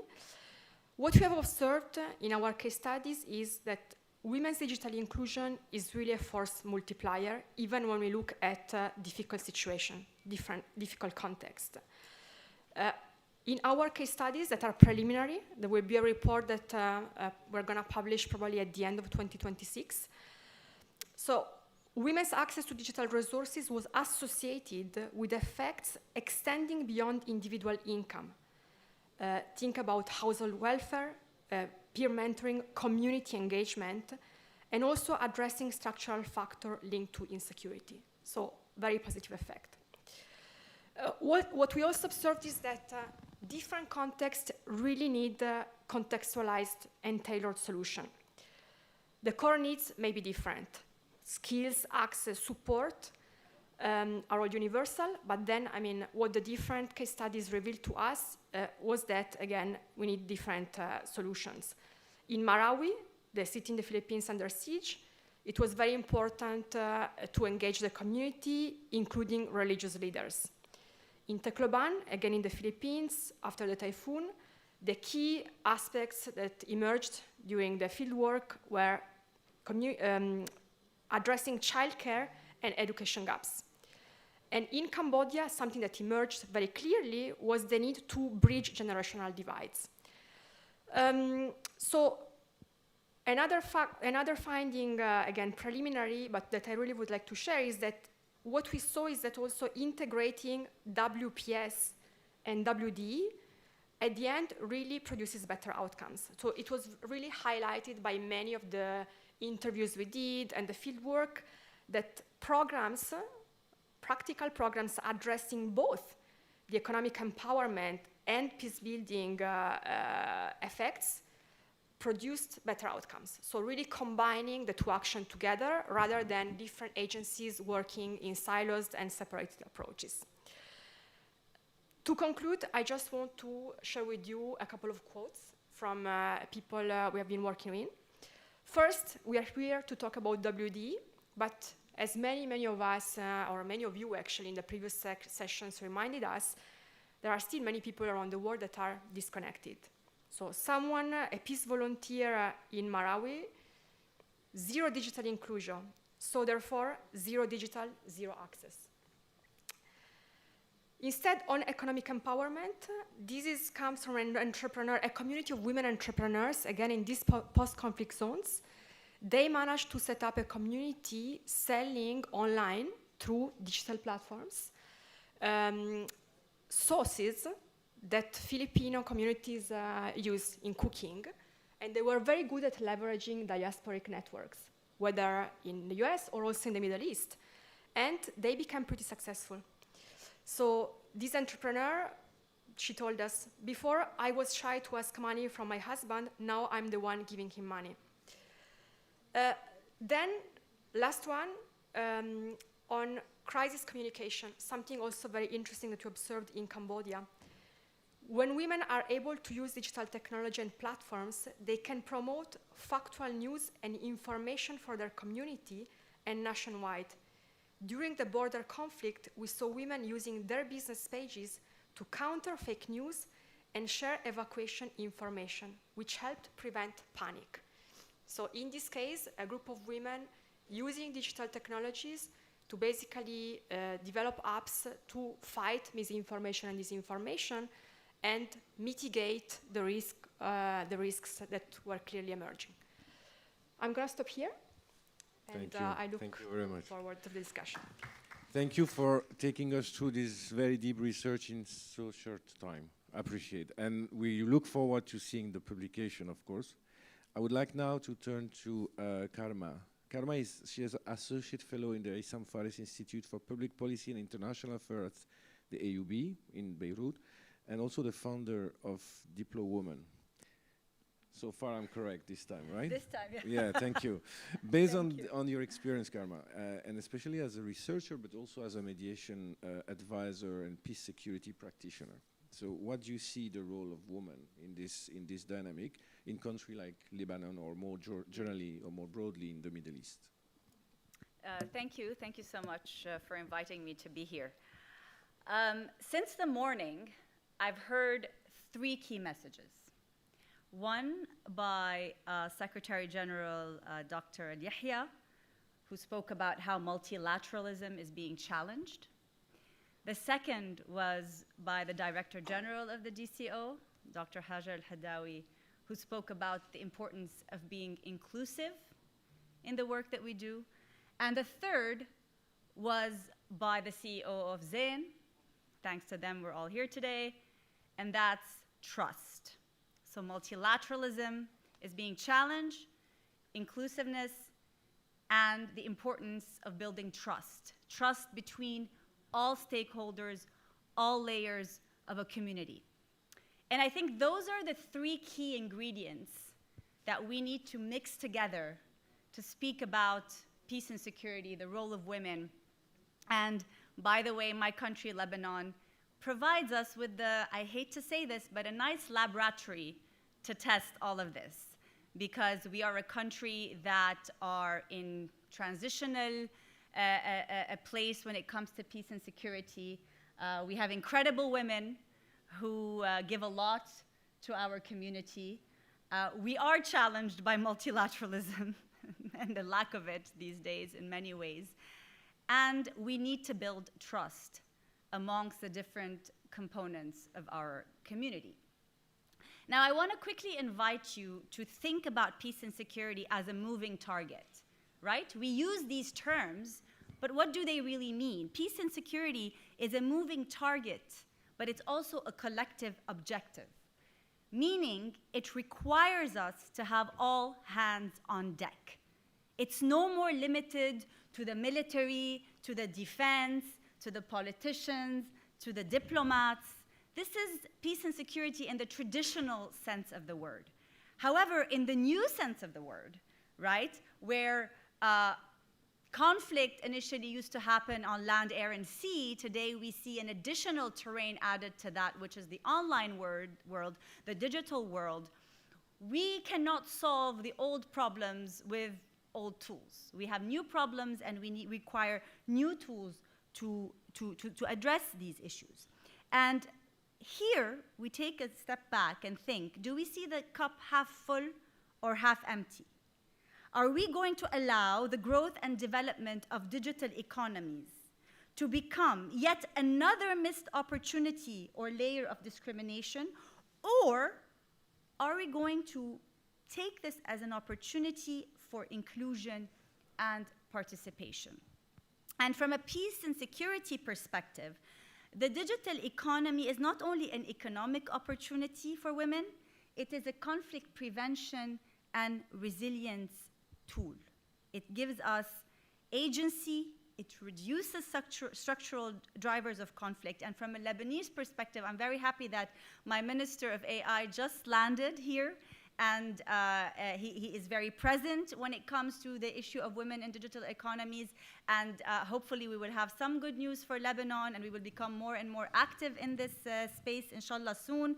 I know the DCO has a great program with UN Women on We Elevate, and they are addressing the issues of women in digital economies and peace and security. But here I want to just end with a quick idea, a notion I've been mulling over for a while. It's the concept of diplopreneurship. This idea started brewing in my head because I've been looking around and thinking whether international human rights is still a useful and standing framework or not, the evolving transactional nature of international relations, and the global leadership and the role the private sector is playing in foreign policy. So all these issues have led me to think and define diplopreneurship as the intersection of mediation, the private sector, and the political and diplomatic players who are willing to come together and think out of the box to find innovative, complex solutions to complex challenges in conflict and post-conflict settings.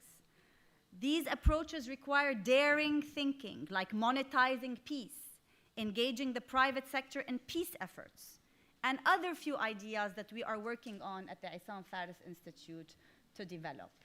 So I think we stand today in front of a great opportunity, not only for my country, Lebanon, but also globally, regionally and globally, to leverage women and their role in economies for peace and security in the new definition of peace and security. Thank you.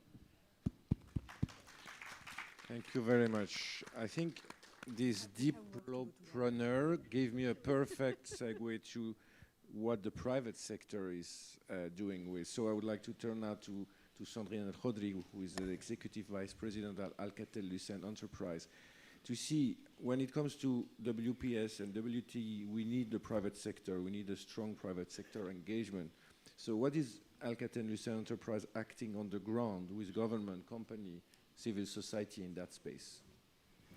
Thank you very much, and I'm really honored to be here today, and thank you for DCO and my friend Hajar Al-Haddawi who invited me and all the team of Alcatel-Lucent to be here present. We are really honored.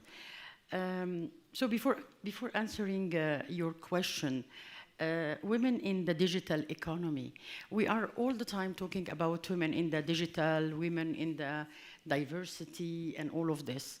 But we forget something very important, is that women are 50%, more than 50% of the users of the digital technology, right?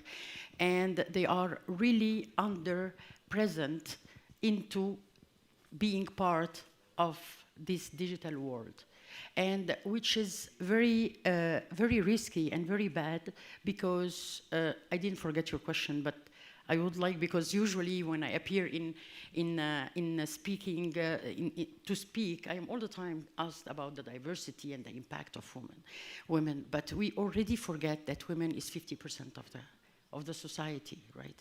And as I said, 50% of the users. So if we don't take into account this population, it will be biased. If you look into it now, women are present in the health tech, in the ed tech, in the femtech, right, in HR, all the sectors where they can bring an impact and empathy in the economy, right? But in the engineering, Her Excellency explained in the MENA, and I'm very happy to hear that 54%, as she said, women engineer in the MENA region. So this is very good to hear because we are improving and going into the right direction. So it was my 2 cents. So how Alcatel-Lucent, we are a 107 years company. We have been through a lot. And during these years, we have been having impact in the economy of the worldwide. But talking about the WPS and the WDE, we consider ourselves as a technological company, as an enabler and connector between government, civil society, and companies. So we are providing to government the safe infrastructure to enable some key sectors like healthcare, education, which have a lot of impact on the civil society, including women. I hate saying women when I talk about society, honestly. Really, we are part of it, right? So why justifying? Okay, second, we are working with companies and partners, and we actively promoting women participation in the digital economy through skills development, education, and so on and so forth. And third, with the civil society. So, and local ecosystem, we support initiatives that focus on digital inclusion and employability and access to technology for women. Having said that, what connects it all is the impact. And you cannot have an impact with only half of the society when you forget women, right? Or you think that women don't have their part of presence in the digital, right? So digital access alone is not enough. It must translate into jobs, entrepreneurship, public services, and trust. So by aligning technology, skills, and partnership, we as Alcatel-Lucent contributes to both peace and resilience, because empowering women in the digital economy is not only economy for the economic actors, they are also stabilizing forces in their communities. So our approach is very practical, build on infrastructure, developing the skills, and connect public, private, and civil actors around a shared goal, making digital transformation inclusive, secure, and sustainable. Thank you.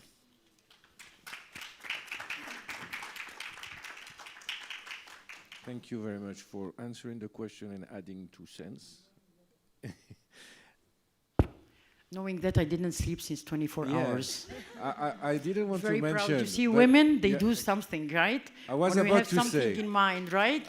Agree? Yeah. I was about to say, your team told me that you didn't sleep. I can't see, but I was like, no, I cannot mention Makeup, that. makeup. Last but not least, a very different situation because unfortunately Ms. Rada Moudawi, who's the UN resident coordinator, had to leave and she left us with her statement. So we leave it to you on the remaining time. Good luck for that because it's a bit short. But on behalf of the UN, we wanted to get also the perspective of the UN on this agenda, which is really across countries. How does the UN think about this intersection between WPS and WTE, and especially in the position of the UN resident coordinator in Kuwait? Thank you. Absolutely. Thank you, Hassan. And good evening, everyone. Thank you so much for staying till the late evening. Also, sincere apologies from Her Excellency Ghada Taher, who wasn't able to join today, but she sends her warmest greetings, especially to many visitors to Kuwait. She sends her warm welcome. I will categorize my short time remaining into two segments. One would be essentially why women, peace, security alignment with women in digital economy is so essential for the UN. And the major part would be, I would dissect the resident coordinator's roles, how we can contribute to this global agenda.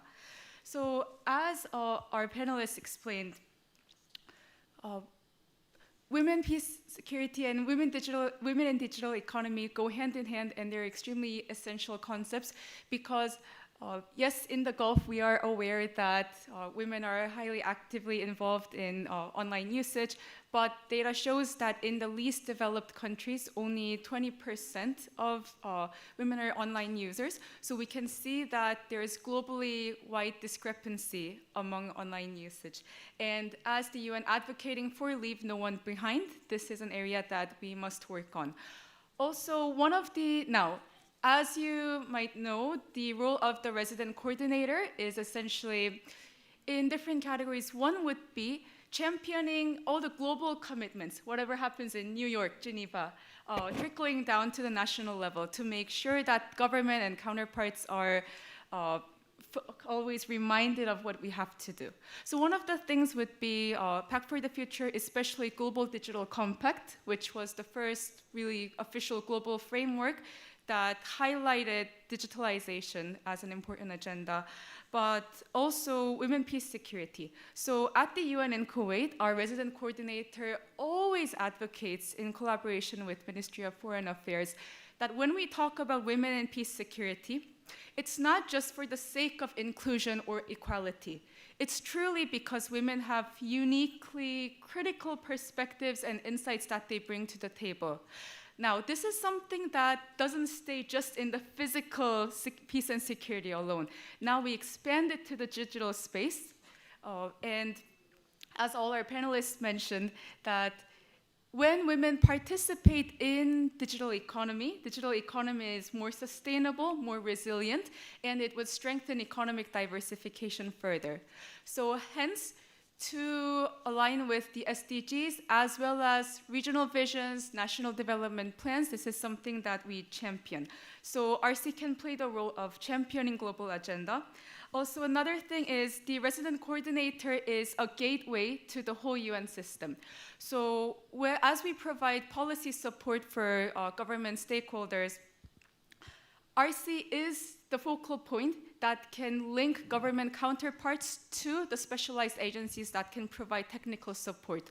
So not only do we advocate for women, peace, security, and women in digital economy, but we also link government counterparts with the relevant agencies. Last but not least, the way that the resident coordinator really coordinates the UN country team as a whole is through UN's Sustainable Development Cooperation Framework. This is the strategy, the document that allows the country team to work not fragmented or in siloed, but all together. So at this moment in the UN system, in the Sustainable Development Cooperation Framework, gender mainstreaming and women empowerment are already very critical points for us to keep in mind in the cooperation framework. But from now on, we have to be more proactive and also think about digital economy and digital mainstreaming in our main cooperation framework as well. So I would say that through these different roles that the RC has, as champion, as advocates, as gateway to the UN system, as coordinator, we believe that by working together with the UN country team and different national counterparts, we will be able to advocate for women in digital economy, for more resilient development and sustainable development that leaves no one behind. Thank you. Thank you very much. I know this was the time. So we have to close, of course. Time's up, it's flashing everywhere. I think one takeaway from me is that we are just scratched the surface of this topic.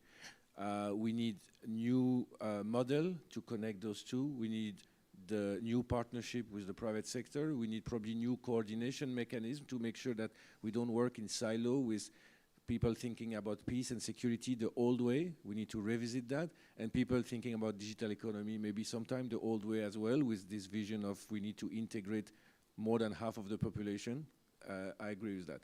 However, first of all, I have a good excuse because we are out of time. But that makes sense because I cannot interrupt women because then I will be blamed. So I hope you understand that. And I will not comment more. I would like to thank this panel, this amazing panel, for exploring in such a short time this very urgent topic. And I hope we will have much more conversation in the future. Thank you very much. Thank you, Hassan. And you're so lucky, by the way, to have all these beautiful, inspiring women in one panel. Thank you so much. And thank you, ladies. Actually, after this panel, I'm so honored to be a woman. After listening to so many inspiring information, I think it was a heart-to-heart talk, too. This panel actually reinforced a powerful truth. When women are digitally empowered, economies become stronger, societies are more resilient, and futures are more stable. And now,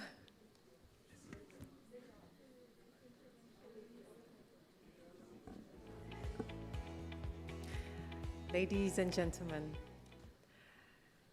now we will start a panel entitled Digital Banking and FinTech, sponsored by BSF, moderated by Mr. Samuel Ibudo, Chairman of Techni Innovate Group. Please welcome him on stage.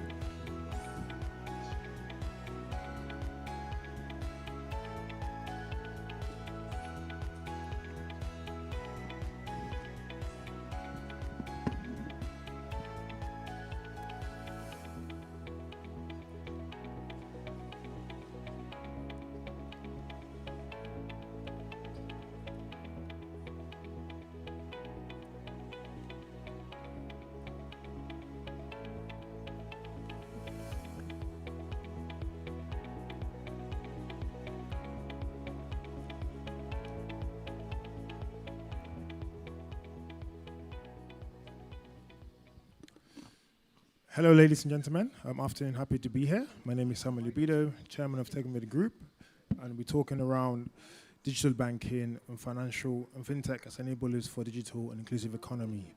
We all hear phrases like financial inclusion, digital initiatives, SMEs. Fintech and bankings are the backbone for this. On here, we've got a fantastic panelist lineup for us to get into the conversation. But before that, we'd like to thank BSF for sponsoring this session, for the great work they're doing around digital banking and financial inclusion. To get the conversation started, I'll go with Abdullah. And to start the conversation, from a digital and innovation leadership perspective, how is BSF leveraging digital platforms, data, and partnership to support SMEs and startups as active participants in the digital economy? And what lessons from this journey can be applied across emerging markets? First of all, thank you for having me today here. To answer your question, I would like to merge maybe the two parts of the question into one answer. Most of what we do in BSF is ignited by learnings that we accumulate from doing what we do. We learned that through our strength, which is historically has been having a great relationship management capability. We are one of the strongest banks in managing our clients through our relationship management team. And when I talk about relationship management team, I'm talking about the affluent and the corporate clients in specific, as well as SME. Now, this we learned is no longer sustainable and is no longer, is great for acquisition maybe sometimes, but is no longer sustainable to grow the relationship to something much stronger. So what we did first is focus on building or adopting, whatever is suitable for the specific use case, build or adopt platforms that will enable our SME clients to be the best they could be in their particular stage in their growth cycle. So that's one thing. And an immediate lesson that we have captured there is through integrated offering and through digitalized offering, digitalized processes, you have visibility across all of your engagement with them. And this visibility is obviously is a construction of multiple data sets and data signals that you can use then to either sell them more or even continue to develop more products and more services. I think that's the number one thing that we've done, and then led to us immediately focusing on protecting how we capture those data signals and how we analyze them, and then take insights from them to sell our customers more and to serve them more and better. Second thing that we're doing today is we're trying to cultivate and encourage partnerships and try to serve our clients through developing or enabling ecosystems instead of specific channels. And that is something that we have actually done in a response to our clients' needs and our clients' aspirations. Most of our clients are going to third-party providers to give them specific offerings in their to solve their needs, to manage their business. And we found that being agile enough and dynamic and flexible enough to put your banking products and services out there to be integrated in those platforms help us build that ecosystem and help us also bring our partners or other clients to participate in this ecosystem and collaborate between each other. The number one lesson I would say out of all of this is SME now is becoming a standalone segment, is no longer, can no longer be served using, retail products or retail channels or retail journeys. They are carving a specific, need on their own. They're no longer also similar. They no longer have similar needs as large corporates as well.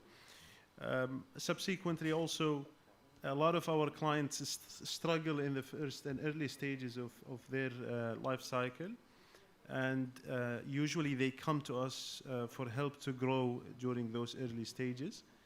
And that is a very important signal that not everything is solved by a loan or a credit card. Sometimes providing a very well put together digital offering or digital platform is much more needed than a loan or a credit card.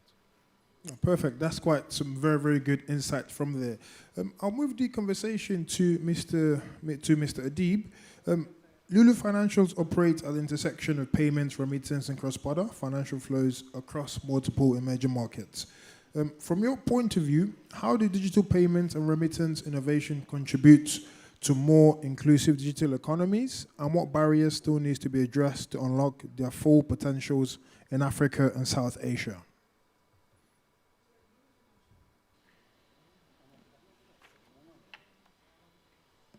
It's working now. It's working now? Yeah, sure. Yeah, so at Lulu Financial Holdings, we believe that financial inclusion today is not just about having a bank account. It's about giving the right economic enablers to the consumers of today. Now, what we mean by it is that, you know, we need to make sure that a consumer gets access to credit, access to get personal financing, access to having a bank account that can make payments, protect him from economic shocks that can constantly happen and can happen in cycles. And all this could only be done if a right structure has been put in place. 2024 stats, the global remittance stood at 980 billion, out of which 685 billion went into developing nations. Now, remittance, or the income on remittance, is the most desired form of foreign direct investment that any developing country can actually hope to receive. Why? Because it's a one-word movement of money, and it never leaves the economy outside. Now, if you break it down again, what does this remittance money get used when it reaches a developing economy? It gets used for family maintenance, education, and also it goes for SME and MSMEs. Now, these are segments that can really make impact and could be a root cause of economic growth and spur in many developing economies. So remittance plays a very important aspect inside. One of the most important aspects that needs to be noted here is that the UN SG goals stipulates that the global remittance cost has to be below 5%. And one thing that we can all be proud of being here in GCC, where the expatriate population is contributing over 60% of the population in the entire GCC nations, is at 4%. Now, this is a very important element that has happened through constant enablement by the central bank of the various economies, and also by every private and public sector partners that is involved in making cross-border payments much more simpler. Now, this is not the case in many of the receiving countries, such as in Africa, and also in certain developing countries, the cost of remittance still is on a higher side. Now, the new element of growth that is happening is the use of new format of currencies, such as stable coins. Now, stable coins are coming into a very important aspect in the mainstream, and every central bank is trying to put up regulations. Now, in the last couple of years, we should also note the element of having a very defragmented economy because of the geopolitical situations that has captured all of us in the last couple of years. Now, what has this done to the payment industry? It has really fragmented the payment industry. Every economy has started creating a payment ecosystem for their own economy. In a sense, if you look at GCC, we have in Kuwait, we have the KNet, we have in UAE, we have ANI, in Oman, you have the QNet, you have MARA in Saudi Arabia. Now, how does all these payment ecosystem, you have the UPI in India, you have the Brazil's payment ecosystem, how does all this starts to have conversation between each other so that the payment of money becomes much more smoother and could be real time? Now, here is where the interoperability of payment becomes a very important aspect. And the interoperability is somewhere where many payment institutions should be focusing on not just a good-to-have scenario, but to have a must-to-have scenario.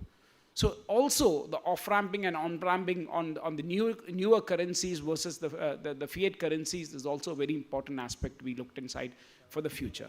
So I'll stop it here. It's generally a lot of things to take over, but I think so there is enormous amount of technological use, and of course the very exciting aspect of AI coming on board could really help in understanding the payments of tomorrow is going to be purpose-bound and not just being an aspect of payments alone. So there's a lot of things that could be discussed upon, but keeping the time as an aspect, I would say that I will stop it here. Cheers, no, thank you very much for that insight. If we go to Mr. Abdullah now, Boyban Bank is often cited as a leader in digital-first banking models. What lessons can be drawn from digital transformation journeys that are particularly relevant from bank looking to support startups and digitally enabled SMEs, especially in a way that aligns with national SMEs and digital economy strategies?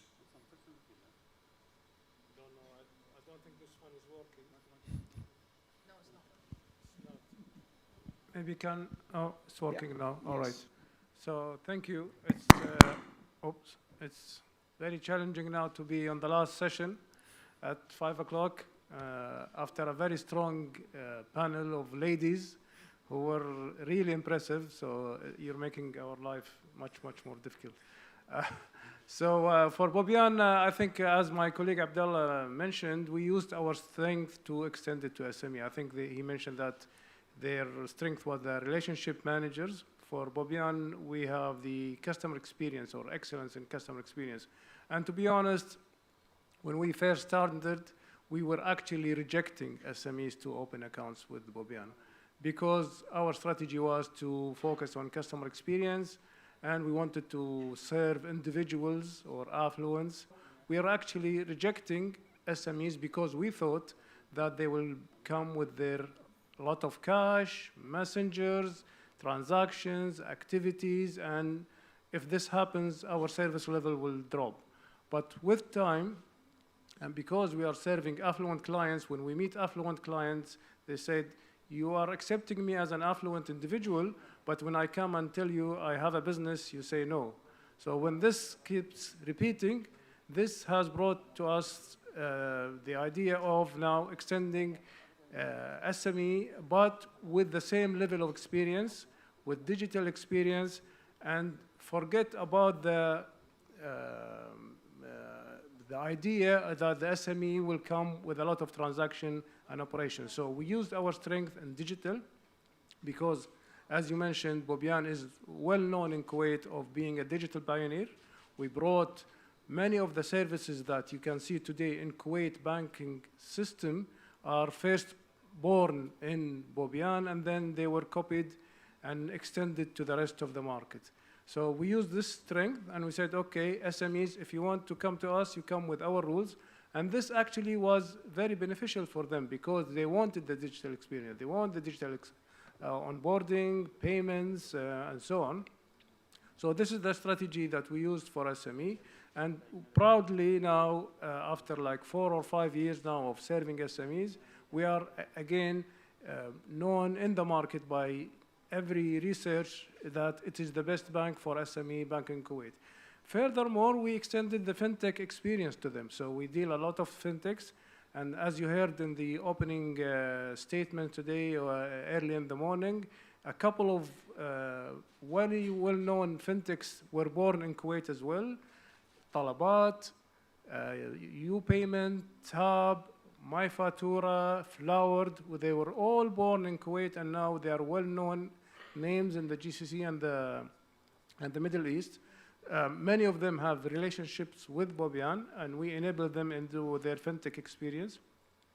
And we use this relationships with the fintechs and the experience with the fintechs to extend it to SMEs, and now we started to provide them with banking as a service, APIs, to link their own systems and their own businesses to the financial system, to the payment system of Kuwait, as Adib mentioned, like KNet and NI and all the other networks. And we became the connector between the SMEs and fintechs to the banking service. So again, customer experience has driven us towards this.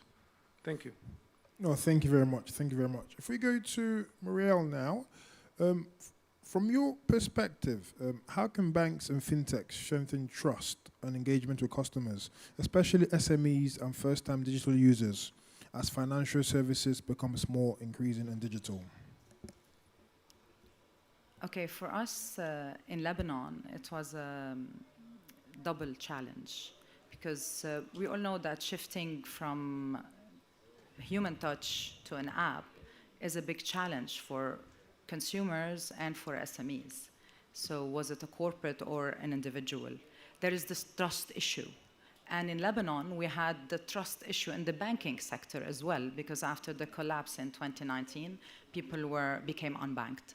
So we had a big challenge at INC Bank, given that we are the only bank that will not be undertaking any restructuring plan, and we have it from the central bank. So this set aside built some sort of trust. So the trust is a key element. It's a key factor into moving into the digital world. You're exchanging a handshake, a human handshake, into an app, into an interface.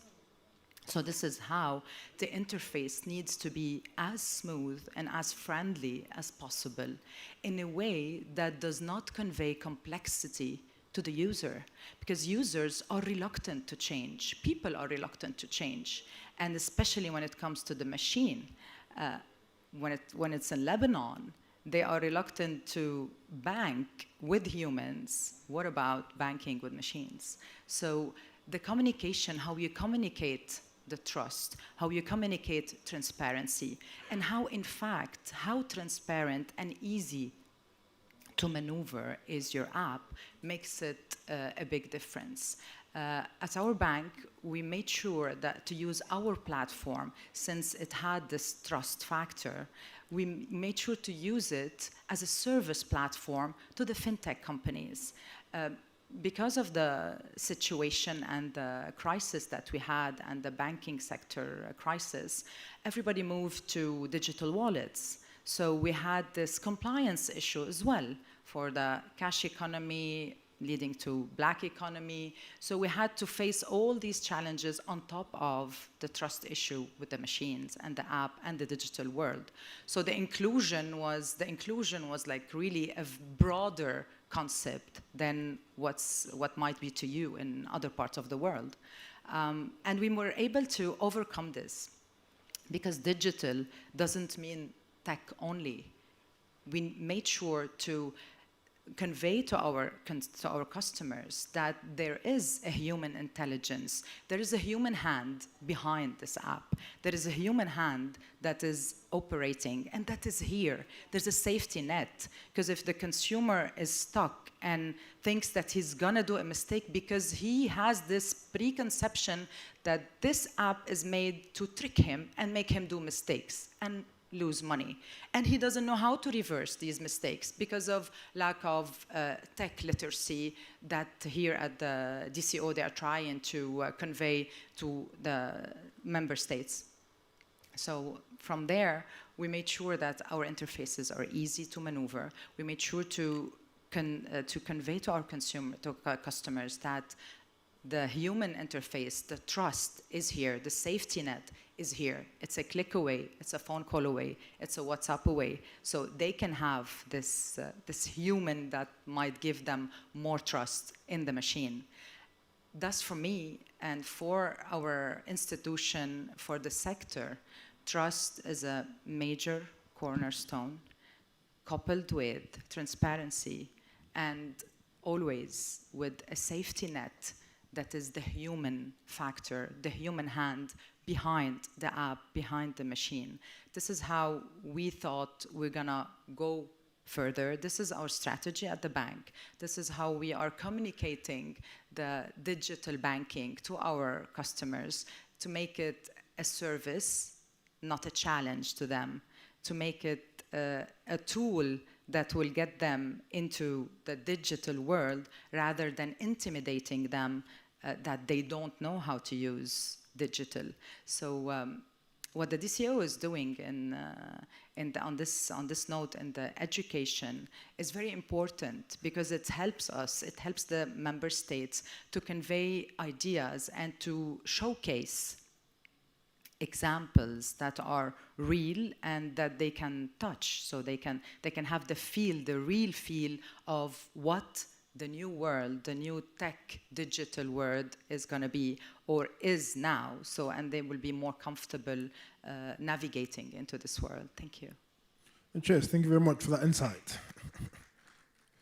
I guess to wrap up the panel session, I would ask all all panelists the same question, just a quick short. So looking ahead, what is one concrete actions by bank, fintechs or policy makers that you believe is the most crucial and critical to ensuring digital financial services truly drive inclusive digital payments over the next 5 years? Abdullah from BSF, any thoughts? I would say the thing that we're doing right now is continue the dialogue, continue discussion, let each other know what you're doing and how you can collaborate. Obviously, depending on your perspective, whether you are a bank or a fintech or even someone who's represented the regulator, but dialogue is very key. I think business needs usually and most of the time dictate most of what is being discussed. So fintechs, if you have a need, banks definitely are willing to collaborate and support as long as it's also making sense for them financially and from a business perspective. And from a regulator point of view, as long as they see the economy and the industry is headed towards the right direction, I think that is something that will always ignite them to be participating in these discussions and helping the participants, in this case the fintechs and the banks, collaborate more and more and discuss more. Perfect. Mariel, any thoughts? Actually, we're very happy that we might have a major announcement for Lebanon with the DCO, and our Minister of Artificial Intelligence just jumped in to the conference, and we will have a major milestone, and I believe that hand in hand with the ministry and the DCO, we can just move this digital world, digital banking into the next level, and we can work on inclusion because in Lebanon you have more than 60% that are unbanked. So before the crisis, there were more than 30%. Now there are more than 60 to 70%, if I may. Compliance is key, and you cannot manage compliance if you're not within the banking sector. These are the guidelines from the central bank. So we have a very heavy weight on our shoulders as in the industry, and I believe that this DCO would help giving us a lot of tips and new examples on how to lead on this and how to integrate new legislations within our set of rules, and for the central bank as well, for the industry as a whole. Cool. Looking forward to the announcement. Adib, any thoughts and final words? Yeah, so I believe that for people who are there in the payment industry, the future lies in ones who would embed innovation into their DNA and embrace partnership for the future. I believe that these are two very important aspects. Innovation is no longer a luxury or a time-taken aspect. It needs to happen today. There are so many technologies that are happening. You need to create technology as an enabler for making value to your customer base. And I believe that not everything can be done by yourself. Partnerships is a very critical element when it comes to growth. So you need to find your right partners who are able to create value for yourself and also for the consumer that you're serving. Well, thank you. And Abdullah, any final words?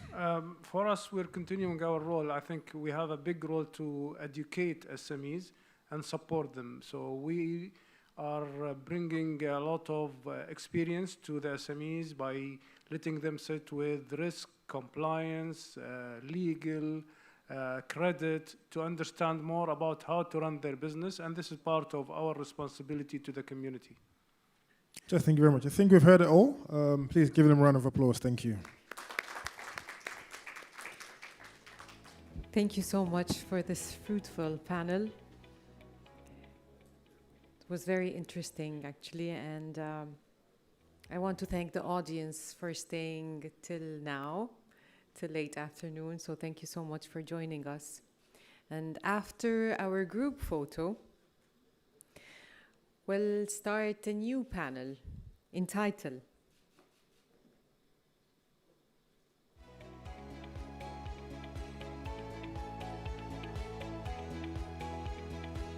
Thank you.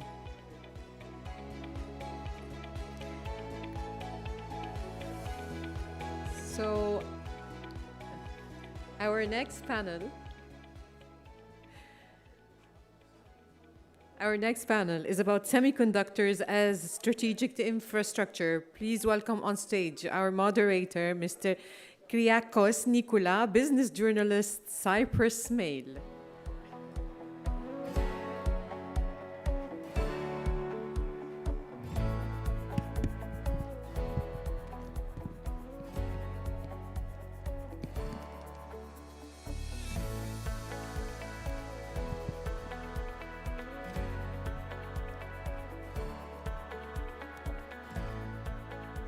Hello. There you go. Hi, everyone. And I'd also like to thank you for staying so late during the day. I know you're tired, hungry, or you've had your ears talked off, but hopefully we'll make this session worth it. As you've seen, we will be examining the topic of semiconductors within the context of shared prosperity, AI, and the DCO. But not just the DCO, but we'll get to that later. So semiconductors have come a long way. I'm actually standing now because I'm trying to get your attention before we all sit down for the chat. So they've moved beyond just a simple component that you had in your computer or your car maybe a bit more recently. They are now much, much more important. After recent global disruptions in the current climate, and also the rapid rise of generative AI, semiconductors have progressed to the point of being critical infrastructure, and they should be discussed in the same way we discuss vital pieces of infrastructure and components on a governmental level and beyond that. So with that in mind, I would like to invite our panelists on stage who are not just observers of this trend, but also are actively shaping it. So I would like to welcome to the stage Dr. Naveed Shawani, Dr. His Excellency Ali Al-Shidani, and Mr. Ayman Sajani.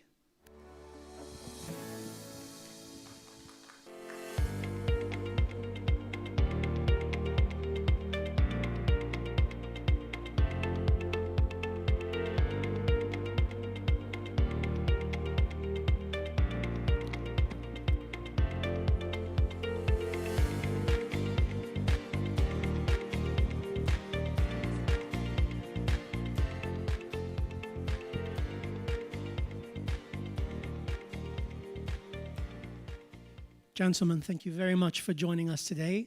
I know you had a very busy day. So let's jump into it. Dr. Naveed, we are at a very crucial time during world events. Can you please explain to us why semiconductors have become critical infrastructure, and how should governments and countries be looking at them now?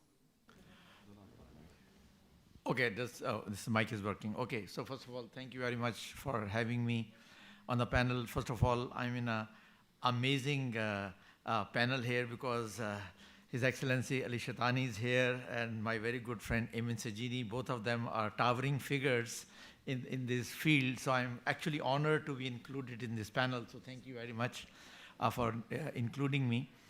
I think semiconductor industry started about 70 years ago, and I started working in this industry for 45 years ago. For the first 30 years of my career, nobody paid any attention to us. We were doing whatever we were doing, and there was, however, in last 15 years, everything has changed. And the reason everything has changed is that as the world went from a digital system, which means everything, either it's an image or voice or any transaction, anything that we do in life, as it became digital, which means some kind of a chip is involved. So in last 15, 20, 30 years, what has happened, there is no aspect of our life that can run without semiconductors. In fact, I typically challenge people that give me an example in your life that you can do completely without semiconductors, and actually there is no such example anymore.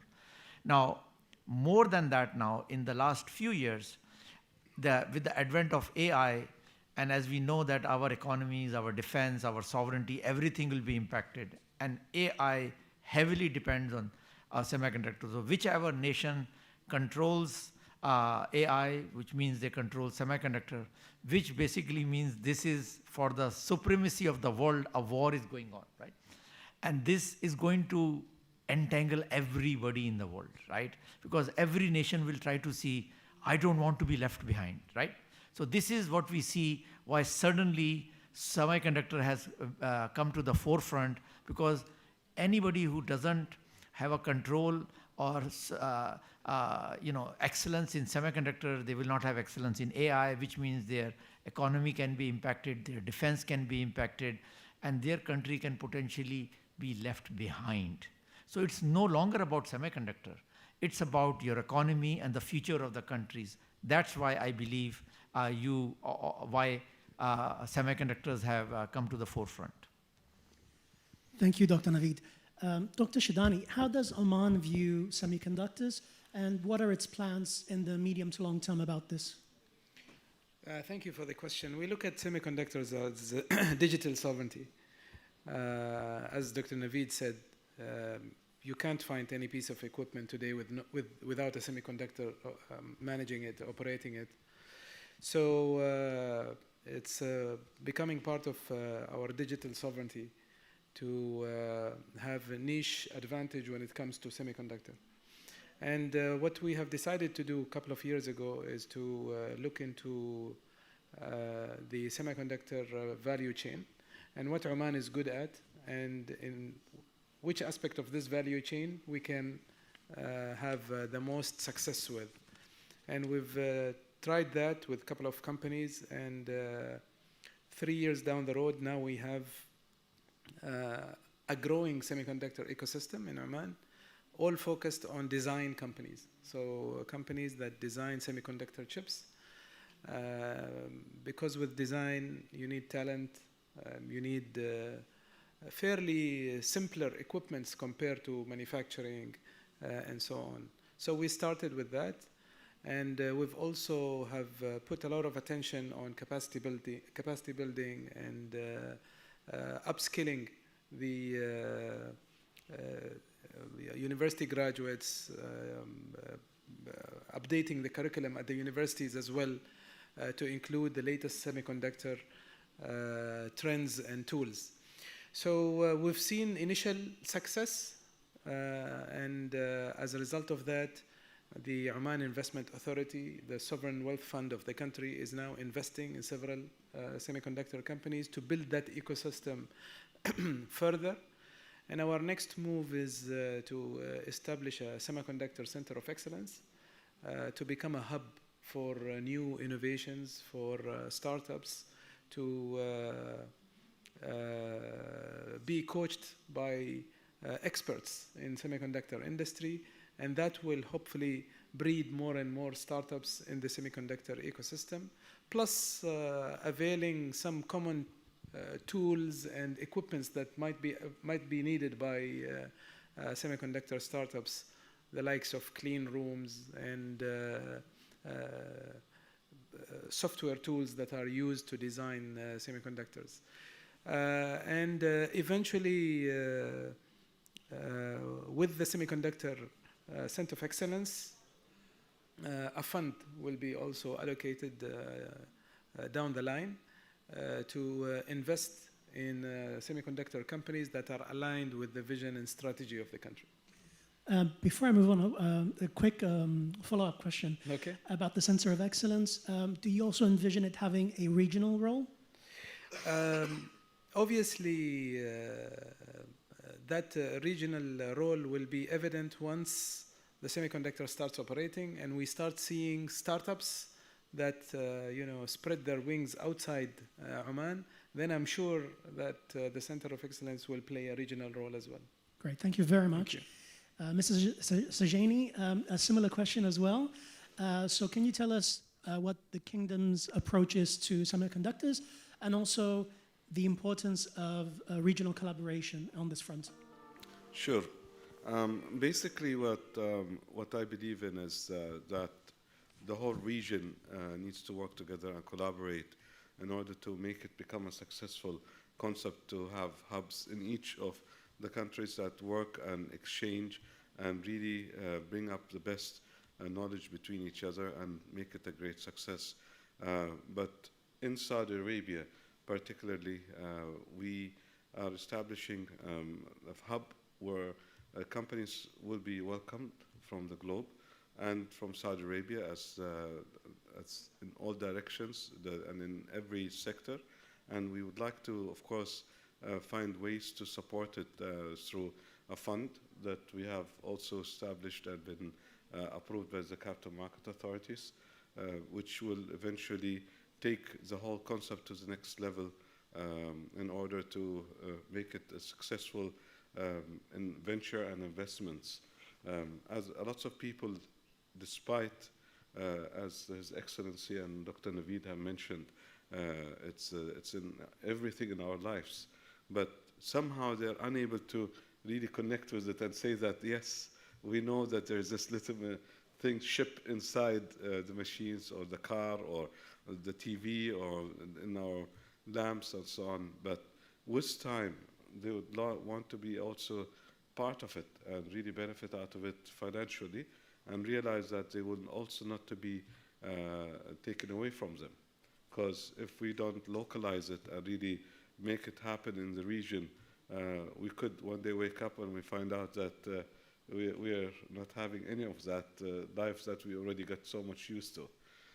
And that will then hit really negatively if we are not ready for that day. Thank you very much. What Eamon said is 100% on, but there is actually one thing on top of that. And if you are just, let's say, buying, let's say you're building a data center, and let's say the data center is worth $10 million, right? So if it is $10 million, then you should know that only $4 million goes towards actually the material.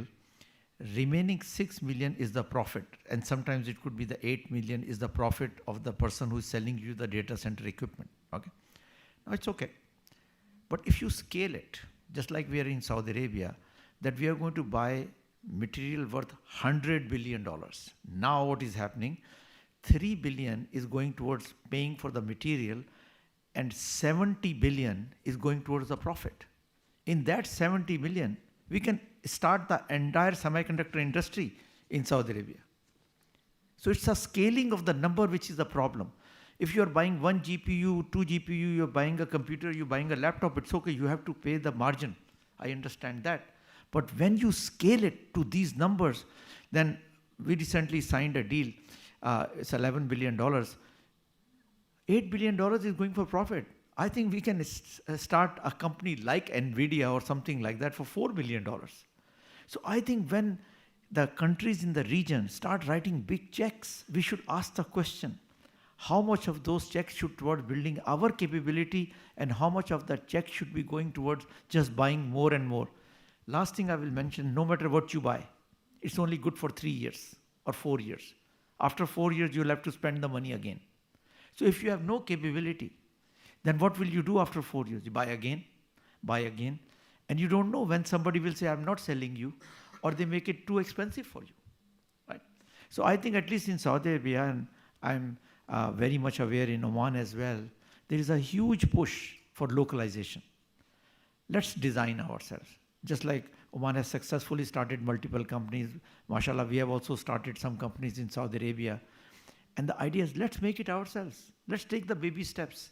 Okay, our chips may not be as good as that come from outside, but there will be some chips. So that is what I would say, is that we have to collaborate together, because Oman can do something, Bahrain can do something, Qatar can do something, Kuwait can do, Saudi Arabia. But I was with His Excellency in Oman about a month ago, and I made a statement, and I'll repeat the statement. No matter what Saudi Arabia does, we will never be successful without Oman. No matter what Oman does, Oman will never be successful without Bahrain and Qatar and everybody. Why? Semiconductor industry was started like that. Everybody worked together. US didn't do it alone. China didn't do it alone. I've been in this industry for 45 years. We will have to do the same thing. This leads me very nicely into the question that I had for you, Dr. Naveed. So the DCO comprises of members of different size, different populations, different strengths. What could the smaller players, or perhaps what could everyone bring to the table? This is a situation where everybody can bring amazing things to the table. I'll give you an example. Egypt, with no incentive from anybody whatsoever, they have built a semiconductor industry highly specialized in analog chips and sensors. Believe me, we all need it. Oman, within 3 years, no, I don't think it's more than 3 years, no. Just in 3 years, has built up, I think quite successfully, 4 or 5 companies, trained a whole bunch of people, and they're aspiring to do a lot more. Saudi Arabia is the same thing. Why can't Qatar do that? Why can't but I cannot imagine Oman having 5 million people or 100,000 people. It's not possible, right? Even if it is possible, it's not possible in the time frame. I think Oman will play its role, Qatar will play its role, Kuwait will play its role. I think all DCO members, if they get together, I think there is a role for everybody. Somebody contributes capital, somebody contributes IP, somebody contributes manpower, or human power, I apologize, human power, and everybody can work together. But more importantly, they all contribute customers. They'll be buyers of our chips. They'll be setting up data centers. They'll be setting up smart factories, smart cities, everything. So they will all contribute by being the buyers of this ecosystem. Thank you very much. Again, which leads me very organically to ask, so we have someone from Oman, obviously, today. So what would Oman's strengths be in the present? And perhaps where do you envision Oman's strengths to be in the future?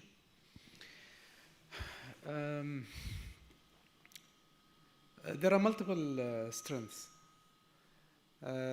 We have a pipeline of talents who might not be 100% ready today, but the willingness is there and the capacity to learn is there. So I would say talent is one thing. Speed of execution is something else that I think we excel in Oman. The third thing is semiconductor industry somehow is becoming, that's my personal observation, somehow it's becoming a geopolitical matter where there is a polarization when it comes to trading of chips, when it comes to the design, when it comes to manufacturing, selling of equipment, and so on. Oman is positioned in such a way that it's a neutral country and friendly to everyone and safe to innovate, to test, to try new solutions in this tensioned domain. So we want to bank on that. Given that Oman have signed free trade agreements with many countries around the world, bilateral and multilateral agreements with many, many countries, it positions us very well to be a place where designers, packaging, testing can happen. So we are building on that soft power that we have and that neutrality and friendliness with the world to help us advance in this particular, geopolitically sensitive technology. Thank you very much. Mr. Sajani, a question on financing. Now, having the ability to finance projects is obviously good, but obviously we know that it doesn't work out the best every time. How can the Kingdom and even other DCO members ensure that financing is used correctly? And secondly, how do you envision the best way to finance these projects? Are these public-private partnerships? Are these external financing? What can you tell us about this? Sure. I mean, some of the data centers that have been established in Saudi have been established due to establishment of a fund for data centers. And people have invested in it, and people are enjoying the returns on it. But overall, I believe there has to be a well-programmed education whereby we need to pass by all the banks and really try to explain to them that this is real estate, but this is real estate with this technology, and these are the risks that you need to think about or be aware of and be concerned about, and maybe these are the benefits that will come out of it, and then overall make it a real normal proposition. And in my humble opinion, if I can keep the government maybe as a support, maybe backstage and not in the front stage, will always be a much more success story, because then everybody faces the real story on how to make this business successful and really take it to the next level. Otherwise, it will be a little socialist, and people will be relaxed, and it's always nice to have the government put the money, and people will be happy not to repay it, maybe sometimes to the government, and you know, government is the big mom that takes care of us as parents, and we're always going to continue to be there with them. But if you really put the business in place, the returns are excellent in my opinion. The opportunity to really find the logic of why it is good business in Saudi, for example, and also in the GCC, but I'm just talking about Saudi because that's where I have my hands-on experience, is that electricity is very cheap. So if in the US you pay around 6 to 9 cents for the electricity, in Saudi you'll be paying 1, maximum 2 cents for the same use of that electricity. So, and the whole game is about electricity in this business now. The other part is the establishment of the semiconductors themselves, and with time, I think the raw materials are also very much available in the region. And whether you go for deep sea mining or if you go for refinery, I think we have a great advantage to have everything close to us, to be able to, as also Dr. Naveed just now mentioned, we can take it step by steps. And we might not have the best of the best, but we could reach to there if we really focus on utilizing what we have in hand right away. I think a huge amount of youth and demographics in Saudi and in the region really will automatically express interest in this business. It's not like it will take you forever to try to convince them or talk with them about it and so on. I think they all get very excited and they really want to be on top of it and be part of what they hear. And of course, I think the margins that you hear from these big institutions globally, that up to 80% margin, profit margins, if we take some of it and keep it in the region, I think the advantage is automatically will be acceptable. Now, when you go also to maybe the mass production to the treasuries of the banks, and maybe explain that to them and how they could also monitor the outcome of the raw material that is used in semiconductors, I think will also be another game to be played, and we can also monitor and benefit out of it a lot. Yeah, thank you. Thank you for your, yeah. One more thing. I think it's a problem with me. So I think so far in GCC, people have invested in real estate, oil and gas. They get a 3x return, they get 5x return, and they get very excited. They haven't seen what happens in Silicon Valley. Sometimes we get a 100x return. I don't believe there is anything in GCC where anybody has seen 100x return. They don't even believe it if you tell them there are things like that in 100. So I think what we have to do, and I'm working on a project, that we will show them, the investors, that it is possible to make a 100x return. That you invest $20 million and the company will list on stock exchange for $800 million. It's possible. Why? Leverage. In semiconductor, we leverage that. Because if you're selling something which has such a huge margin, you don't need to raise a lot of money. You just need customer traction faster. And at least in Saudi Arabia, we have started this movement of localization. So if I make a chip, and let's say I raise $20 million, I get to the first chip. If I get everybody buying my chip, the profit of that chip will create enough money to take my R&D to the next level and the next level, next level. And within 2 to 3 years, I can build a company with 100, 200 million revenue. Let's say I get a 6 multiple in Tadawul, that's $1 billion company.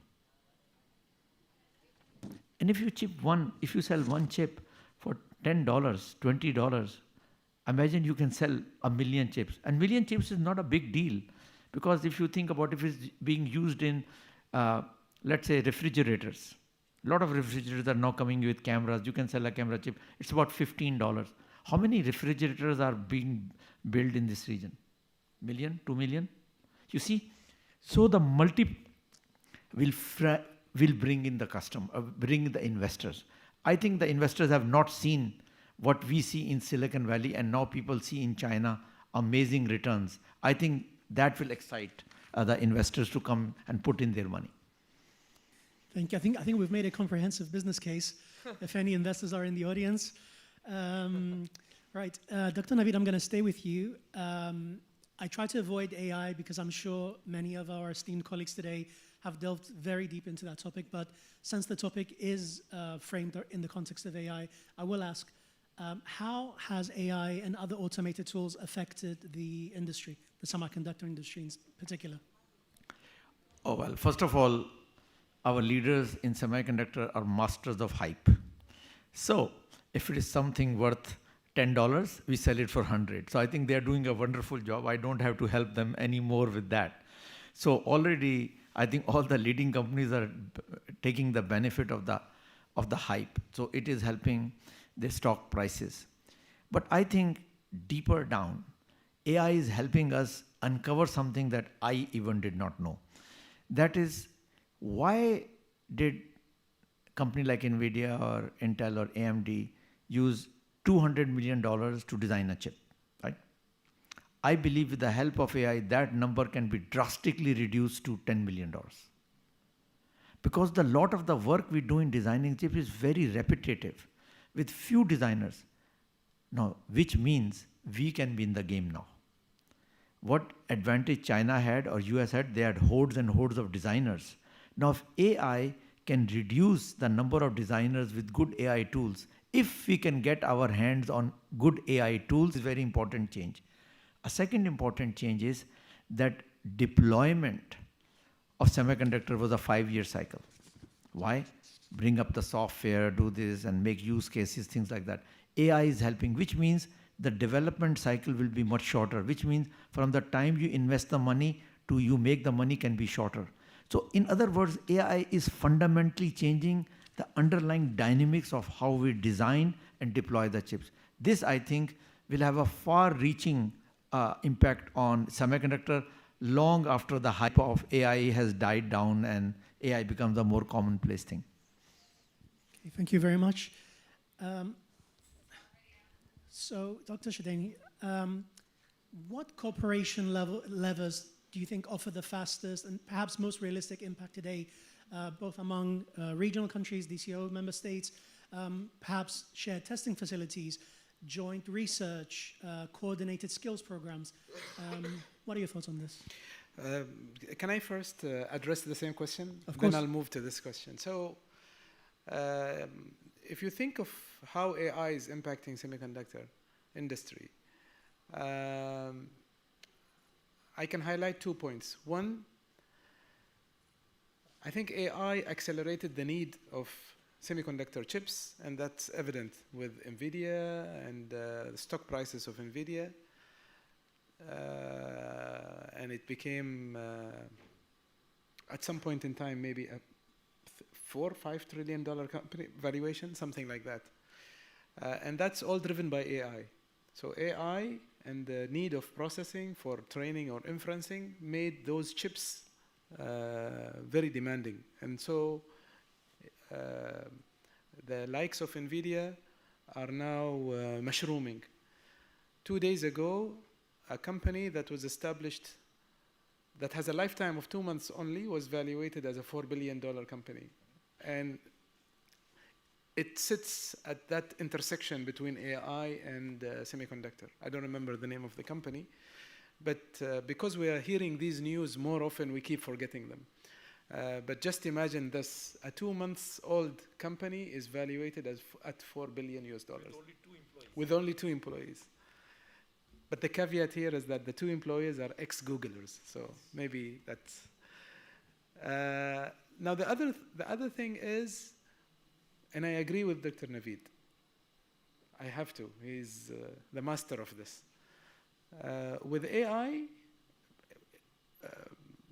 the traditional principles of semiconductor industry in design, testing, verification, with AI, it's going to change. So the whole semiconductor industry, the foundations of the industry, the way how you do things in this industry will also change because of AI. I like to think of it in a way, it's both a blessing and a curse. It's a blessing because it will, it helps semiconductor companies, AI helps semiconductor companies to flourish, but it could be a curse if companies don't adapt fast to how AI is changing the development of semiconductor industry. On cooperation, I think it has been said enough in the session today that cooperation is the key. The semiconductor industry value chain is versatile. There are so many things, and no one country can do it all. So cooperation between countries is inevitable. And the DCO is introducing a new semiconductor alliance for DCO members. Oman is currently working on championing this alliance. We think that this alliance is timely and it's needed because each and every member state from the DCO can contribute something, whether it is, again, capital, talent, facilities, and so on, for the collective good of all member states. So I hope through the Semiconductor Alliance, all the member states will benefit and will, start the creation and localization of new semiconductor chips in these countries. Thank you very much. Mrs. Shazaini, almost a final word perhaps. Yeah. I will keep it on the same topic, on the alliance, on cooperation, on why collaboration is the way forward. Well, again, I think the collaboration between all the countries will always help and make it accelerate much faster and much better even. And from all the experiences from so many backgrounds that they come in from, the universities that they will be coming in from, I think will always be a great added value. My son, actually just 2 days ago, he turned 17, and one of my friends visited us, and he asked him, so what are you going to be studying in university? He said, mechanical engineering. And right away he said, I don't think you should do that. You should actually collaborate with a group of friends of yours and really think about, coding and go for the next stage of, establishing semiconductors and go into that thought and not, go for maybe the traditional thinking of what you should be studying. I think that's the future. Our kids will be amazingly helpful in this, and I think they are natural coders, they're natural users of these semiconductors, and they have no issues at all to work together with all the other nations in the whole region and communicate with each other, whether it's gaming or it's work or getting together and bringing up a new solution or semiconductor. And that's the future. Thank you very much. We are wrapping up. So you've had it here today. Collaboration is the way forward. The momentum is here. The willingness is here. Hopefully something that starts here today could materialize into proper action very soon. Thank you very much. Thank you for the inspiring and for the information that actually we heard today, the importance of semiconductors and what the future holds. Thank you, respected dear panelists.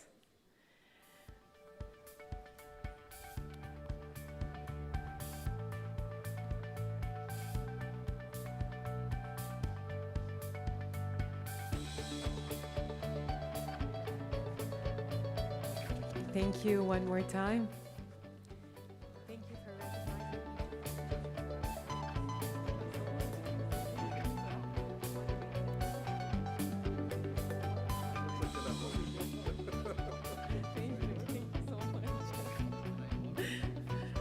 Okay, so our final panel for today, and a very interesting panel that I think you should all listen to. You will find it very, very fruitful, is a panel entitled Skills Ecosystem for the Future, co-led by National E-Learning Center, NELC, moderated by Sheila Bergen, Innovation-Driven Markets Director, DCO.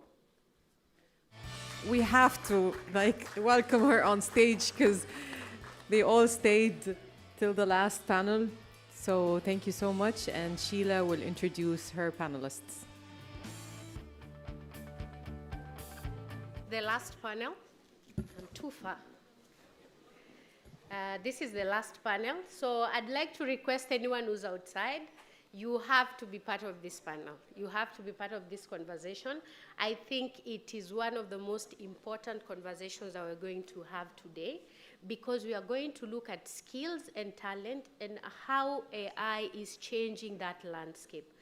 There's a lot of panic globally that AI is going to take jobs, that the skills that we've acquired over the number of years that we've gone through school is just going to waste. But is that really true? So I have a stellar panel made of brilliant panelists that we are going to have a conversation on skills and talent in this AI age. So I'd like to welcome my amazing panelists, and I will have to stand because I am really honored to be moderating this panel with amazing people like yourselves. So please join me on stage. So first, Dr. Hajar, please join us. Please let's appreciate her as she comes on stage. Mr. Lazaro, please join us. Ms. Nawal, please join us.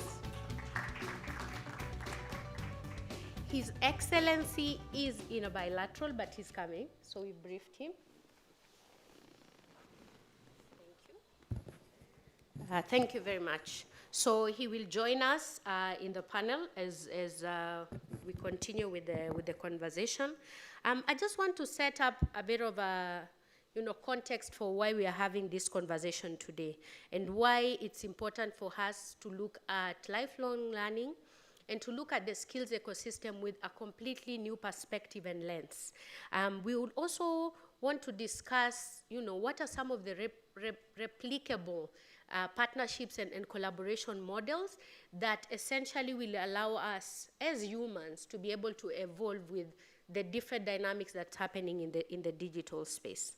The third thing we are going to look into is how can private sector accelerate and scale both the human capital evolution in terms of skills and talent, but to align it with what is happening in the digital space or vice versa. And then lastly, we are going to look at cross-border pillars, because unlike before, I feel like now it's the most opportune time for collaboration and to be able to, I think in the past we used to say, okay, learning, best practice, but now more than ever, knowledge and technology transfer is critical, and you can't build in isolation or, independently, and so collaboration and cross-border partnerships are critical. So I don't think I can do justice by introducing the panelists myself. So I'd like to kindly ask them to introduce themselves and tell you how amazing they are. Over to you.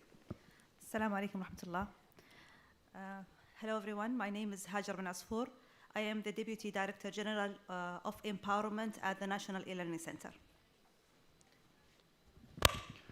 Hi everyone, good evening. Ya'tikum al-afiyah. My name is David. I work at IDRAC. I am its director. It's an initiative of Her Majesty Queen Rania of Jordan. Thank you.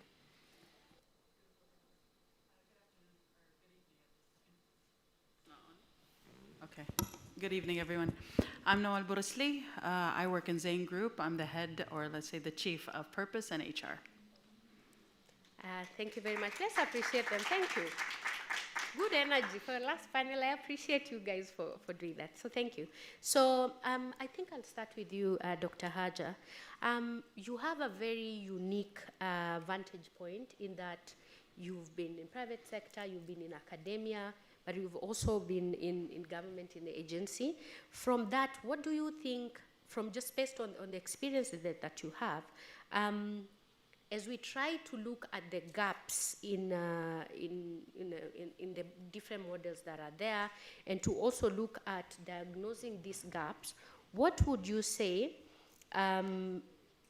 is very critical in having national policies and operating national public learning platforms?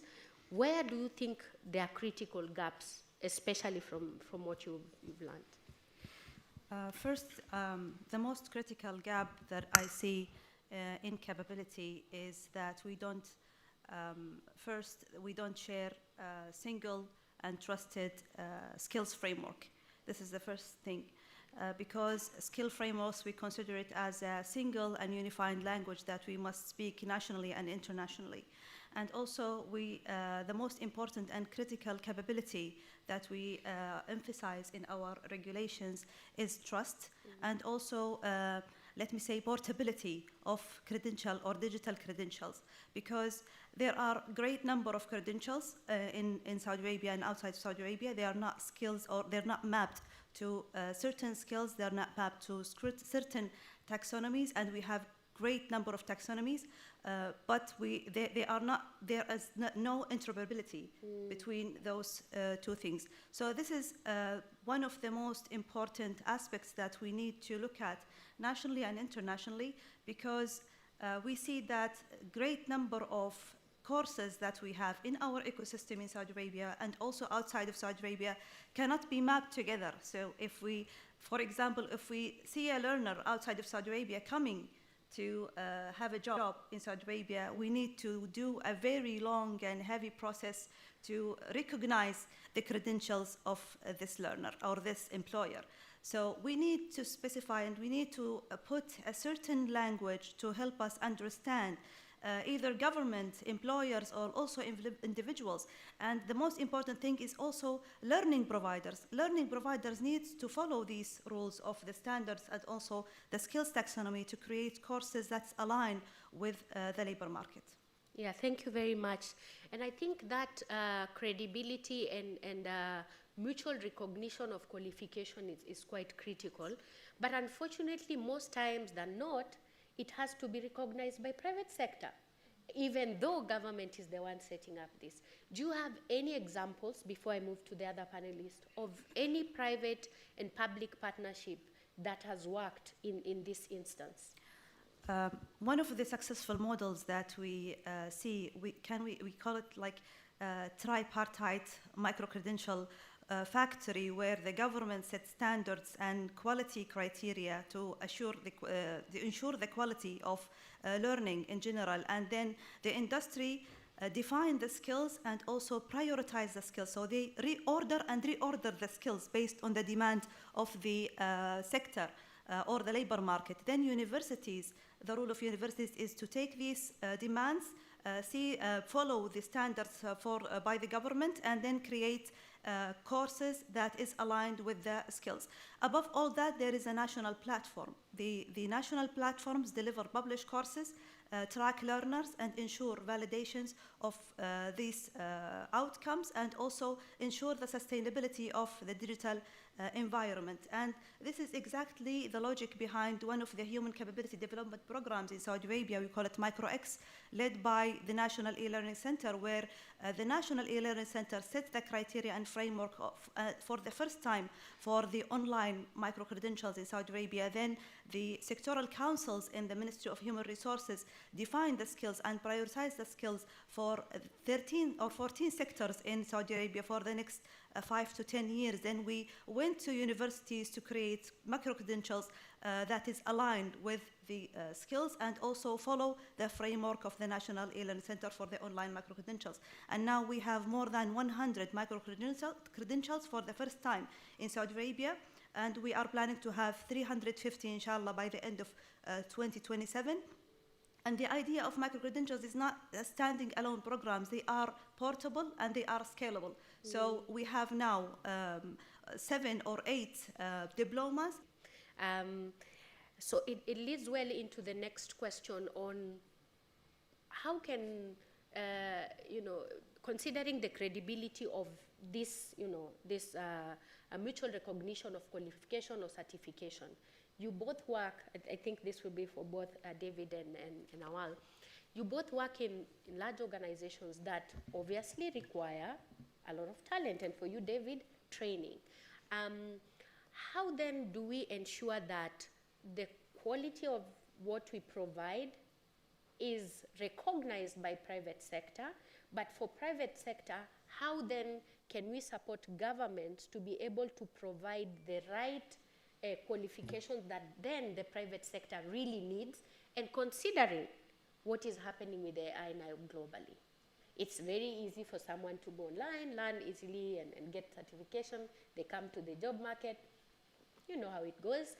How can we be able to, from content or platform or learning platform providers, how can we be able to mitigate this? And then from corporates for recognition of those talent, how then do we do it? That one for me? Yeah. All right. Okay, good, because I think that even where I'm seated actually kind of is indicative, because here we have the public sector, we are the convener and the emphasizer of frameworks into how we want to work, so that there's organization, portability, a bit of uniformity in how we use our lexicon across what is someone who is trained, what is someone who is skilled, what's our competency model. And then you have the private sector, which lots of people who have sat up on this stage today have talked about. This is the economic driver, this is where the growth is going to come from, but no matter how much technology is there, you need to have a workforce that can underpin the technology. So it's equivalent to building the world's greatest football stadium and still having a terrible team. People eventually just aren't going to show up. And I'm sorry, I'm speaking here as someone who is a huge Real Madrid fan. I'm from Madrid. If anybody wants to fight with me about it later, you can, okay? However, at IDRAC, where we have more than 10 million users and 800,000 people on the platform every month, we ask ourselves the same question. Because we know that there are people out there walking around with tons and tons of certificates on their CVs and on their LinkedIn profiles. And to speak on behalf of the private sector, though I know that you'll weigh in a second, I know the pain in that you see these fantastic CVs that have all these certificates and all the buzzwords you need, and they're still a terrible employee.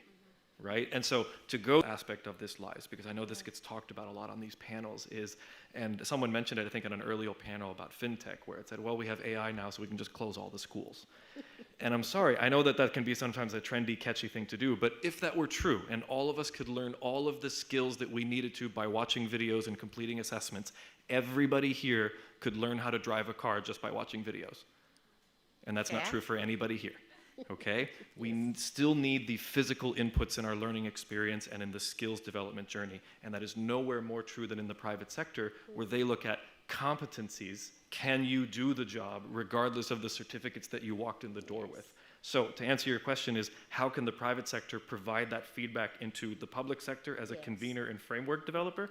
It's in the economic data. I mean, we can have all the convenience sections, the dialogues, and please everybody get together and stuff, but at the end of the day, is the private sector hiring these people and giving them jobs and keeping them and promoting them? Because if so, then something's working. Yes. Right? You can get down into the nuances later on after that about what specific competencies might be lacking here or there, but the economic data will tell you the true story. Yes, that's where I'll stop. It's over to you now. Yeah. So if I take it from our perspective, it's you need to create a trifecta of inputs. So it needs to be the private sector identifying what we're looking for in terms of competencies and what those competencies should look like. And then having those conversations with the training providers, with the platforms, with the universities, as to what am I looking for exactly, and what does that mean for me on the job? So when I am looking for someone that has been trained or upskilled in a certain competency, I want that translated into a certain level of performance. And then on top of all of that, what we need to do is to make sure that these credentials are validated. So there's one body that says when you get trained in XYZ or you've gained a certain certification, that literally means that you know how to do 1, 2, and 3. Because again, there's a lot of buzzwords that come out on resumes, and then you have people that are investing in their own development, but at the end of the day, that development doesn't really translate into me as an employer being able to gain anything out of it. So the ROI on it is literally a lose-lose for both. Yeah. Your CV looks really good, it's full of certifications, but then the day doesn't mean anything for me as the employer. So it's having that three-way conversation with the three, so universities, trainers, myself as an employer, and the private sector just saying what does it mean, and then having that one body that regulates what those competencies look like. Yeah.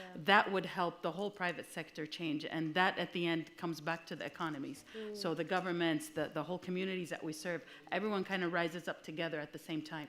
And then job opportunities are better, and performance goes higher. So then you're not stuck with a resume that's full of, training, but at the end of the day, no prospects. Yeah, and just to add something on this as a question, I mean, if you look at why isn't it that, that investment, and this was not part of the question, I just got excited, that investment from private sector is not directly seen in these types of tripartite relationship or quadruple relationships where government is brought in. Why is it that we are not seeing this happening often, even though it makes everybody win? It's kind of a catch-22. You do want to do that, but at the same time, we're also in a fast-moving kind of industry. So sometimes you don't really have the luxury of time to do it. So it needs to be a balance between the two. I mean, even when it comes to developing, and we do a lot of heavy upskilling with our employees, and we try to make sure that we create the talent that we need. But at the same time, you need to hit the ground running.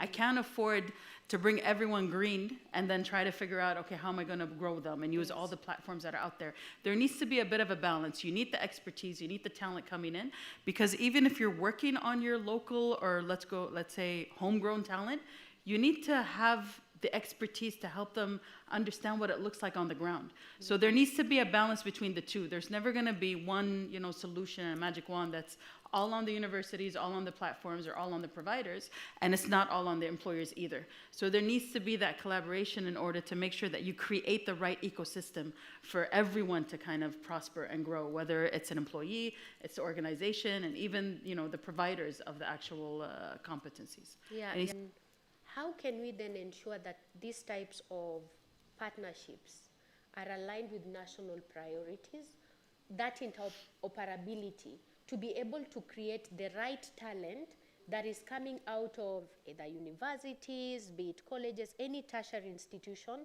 or if it's upskilling, even within, organizations that are already operational, how can governments essentially align with those priorities and needs, really, that comes from private sector as employers, government as an employer, equally from universities and people looking for jobs in the market? How can that happen?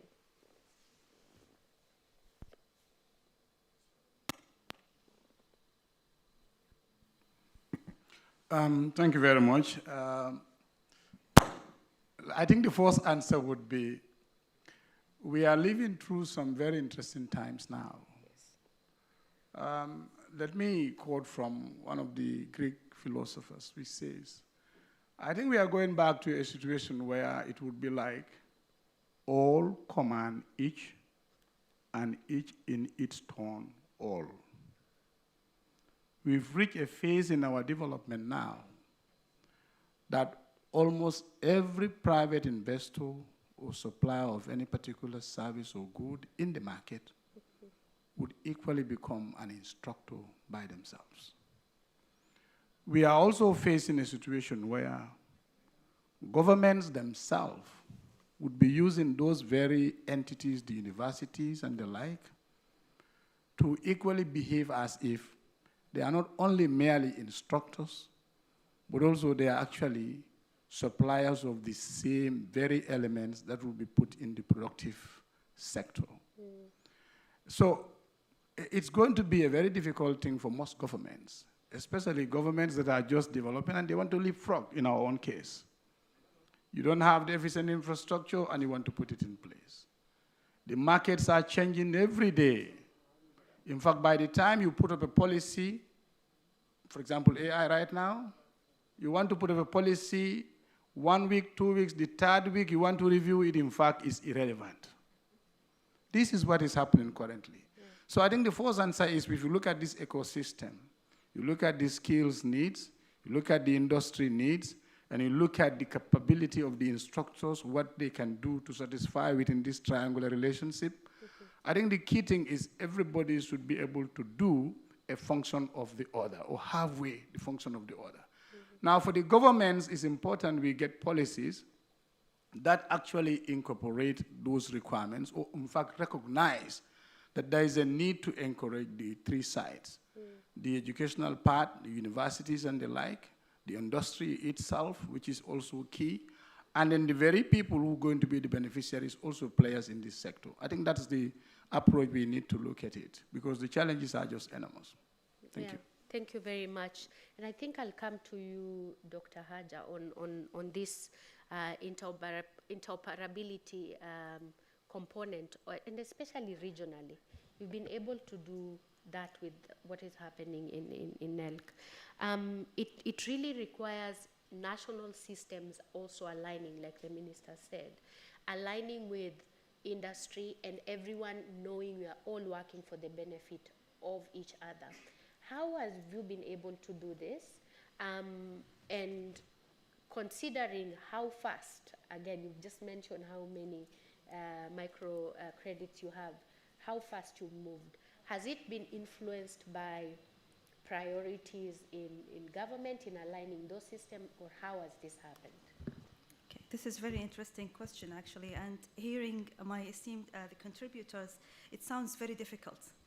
We are in a very difficult age when we use the same methods as the methods that we used 10 or 20 years before, but in a very different, we are in a very different and advanced era, and we cannot do the same thing and like expect different results. Yes. So the main problem is that we have a very great fragmentation in Saudi Arabia. System for the Ministry of Human Resources, we have system for the National E-Learning Center, and we have other systems, small or big, in very different places in Saudi Arabia. So this is a fragmentation that we need to set before we go to what His Highness talk about we need to focus on the instructors and focus on, we have a unified framework. We have an issue with the data.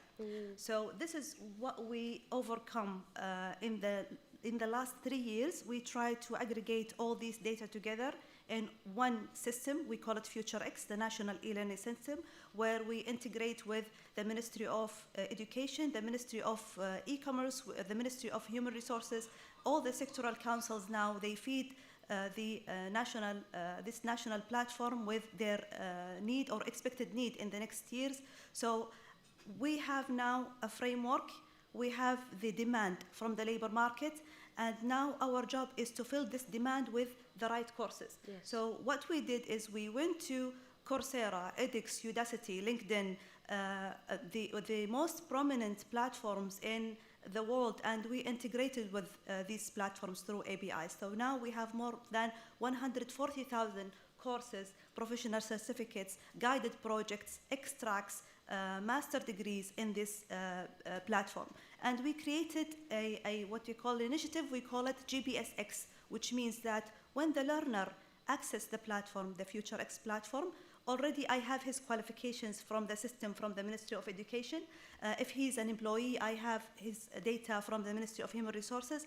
I can then track his progress inside FutureX. I know exactly that he is, for example, an expert in AI. Then I will give him other courses that is related to his qualifications and related to his education until he reaches the best point of expertise in this platform. Other than that, what this platform can help us in, they can help also decision makers. So the Minister of Education or the Minister of other ministries, they can access this platform and see exactly where are the citizens of Saudi Arabia, where are they heading.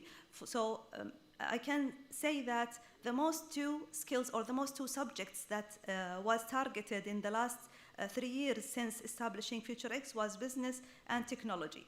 But is this the right approach? No. We need to focus on agriculture. We need to focus on other areas and other aspects. This is a red flag for the Ministry of Education that we really need to have a balance in the specializations in Saudi Arabia. So this is one of the good examples. And the example that I mentioned before about MicroX, MicroX also took the needs from the FutureX. So actually MicroX is like a microsite or a mini initiative from the big umbrella, which is FutureX. Okay, wonderful. I think that is something that is very important, especially when we discuss the fragmentation, which not only affects how governments work within, the different agencies, but ultimately it affects private sector, because if the skills or the needs are not aligned with what private sector wants, then it becomes a really big challenge for the output of what is coming from learning institutions to be absorbed by employers. I'd like to hear from David and Nawal about the gaps, especially now with, if you look at it with the AI lens and how things are shifting, the gaps that you're seeing in the market, and what hindrances or you foresee or are there at the moment for people to be able to grow their skills enough to be able to be absorbed in private sector, and also for learners, because I think we have an initiative called Skills Universe in this year that is supposed to look at both the skills and talent growth and mobility across our 16 member states. And that brings a lot of complexities because each country is different in terms of skills, in terms of the talent that they have there, in terms of the gaps in the market, what private sector wants. However, it also gives a very good bird's eye view of really where some themes that are recurring in different countries. And what I would say are, especially around private sector, those themes are similar. Similar even though it's quite different and diverse in how economies are and how the trainings are, the needs are quite similar. So I'd like to know, what are those hindrances, or what are the gaps that you see in the skills that you want to absorb, and for you in the learners, what is happening? Is it AI that is making people shift? Is it that I don't understand. I'd like to know from the two of you. Okay, so how about I go first and then you tell me where I'm wrong? Okay. So there's plenty of options out there. I think Dr. Hajja just mentioned 140,000 courses available just on one partnership-style platform, FutureX, right? So there's no shortage of places to find the training opportunities, right? And the sectors, especially within the Middle East and North Africa region, have largely caught up, especially in higher education, with providing tracks on cybersecurity, tracks on AI programming, tracks on full stack development and coding programs. 10, 12, 15 years ago, a lot of these were they were like islands. A lot of universities, a lot of kind of boot camp style organizations have filled this gap effectively. Where it continues to show a gap is that companies will come and say, we know that we have good cybersecurity engineers, we know that we have good developers, app developers, UI, UX designers, but they can still be terrible employees because they lack a range of key competencies that are more generally called soft skills, right? So good project management, good communication, emotional intelligence. A lot of our work actually focuses on not just having you trained for the purpose of being trained, but actually trying to put you in a working environment so that you can acquire some of those, what we call kind of like work social intelligence skills that come with working on a team, understanding how people communicate information. my first job as kind of like an adult professional was very email heavy. You didn't say anything unless you wrote it in an email. Then I moved to another country and I discovered that my emails were actually not really well received by my colleagues. They said, well, here's David, he's just trying to document everything in case something goes wrong later. And I learned that I should actually go sit with some of my colleagues in their office and say, hey, I know I emailed you earlier, but let's talk through some of the things I need done. And suddenly I had friends. No, it wasn't Saudi Arabia. So there's my piece, is that we're great at technical competencies, but the soft skills competencies, and by the way, the World Economic Forum just keeps releasing this every year, and they're like, yeah, a couple of things on AI, a couple of things on digital this, but again, either you're a good communicator or you're not. And every panel I've seen up here today has talked about the need for coordination, a unified lexicon, as Dr. Hajja was talking about, and that there needs to be a shared vocabulary that people are using when they talk about what do we have, what do we not have, and where do we need to go to fix that problem. Okay, now you can tell me what I'm wrong. You're actually doing it the right way, because that's exactly what we've been doing. This is one of the main reasons we believe in developing our own talent, because we do understand that there's a huge gap between knowing what to do, but then how you're doing it with others. Because for us, one of the underlying themes that has always been, the driver in everything is collaboration. And in most cases, when you're developing, AI, data analytics, product design, so they're looking at coding and things like that, and even cybersecurity, it's very much internalized as an individual kind of contributor. Now, for us as an organization, that doesn't work. Yes, we do want the individual contributor, but you're still part of a bigger we. So there's a bigger team that needs to work. This is why we do go and use, EduX, Coursera, and all those, because we can create our own tracks and make sure that we're driving them to do both at the same time. So they're learning the technical skill that we want. So be it, web and app applications and things like that. But at the same time, we're giving them the soft skills that from looking at the team, we find difficulties in them being able to perform.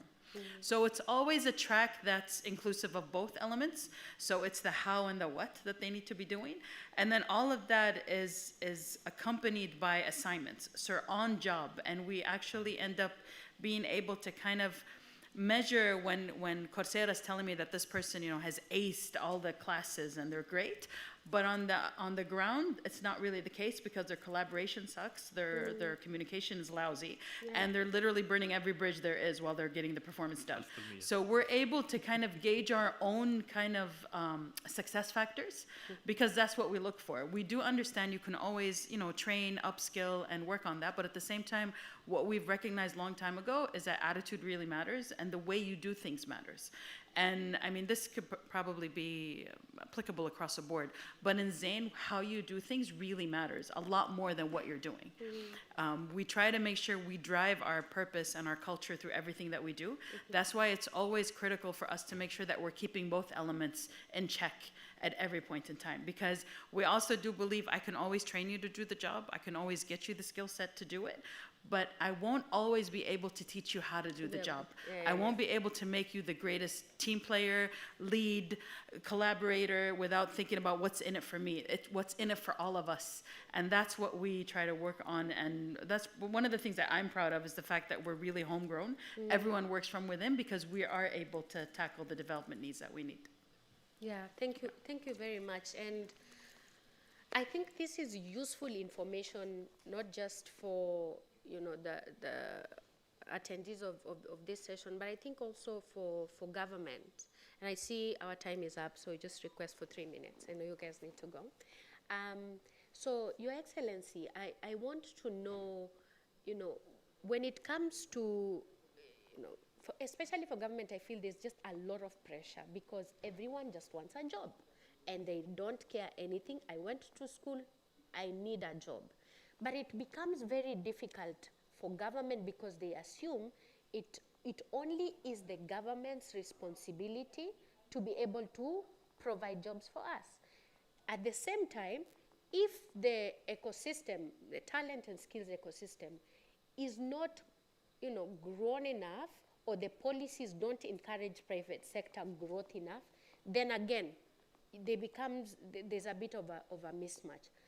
Looking from both your experience now in government, and lucky for us, your experience in private sector, what do you think, or where does the disconnect in this case happen especially not just for employers, but also for employees or people looking for these jobs, for them to be able to say, as myself, I want to upskill, or as an organization, I want to grow my, people working for me, including government employees.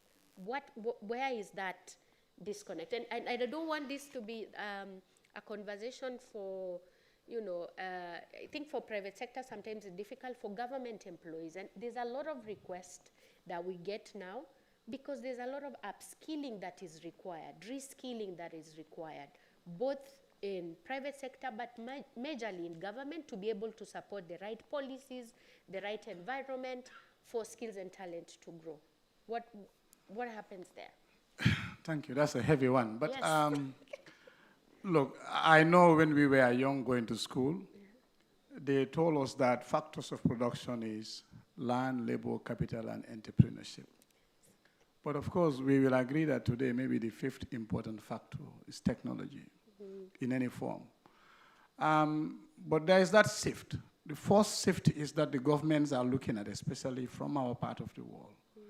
Job creation would now have to be not government-centered or government-focused. Yes. Job creation, in fact, if you look at the developing world, it went into private sector centered and focused. But surprisingly, what is happening now within our own eyes is job creation now is becoming individual-centered and focused. This is where the individual wants to make himself or herself relevant in that economic activity and sphere. That's very important. So the policies that we are designing now is to making sure that not only the industry, the private sector members, but the individuals themselves can make themselves relevant and create jobs for themselves by actually giving themselves the opportunity to know which area and sphere of economic activity they want to actually take part in. I think that's where the direction is taking us to.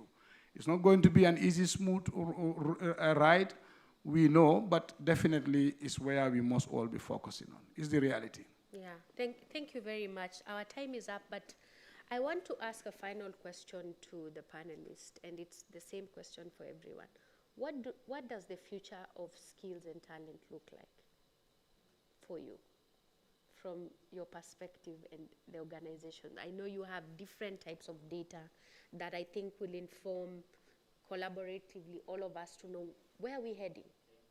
Where we're heading as, as national agencies or platforms that are aggregating a number of different partners. You have a lot of data that you're getting, which you've shared with us gracefully about the courses, for instance, that the learners are taking. That is very useful information. That data informs the decisions that are supposed to be made, not just by government, but also by private sector. What does the future of this industry or ecosystem look like? Can I go first? Yes. For us, data is a good thing just to make curricula relevant, but it's not everything.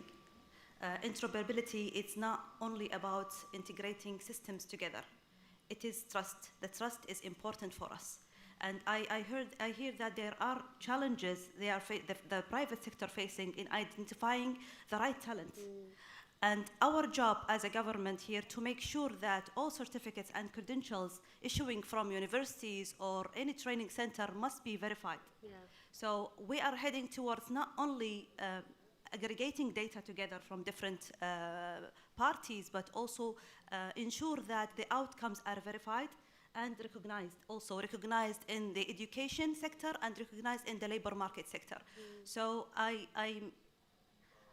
advise that this collaboration, a great collaboration, continues for the private sector, the government sector, nationally and internationally, like this great event, so we can exchange the idea and exchange our new mindset of the new era of AI and technology and the digital era that we think that it make it disruptive a little bit, but we need to stand together and have a clear framework and a clear taxonomy of skills, because we really need to speak one language of skills. We have certain taxonomies that used in Kuwait, another one is used in Saudi Arabia, third one is used in other countries, but those skills are not comparable, and the credentials are not portable. And this is the main issue that we are facing right now. Thank you. Thank you very much. How does the future look like? Okay, competencies for value. Okay. So we've kind of touched on it here, but I'll put it kind of in brief, and I'll say it in Arabic first because we say it in my office. القطاع الخاص بدور ربحية. The private sector is looking for profit above all else. That's why it exists. It exists to create profit. So a lot of organizations say, well, we're just going to train people, and then we're going to go to the private sector and say, please hire them. And the private sector says, it's not my business objective to make more jobs. My business objective is to create more economic activity and therefore profits. Value me as the company and bring me something that feeds my value set that says, if I take in these people, these talented, skilled, competent, whoever's, that I'll be able to grow my business. Keep in mind that the Middle East and North Africa region is going through and will continue to go through the largest youth bulge in its history. More 20-somethings who are college educated are entering the economy now and for the next 15 years. And all of them are going to want college level type jobs. The question then becomes, it's not the job of the government to continue to keep hiring these people into endless positions. Rather, the private sector needs to somehow absorb them into the economy. Then how? If we are subsidizing roles down into smaller and smaller positions, one cybersecurity engineer can do the work of what 5 used to be able to do 10 years ago. How do we accommodate this youth bulge that's coming through? This isn't unique only to the Arab world. I know also in Africa, Latin America, there are similar demographic trends, but this is kind of a burning question. So the value for competency is going to be the model that sells for the private sector. True. Agreed. Thank you. I think for us, it's with the way the world is moving. I mean, the fast pace that technology is coming and all these different, upskilling and right skilling, and it becomes super lonely. And I think one of the focus areas that we have is focusing at the same time on the human side of the way you do business. So well-being, purpose, leading with purpose, just making sure that after you've upskilled and skilled everyone to do these high-tech jobs and to do the cybersecurity, you're actually taking care of the whole. Because today you cannot operate in your own little bubble and think that profit just comes from that. We also are very aware that profit comes from what we're giving back to the community. So SDGs are on top of everyone's head. And I think for us, that's become the kind of the secret potion that we need when we're developing, because making sure you keep that whole, the employee whole, is what really creates a value for us. And I think that's one of the focus areas for us. Thank you very much. Your Excellency, what does the future look like? What do you think the future of skills look like? Very bright we see, actually. It's not all that gloomy. Skills obviously oriented, we see. And in fact, it's becoming, let me just conclude, it's becoming real that we think some few countries got it right some 20, 30 years ago, one of which is Germany. You go in for the right skills, academics is not very relevant, and we see in our countries what we are currently doing, spread out, TVET systems, and then you create those skills and tell them, here we are. Even with AI, we are not scared if you get that right, and that's what we are doing. Yeah, I don't want to get excited about TVETs. Please, let's appreciate them. Let's appreciate this brilliant panel. Thank you very, very much for being part of this session and for waiting this long. And to the amazing panelists, I really, really am grateful for having you in this panel. Thank you. I also extend my appreciation and gratitude for joining us today and for waiting, especially that the agenda was a little bit ahead of time. Thank you so much. It was such an amazing panel. Thank you, Sheila. Thank you, respected panelists. And today and right now we end the first day of the second edition of the IDCF. Tomorrow we'll start at 10 a.m. with the experimental zone that you will find just in the back over here, and not in this hall, outside the hall, where there will be a Zentech booth and DCO initiatives and startup booths that we need to motivate. Please, I would like you to support them and to have a round tomorrow at 10 a.m. At 12 p.m., we'll start the preliminary stage, different panels of impact, accelerating, empowering, and of course, a very special panel on women shaping the future of technology. It was lovely having you all today. Looking forward for tomorrow, the second day of the IDCF. Thank you so much.